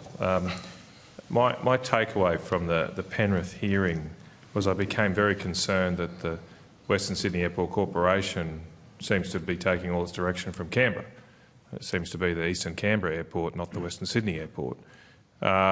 Can you assure me that you have the independence and local fight to represent Western Sydney and not just take every directional referral? Because I would have asked, went back and had a look, there would have been 4 to 5 very basic questions about local impacts where the answer from your officials were, oh, that's a matter for the department. So, Chair, my name is Paul O'Sullivan. I'm the Chair of the Board at the airport. I might begin answering in that question. This is a GBE. It has an independent board. Of course. Obviously, we answer to our shareholders, the Department of Finance and the Department of Infrastructure. But the board is very much focused on making sure that we meet all the requirements of the airport plan, and that in particular means maximising the benefits of the airport to the local community and to the taxpayer. So we're very exercised on that. We do want to be cooperative. We look to work well with our shareholders, but we are very focused on that. I'll just add one other thing. Which, I think we're here to learn and listen today in terms of community feedback. But it is important to say that the board's direction has always been that this is a challenger airport. So people in Sydney have a choice, unlike many other large catchments. And so we will need to be an airport that is seen by the community as a force for good, as a positive. So we do spend a lot of time saying, let's make sure that we are listening to the community, because what will be really damaging to us is if we open and there's any community resistance in any significant sense to our presence. So we do work quite hard on community engagement. Clearly, based on the feedback, there's more we can do. Sure. Well, I suppose my particular issue, look, I completely agree. You've got a shareholder, you've got to cooperate with them, as you said. It's just that, you know, in any other business that has shareholders, the shareholders would expect day-to-day decisions to be made by the company itself. And so, for example, a day-to-day decision that I asked about was what noise mitigation efforts are you putting in place to help the residents of Luddenham, who we'd heard from. Some of these residents are only a kilometre from the tarmac. It's not a flight path issue. It's a basic, just being a neighbour issue, and you're a pretty noisy neighbour, of course. Can you give me more insights into what you are actually doing? And I don't want to hear meetings, because I'm sick and tired of tick-a-box sort of meetings here. What are you doing to help mitigate the impact of people that are just a kilometre from you? You're absolutely right. There's a lot we can do, and I'll let the CEO talk about the various measures we have in place. There are a lot to do with the way we operate day-to-day in the airport. Right. Yep. So obviously, again, we're not actually an operational airport, and we will be putting these things in place to mitigate noise on the ground as we move forward, and things that we've done in the design that will also reduce it. So in terms of airfield design, we've got what we call fast taxiways. Those fast taxiways are designed so you've got 5-minute taxiing time, so that reduces significantly the noise that's on the ground. Just because of the design of those taxiways. We also have on both sides of the airfield, we have an environmental zone, and that gives a buffer to any residential on one side, and we have topography where there's a hill on the other side that goes up to Luddenham. So that topography actually assists. Is that natural, or are you... No, the environmental zone, we have dedicated an environmental zone along the river on one side, and so that has been dedicated for the life of the airport. The topography on the other side, we left that hill there as we actually moved all of the other hills around the airport to flatten the airport. Right. In terms of airfield, that's on that side. In terms of airfield procedures, we'll work with air services to introduce airport collaborative decision making, which ensures so what that will do is we'll hold aircraft at the gate if there's any delays on the runway, and that's best practice in terms of reducing noise, so that you haven't got aircraft that are actually on their engines as they go to take off, and reduces traffic congestion. We'll also work with the airlines to introduce single engine taxing through our commercial negotiations. Now, what that will do again is reduce the noise as they move around the airfield. Typically, you can move to single engine taxiing, except where there's a ramp, but we're quite flat at the airport, so I think that will be something that we can negotiate with the airlines as we go forward. In terms of apron procedures, so each of the aprons will have limited operations such as ground engine running, APU operations and other similar activities that create noise, which we will limit in sensitive areas and at different times. So night, for example, operators will be required to use our ground power units, and that will be so that they actually switch off their engines and use those ground power units as soon as they get onto the stands. Now, we also They're quieter, are they? The ground? Yes. The ground power units, are they? They're all electrical. They're electrical. You would not hear like anything once you're on the ground power units, and so we will enforce that standard for aircraft that are on the hard stands.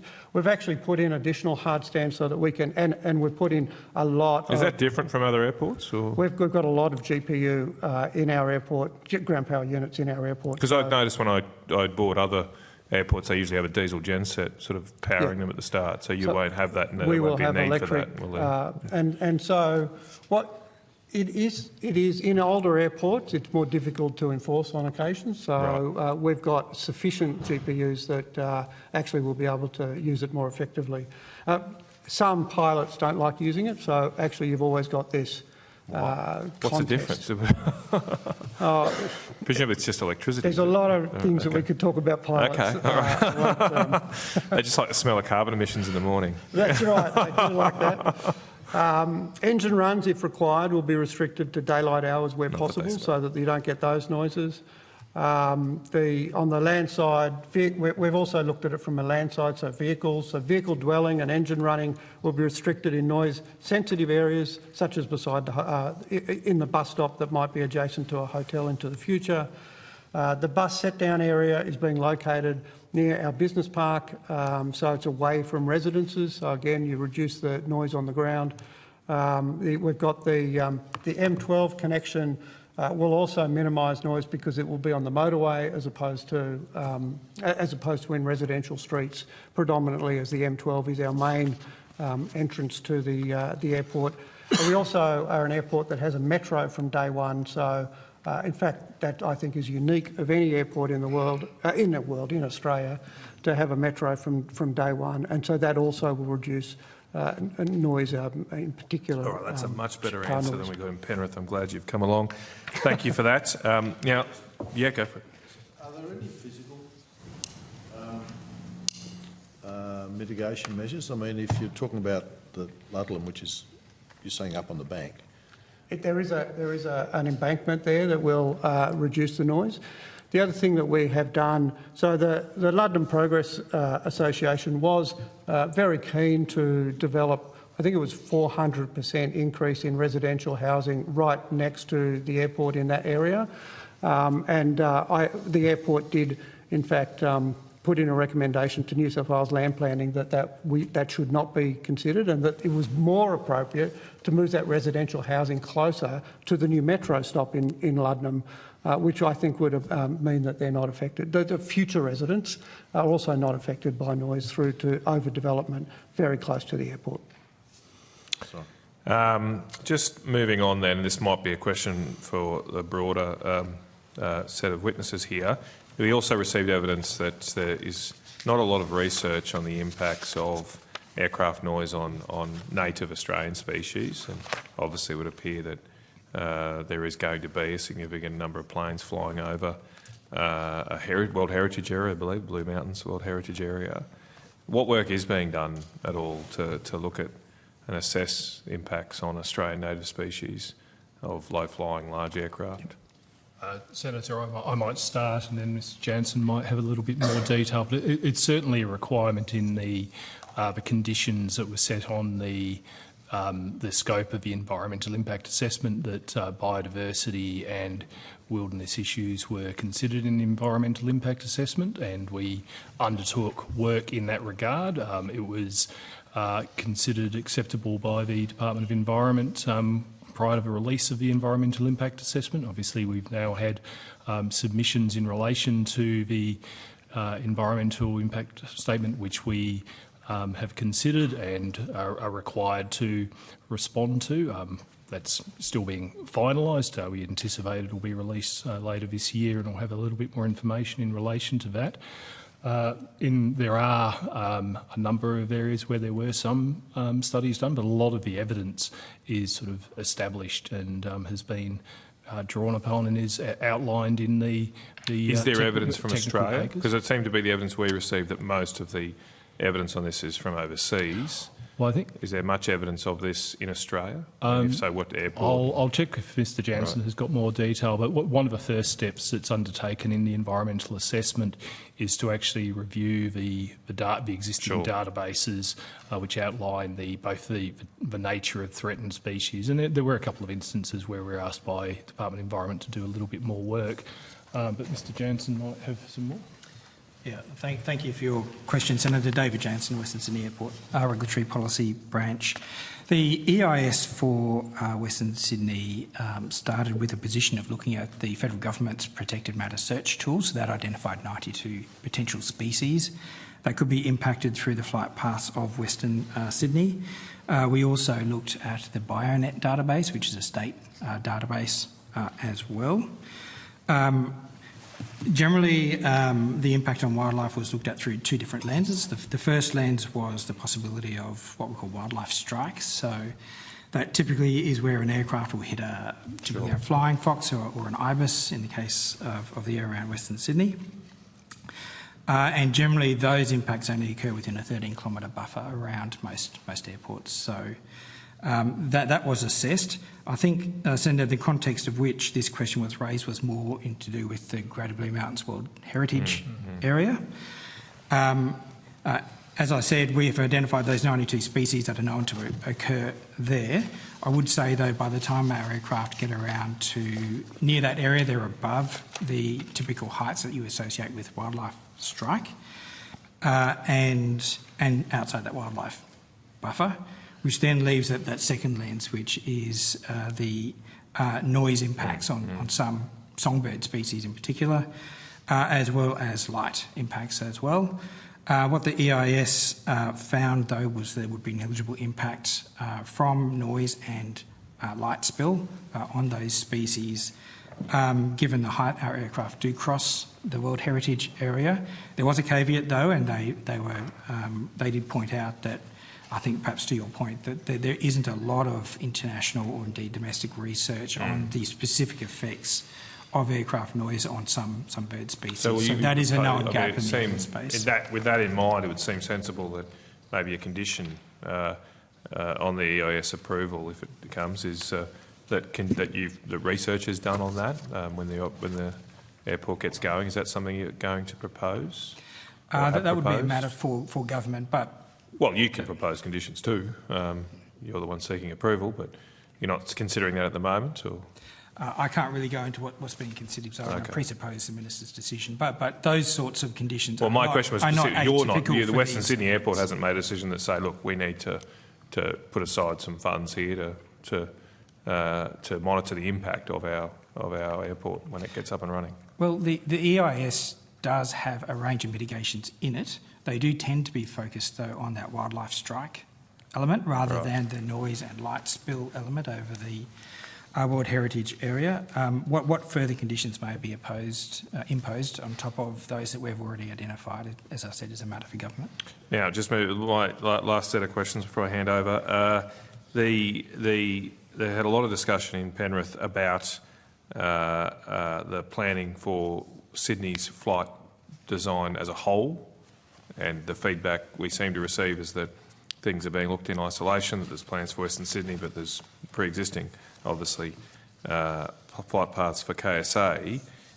What is the status of that? A lot of people seem to be suggesting to us that there should be a whole of Sydney design of the flight path, and that could help ameliorate noise impacts or share noise impacts across the whole basin. So, Senator, the flight paths that the department's led the development of have been developed in terms of the airport plan that was approved by the then government in 2016, and that actually required that we seek to minimise any impact on the existing noise sharing arrangements for Sydney. So we've not taken a look at the whole basin because we were specifically asked not to do so. Yep. We have made some minor tweaks to a small number of flight paths from Kingsford Smith because we've needed to for safety reasons, but it's beyond the scope of our work to do so. Because it's a policy decision, basically. It'd be a policy matter decision for government to do decide that. That's whether correct, to do Senator. that. Okay. Does Sydney Airport Corporation have a very strong view on this? Do you, as a corporation, have a view on what would be best for people of Sydney? Noise sharing across the entire Sydney Basin is something that ultimately will be looked at as we have capacity growth in Western Sydney. I think at the moment the arrangements that we've got in place are suitable for our initial growth as an airport. I think as we come to a second runway, that will be something that I think will become a matter that will be looked at by government. That's the airport's view, the Western Sydney Airport's view. Is there just a bit of a segue? Are you in the flight path design for Western Sydney? Are you applying these sort of noise sharing principles, which seem to be becoming more attractive? Certainly, looking at in Brisbane, the Tracks report. Are you applying that principle, or are you just deciding on particular parts? Yeah. That might be one better for the department, Senator, as we're leading the work on that. And just to clarify the governance arrangements, the department was asked to lead the development of the flight paths and then subsequently the EIS, largely because at the time there was no airport company, so we effectively stepped into the role of an airport in developing those those flight paths, which we've done, and once the EIS is complete, it'll pass over to Air Services for the detailed design. That said, through that journey, ourselves, Air Services, CAAA and Western Sydney Airport have all been very joined up. We're all members of a expert steering committee and a range of other technical bodies which the department chairs and leads.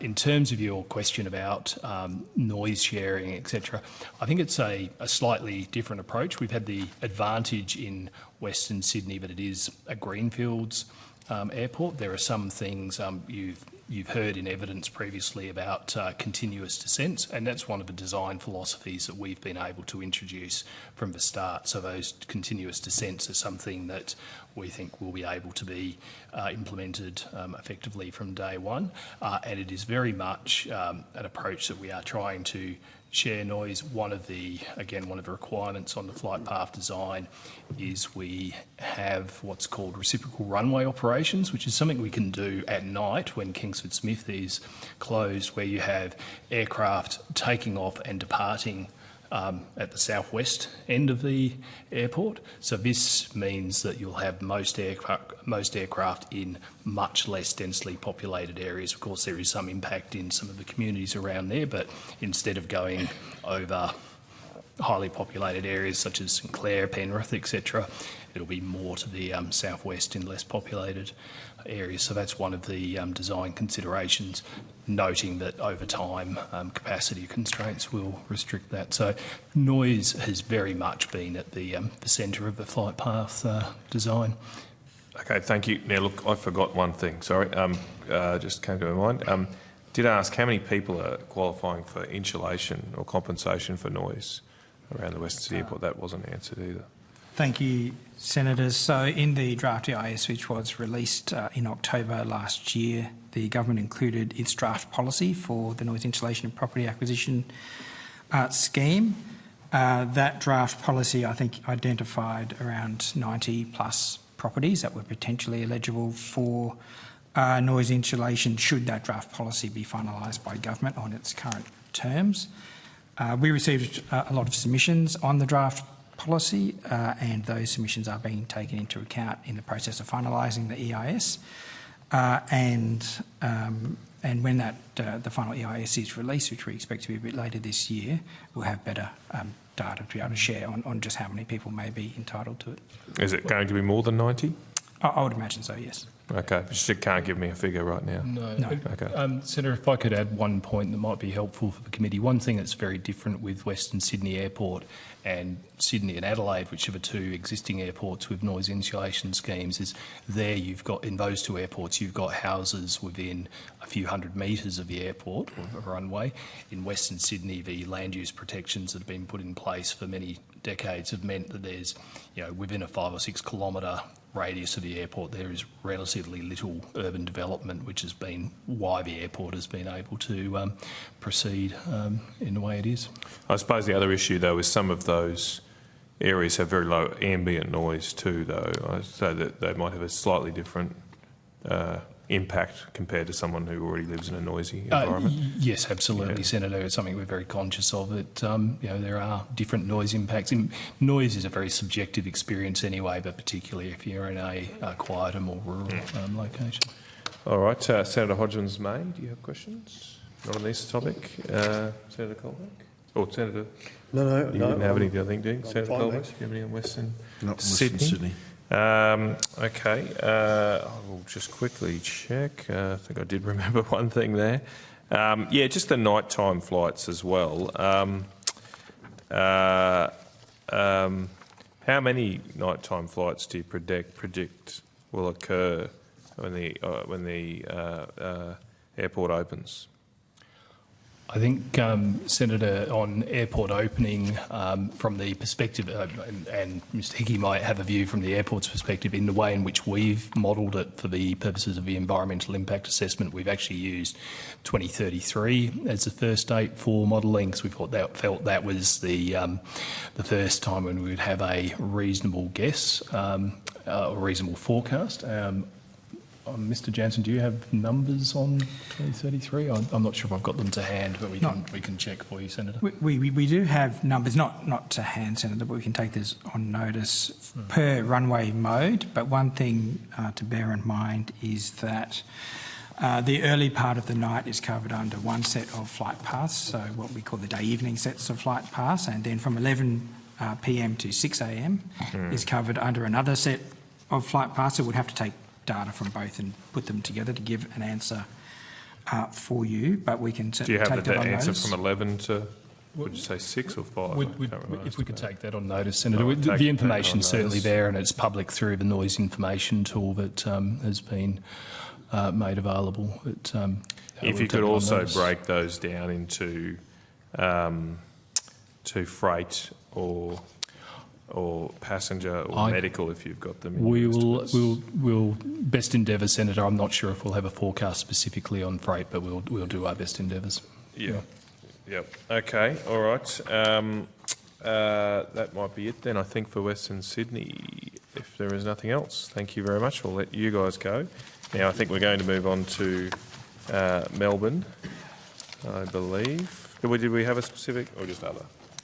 Just other. I'll let Senator Hodgins-May go and have a go at Melbourne first, and then we can. Then any other questions? Great. Do people need a break, or we're happy to keep going? Keep going. Cool.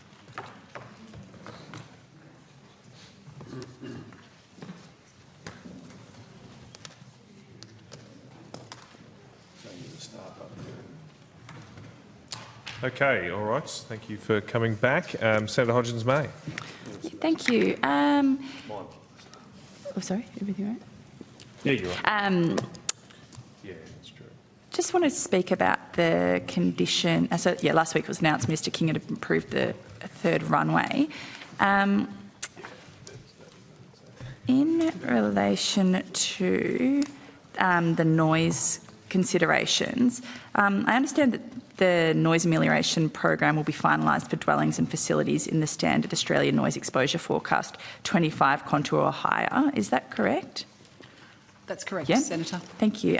Just for clarity, does this mean programs will be developed for properties in the ANF 25 and higher, or will the program potentially be developed for properties in an ANF higher than 25 and not including ANF 25?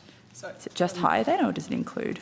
I'll just go back one step. Please. So the Minister approved the Melbourne third runway with conditions on the 10th of September. Yeah. In those conditions, there were 3 specific conditions to address noise issues. The first of those is a legally enforceable commitment to reinstate the existing east-west runway, which is 0927, to its original length. I know that was covered this morning. There is also a condition on a noise sharing and airspace concept plan, which will require consultation with Essendon Fields airports over the 5 runway operations. And the third, specific to noise, is the noise amelioration plan to address aircraft noise on residential dwellings and other facilities within the standard ANEF 25 contour. Within the standard. So that includes 25? That's right. Yeah, thank you. Yes, that's right. Great, just wanting some clarity for stakeholders. Planning for Western Sydney Airport includes a noise insulation compensation scheme for properties within ANEF 20 and ANEF 25. Given this, I'm just curious to know why the government's only requiring Melbourne Airport to provide an amelioration program for properties in Contour 25. So the APAM, the Australia Pacific Airports Melbourne, provided in its master plan from 2022 the ANEF 25 contour, and to remain consistent with that, that was the condition that was imposed on the major development plan. So, yeah, it just seems curious that Melbourne Airport's, like, how's the third runway different to the airport in Western Sydney? Would this then indicate that homes in the ANEF 20 won't be compensated in Melbourne? I'll take that on notice, please, Senator, if that's all right. It's a quite complex matter. Especially on Friday afternoon. That's right. Yes, no, that's okay, thank you. How will the government enforce the implementation of the strategy? Do you... So the conditions, and I'm happy to table a copy of the conditions. They are publicly available on our website. The conditions as they are attached to an approval with conditions by the Minister, that is enforceable under the Act, and we have ensured that APAM has had an opportunity to review those conditions and comment on them in advance of the Minister's consideration, and APAM has agreed that it will, of course, deliver those, but they are legally enforceable. Thank you. And are you able to tell me, so I haven't maybe the details in there, but will the government ensure that the strategy is developed with impacted community members and councils? Yeah. If you give me one moment, Senator, I can go to the page that's within the noise. Sorry, within the M3R conditions itself. So, are you specifically referring to one of the particular conditions? Was it the noise sharing and airspace concept plan that you were referring to? Yes. Under section 3.1, just bear with me, 3.1 I 1 to 5, it outlines the consultation that APAM will take in preparing the noise sharing and airspace concept plan with each of the following, which is the airlines that operate flights to, from and airport operator groups based at Melbourne Airport and Essendon Fields Airport. You will also include other Melbourne Basin aerodromes, including Avalon Airport, Moorabbin Airport and RAF Base Point Cook, the Victorian Department of Transport and Planning, local governments in the area surrounding Melbourne Airport and local communities in the area surrounding Melbourne Airport. Okay, thank you. Sorry, I haven't got those conditions, so that's fine. That's helpful to know. I do note that another condition, though, was that there be a community health study into the impact of the third runway, collecting data before its operational and for its first 20 years. Yes. Is there information in that document about what the community health study will involve? The terms of reference for the community health study are yet to be drafted, Senator. Okay. So they will be drafted within 12 months of the approval of the MDP.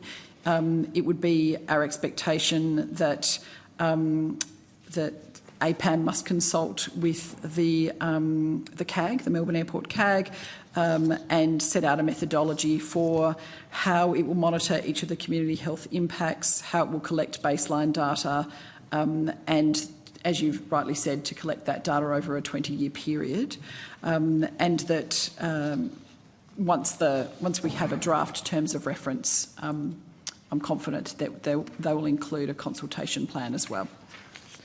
Thank you. And do you have an idea yet of how the government would intend to use the findings of that report? Or? That will form part of the terms of reference, Senator. Thank you. Just in relation to the health risk assessment prior to approval, believe that you told previous Senator Janet Rice that the department didn't intend to commission an independent health impact study into Melbourne Airport's third runway. I just wanted to check, is that still correct? Or, no independent study was done before it was approved? That's correct. And so were you relying on the airport's study that they referred to earlier when you considered? The process, Senator, for considering MDPs is that the airport lessee company brings forward the information for the government's consideration, and it isn't the usual practice that we would then commission any additional report over and above what's being provided. I think I highlighted before that it remains open to a minister in considering an MDP whether to seek further information from the airport lessee company, to refuse the MDP, or to approve it with conditions, which is what the minister has done on this occasion with Melbourne. So just to clarify, it was just Melbourne Airport's commissioned report that was considered in relation to health impacts? That's right. No external other ones. Are you able to provide any information about what advice the department provided to the minister in relation to health impacts? I don't have that information with me, Senator. I'm happy to take a question on notice. That would be great. Thank you. In 2022, Bringbank City Council commissioned their own health risk assessment, and I'm just, should I assume then that no, that wasn't considered by the department or minister? What I can say, Senator, is that I know that Brimbank has provided information to, as one of the interested parties, has provided information to Melbourne Airport for them to consider in providing the MDP for the minister. I can't say the extent to which that information was individually included in the report that was provided to us. Okay. Yeah, I suppose it's just so yeah, it's very likely that that other health report wasn't considered unless the airport included it themselves. It wasn't considered by the department though directly. No, I couldn't say that it was considered directly by the department unless it formed part of the MDP that came forward for the minister's consideration. Yeah. Okay. Thank you. Does anyone else have questions? No. That's Friday Arbo, I reckon. I'm done. All right. I've got some generic questions, yeah, but Senator Colbeck, you go first. Can I just to clarify the answer you gave to Senator Hodgins-May in relation to the compensation package, and I just want to make sure I've got it clear in my head. So the reason that you've used the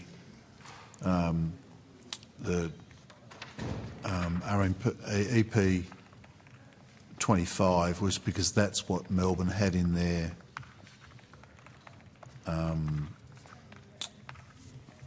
management plan. So to clarify, Senator, the Melbourne APAM, Australia Pacific Airport Melbourne, when it presented its master plan and it was approved in 2022, it specified the ANEF 25 contour, and that is the technically endorsed contour with Air Services Australia. And so to be consistent with that, when the major development plan came forward for Melbourne's third runway, it referenced ANEF 25. Yet the sensitivity at the moment is measured down to 20, and in Sydney the compensation goes down to 20. That's correct? So it's because of the reason they specified ANEF 25 was because that was the requirement set within the master plan, Senator. No, not the, well. Why would they? I just want to clarify why they chose 25. Because of some regulatory framework that said 25. Bearing in mind Sydney compensate down to 20. So I'm just trying to understand why the difference. That's all. I can't do a direct comparison, Senator. They are different airports established at different times under different conditions. And I take it when you're talking about Sydney, are you talking about Western Sydney International Airport, or are you talking about Kingsford Well, my Smith? understanding was Senator Hodgins-May's questions were relating to Sydney Kingsford Smith Airport. my questions then were Melbourne. Yes, I know, but you're making a comparison between the compensations provided for Sydney, which I took as Kingsford Smith, which was down to ANEF 20. 20. And I'm just trying to understand. Well, Western Sydney. Sorry, it was Western Sydney comparison. That's Western Sydney. Yeah. Western Sydney. Yeah. Okay. Well, so that's clarified one thing for me. But again, well, at different times. Yeah, that changes the whole equation again even further. I'm just trying to understand why the two different levels, given the sensitivity of ANEF goes down to 20. We've had a conversation before about measuring to a greater sensitivity. That's a different matter. But why the difference? Why would Melbourne choose 25? Western Sydney has to do 20. What? I mean, I don't have that information available to me, Senator. I'll just check whether my colleague does. We'll take it on notice, though. Okay. And come back with a response. And I suppose my next question was, were there any residences within the gradients of 20 to 25? There's another question I don't know. Thanks. We'll take it on notice, Senator. And I'm just trying to rationalise why the difference. That's all I'm trying to work on. I just want to go to Hobart and some of the things that came out of the hearings in Hobart a few weeks ago. And it goes to, well, I suppose the Hobson's choice that's come out of that process since the initial flight path designs that were 2017, 2018, the consultations with the subsequent consultations with the community that resulted in the whole system being moved to the west by 5 or 10 k's or whatever the difference was, which provided relief for the community of Dunalley, which was the majorly impacted community to start with, but then put the flight path over the communities of Primrose Sands and Carlton River.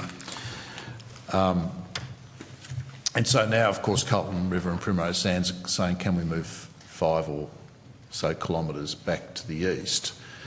And it was interesting to watch the faces of everybody in the room when we had them all there together, because Dunalley realised that it was coming back towards them, and although everyone's very polite to each other, they're trying to work out, okay, how does this work?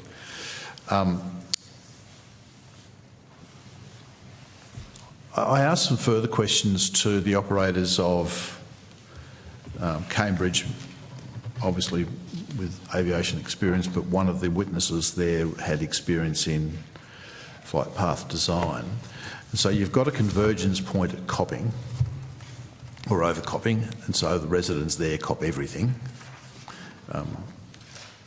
And then you've got 2 tracks that come from that. And in the documentation that I've got, it talks about reducing the number of flights on a single track, and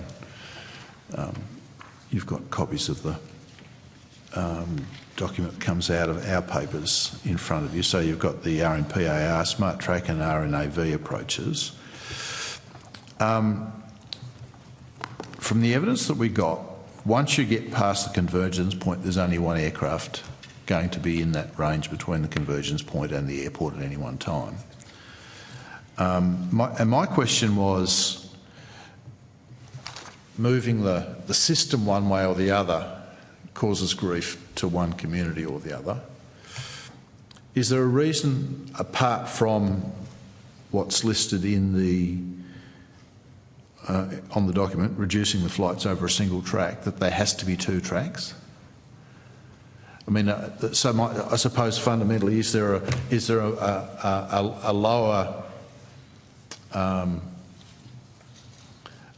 impact path that can be picked by moving the convergence point from Copping and taking the heat off that community to an area that's not so densely populated, and an area between Dunalley and Carlton River that's got really low population levels that can take the majority of the traffic and therefore mitigate the impact on the 2 communities on either sides of the situation? I mean, is there a technical reason why there has to be 2 tracks apart from spreading the load, if you like? Senator, before I hand over to Mr. Kieran, it is interesting conundrum in terms of where do you get the balance right. Very cognisant of it. And that is playing out in Hobart. Just for context, the Primrose Sands and Carlton River arrivals were higher than what we were originally envisaging, and the post-implementation review indicated that there were some impacts from the RMP technology that we were using. So that actually drove more traffic over those areas than what we were originally thinking. But I'll pass to Mr. Kieran just to comment specifically around the 2 routes. Question. Senator, thank you. I'm familiar with the evidence. I think it was Aviation from Cambridge that that discuss this. I think given some of the complexity that we've had with this particular issue, I'd like to provide a more detailed answer on notice so we can be very clear about the rationale. I think your premise that the two flight path purpose is to share the noise is broadly correct. The convergence point around copying is typical to how we do flight path design from a safety perspective. There is a route from the en route structure into the arrivals, and then at a certain point you go into the instrument flight procedure design. So there's the convergence point is probably is normal practice. Could that convergence point be located somewhere else? Potentially, yes, Senator. There are always cascading implications for how the rest of the en route structure would work that would need to be considered. So this has been a complex matter, as you know, since 2017, 2019. The trial that we're running at present to try to share that noise load between the two communities, given the very evenly split perspectives from the communities around where noise best be placed, has proven to be a complex challenge for us. I'd like to give a precise answer to you on notice, if I may, though. No, look, I'm happy with that, but it is clearly a curly one. You move because you move one way, you move the other. I mean, going back to the conversation we had before about the various priorities, and you make the airlines fly a bit further. They're not happy because they're burning. It's costing them more. But the amenity of the people under the flight path. That's certainly the balance that we've tried to. It probably goes to those with. other questions I asked before as well. Yes, it does. All right. So, I mean, I'll look forward to a detailed answer to that and consideration of the conversation we've just had about it.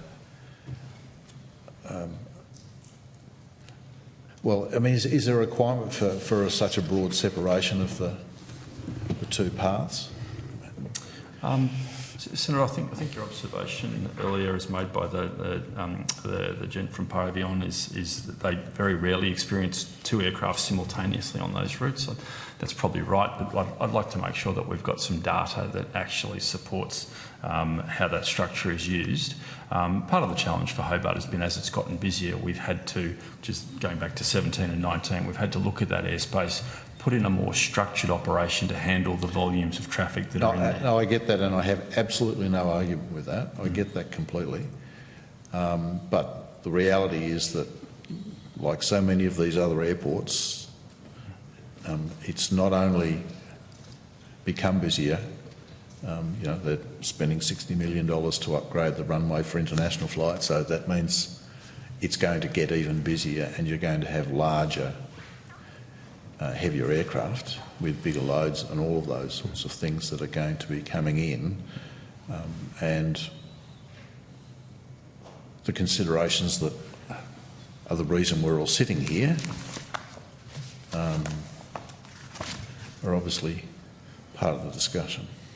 Senator, I think in the response that we'll provide you, we'll confirm some of the technical detail around why those flight paths are shaped the way they are. There's turn gradient considerations for what different types of aircraft are able to operate, and so there's a range of technical factors that I A, can't go into, but B, won't try to go into today. But we'll provide that in the response. Yeah. Well, bearing in mind that the majority of the load seems to be going over the tightest turn gradient, more than anticipated. Anyway, I'll say no more. Thank you, Chair. Thank you, Senator Colbeck. Just got a couple more questions. I just wanted to understand what's being done on this ANEF measure. We heard earlier today that it's actually based on survey dose response sort of results from 40 years ago. It seems a little out of date. Are there any plans to update that? Thank you for the question, Senator. So, as we mentioned, we've asked Standards Australia to update the Australian standard, which contains the ANEF details in it. It will be a question for Standards Australia whether they decide to redo the survey or whether they undertake another means of updating it. Is there any particular reason why, like, the government couldn't fund a survey or do it? There's no reason why the government couldn't fund it, no. Okay. But it is a question for Standards Standards Has that been costed Australia. at all? Has anyone provided costings on a survey? Or?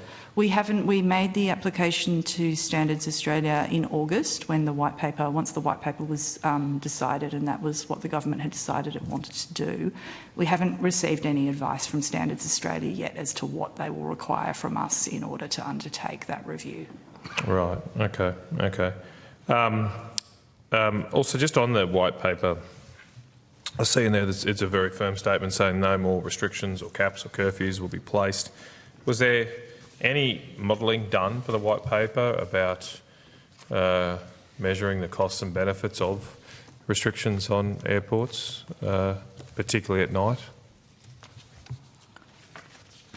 No, there wasn't, Senator. Okay. Just trying to understand, we see a lot of modelling provided by largely the airports, saying that caps, curfews, etc., would cost X amount of money.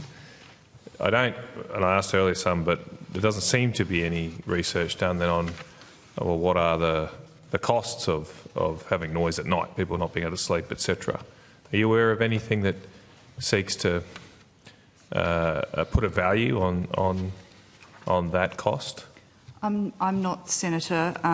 The only study that I'm aware of on the impacts of environmental noise caused by aircraft was conducted in 2018 by an N-Health steering committee, and it didn't seek to quantify a total, like an economic cost or something. There was not like an that. economic cost attached to that.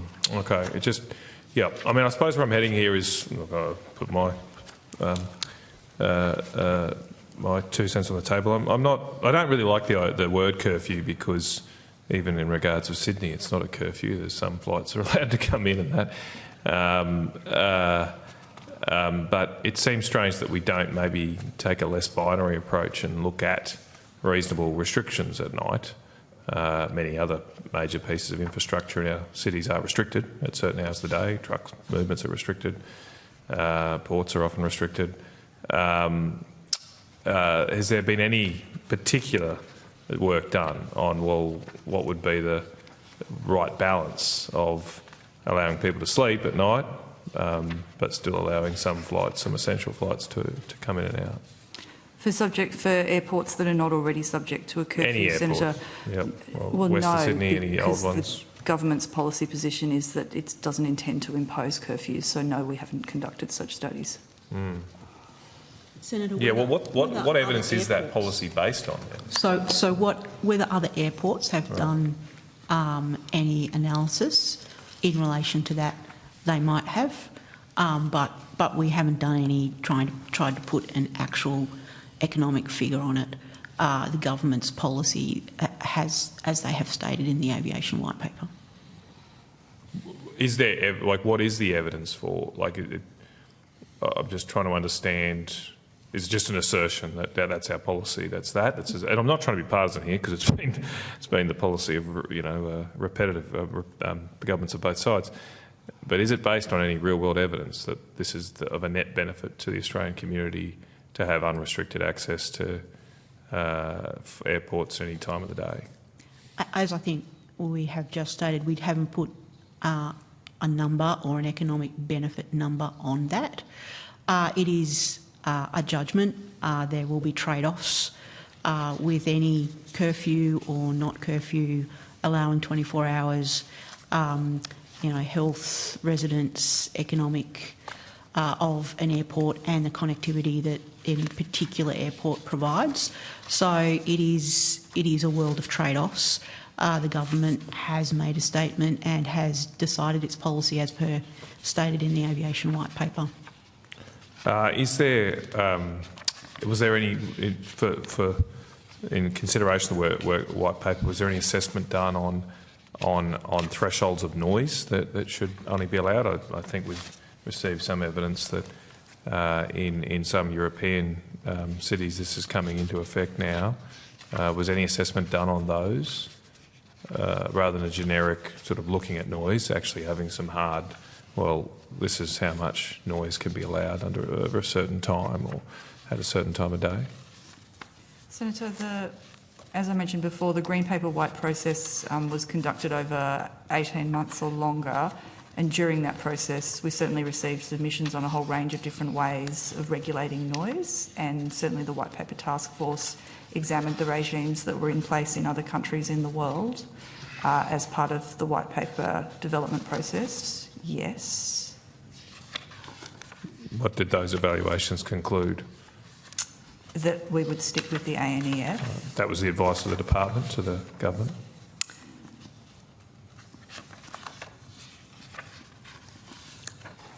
I don't know that we have the exact advice. I think we've, as you've mentioned, the experts have said ANEF is still the right way to measure it. This is not a measurement point, though. My point is not necessarily. I mean, let's take as a given that ANEF is a good way of measuring it. My point is that then assessing the values, which, with all respect to experts, they're not really.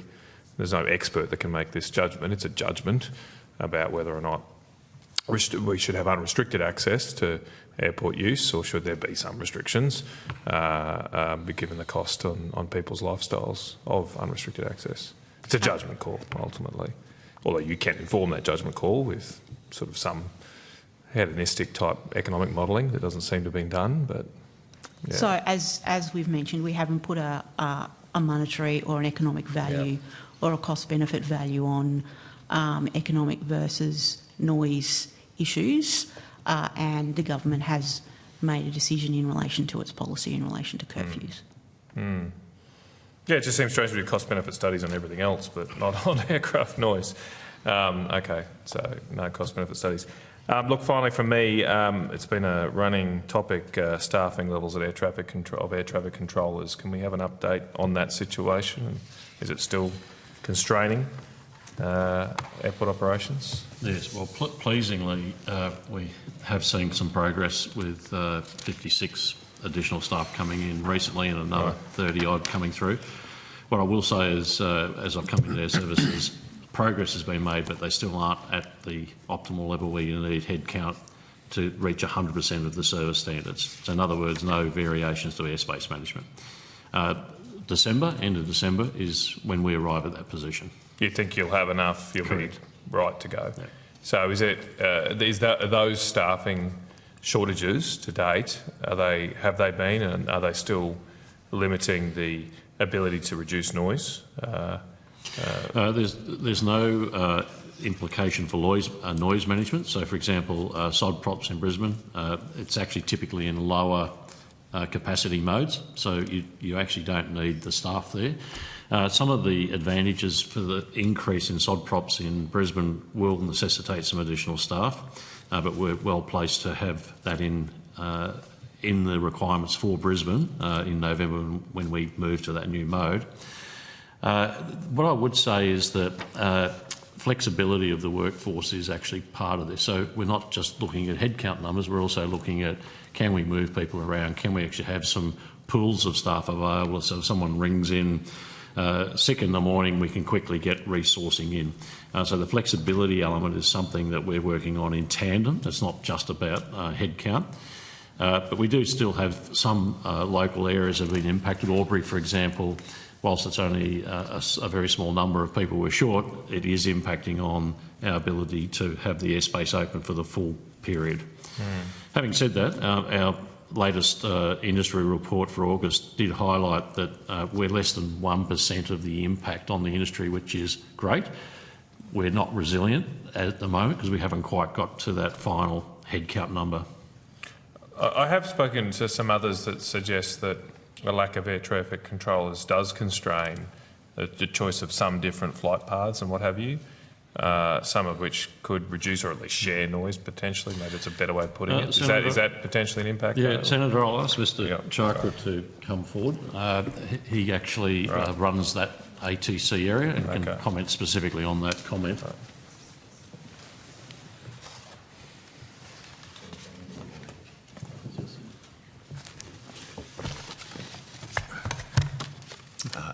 Senators. Craig Jarker, I'm the Acting Airspace and Network Officer.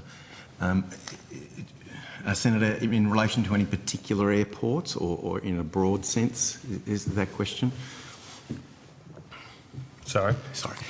In relation to any particular airports, is that question around yeah, staffing? Brisbane, that was mentioned to me in regards to both Brisbane and Sydney, but yes, I suppose I'm asking in a generic sense though. Yeah. Yep. As Mr Sharp said, broadly, for us to move to a lower capacity mode like sod props doesn't require additional people to do that. This wasn't about sod props. It was mentioned to props? me. It was about potentially choosing different flight paths, and as I said, it might be better to characterise it as implementing noise sharing arrangements more than necessarily reducing noise overall. So changing where they turn and things like this, is that was sort of what was mentioned to me, but is that not a risk? The staff should just don't impact that? Not to you, obviously, there, Senator. The role of the air traffic controller is generally, obviously, plugging in, talking to aircraft. We do, as we do procedure development, seek feedback from them at times, but perhaps that might have been something in relation to that, but as far as on a day-to-day basis, does our number of air traffic controllers impact the noise outcomes? No. Okay. All right, that's it from me. Senator Colbeck, that's all. Okay. Done it before 5 o'clock. Thank you very much. Thanks very much for your time today. I think some questions were taken on notice. We're asking for those back by the 27th of September. And look, apart from that, just need to thank everybody for coming today. Thank everybody for appearing. Thank you to Hansard. Thank you to the Secretariat and to all the senators who came along. Thank you and enjoy your weekend. I adjourn the committee.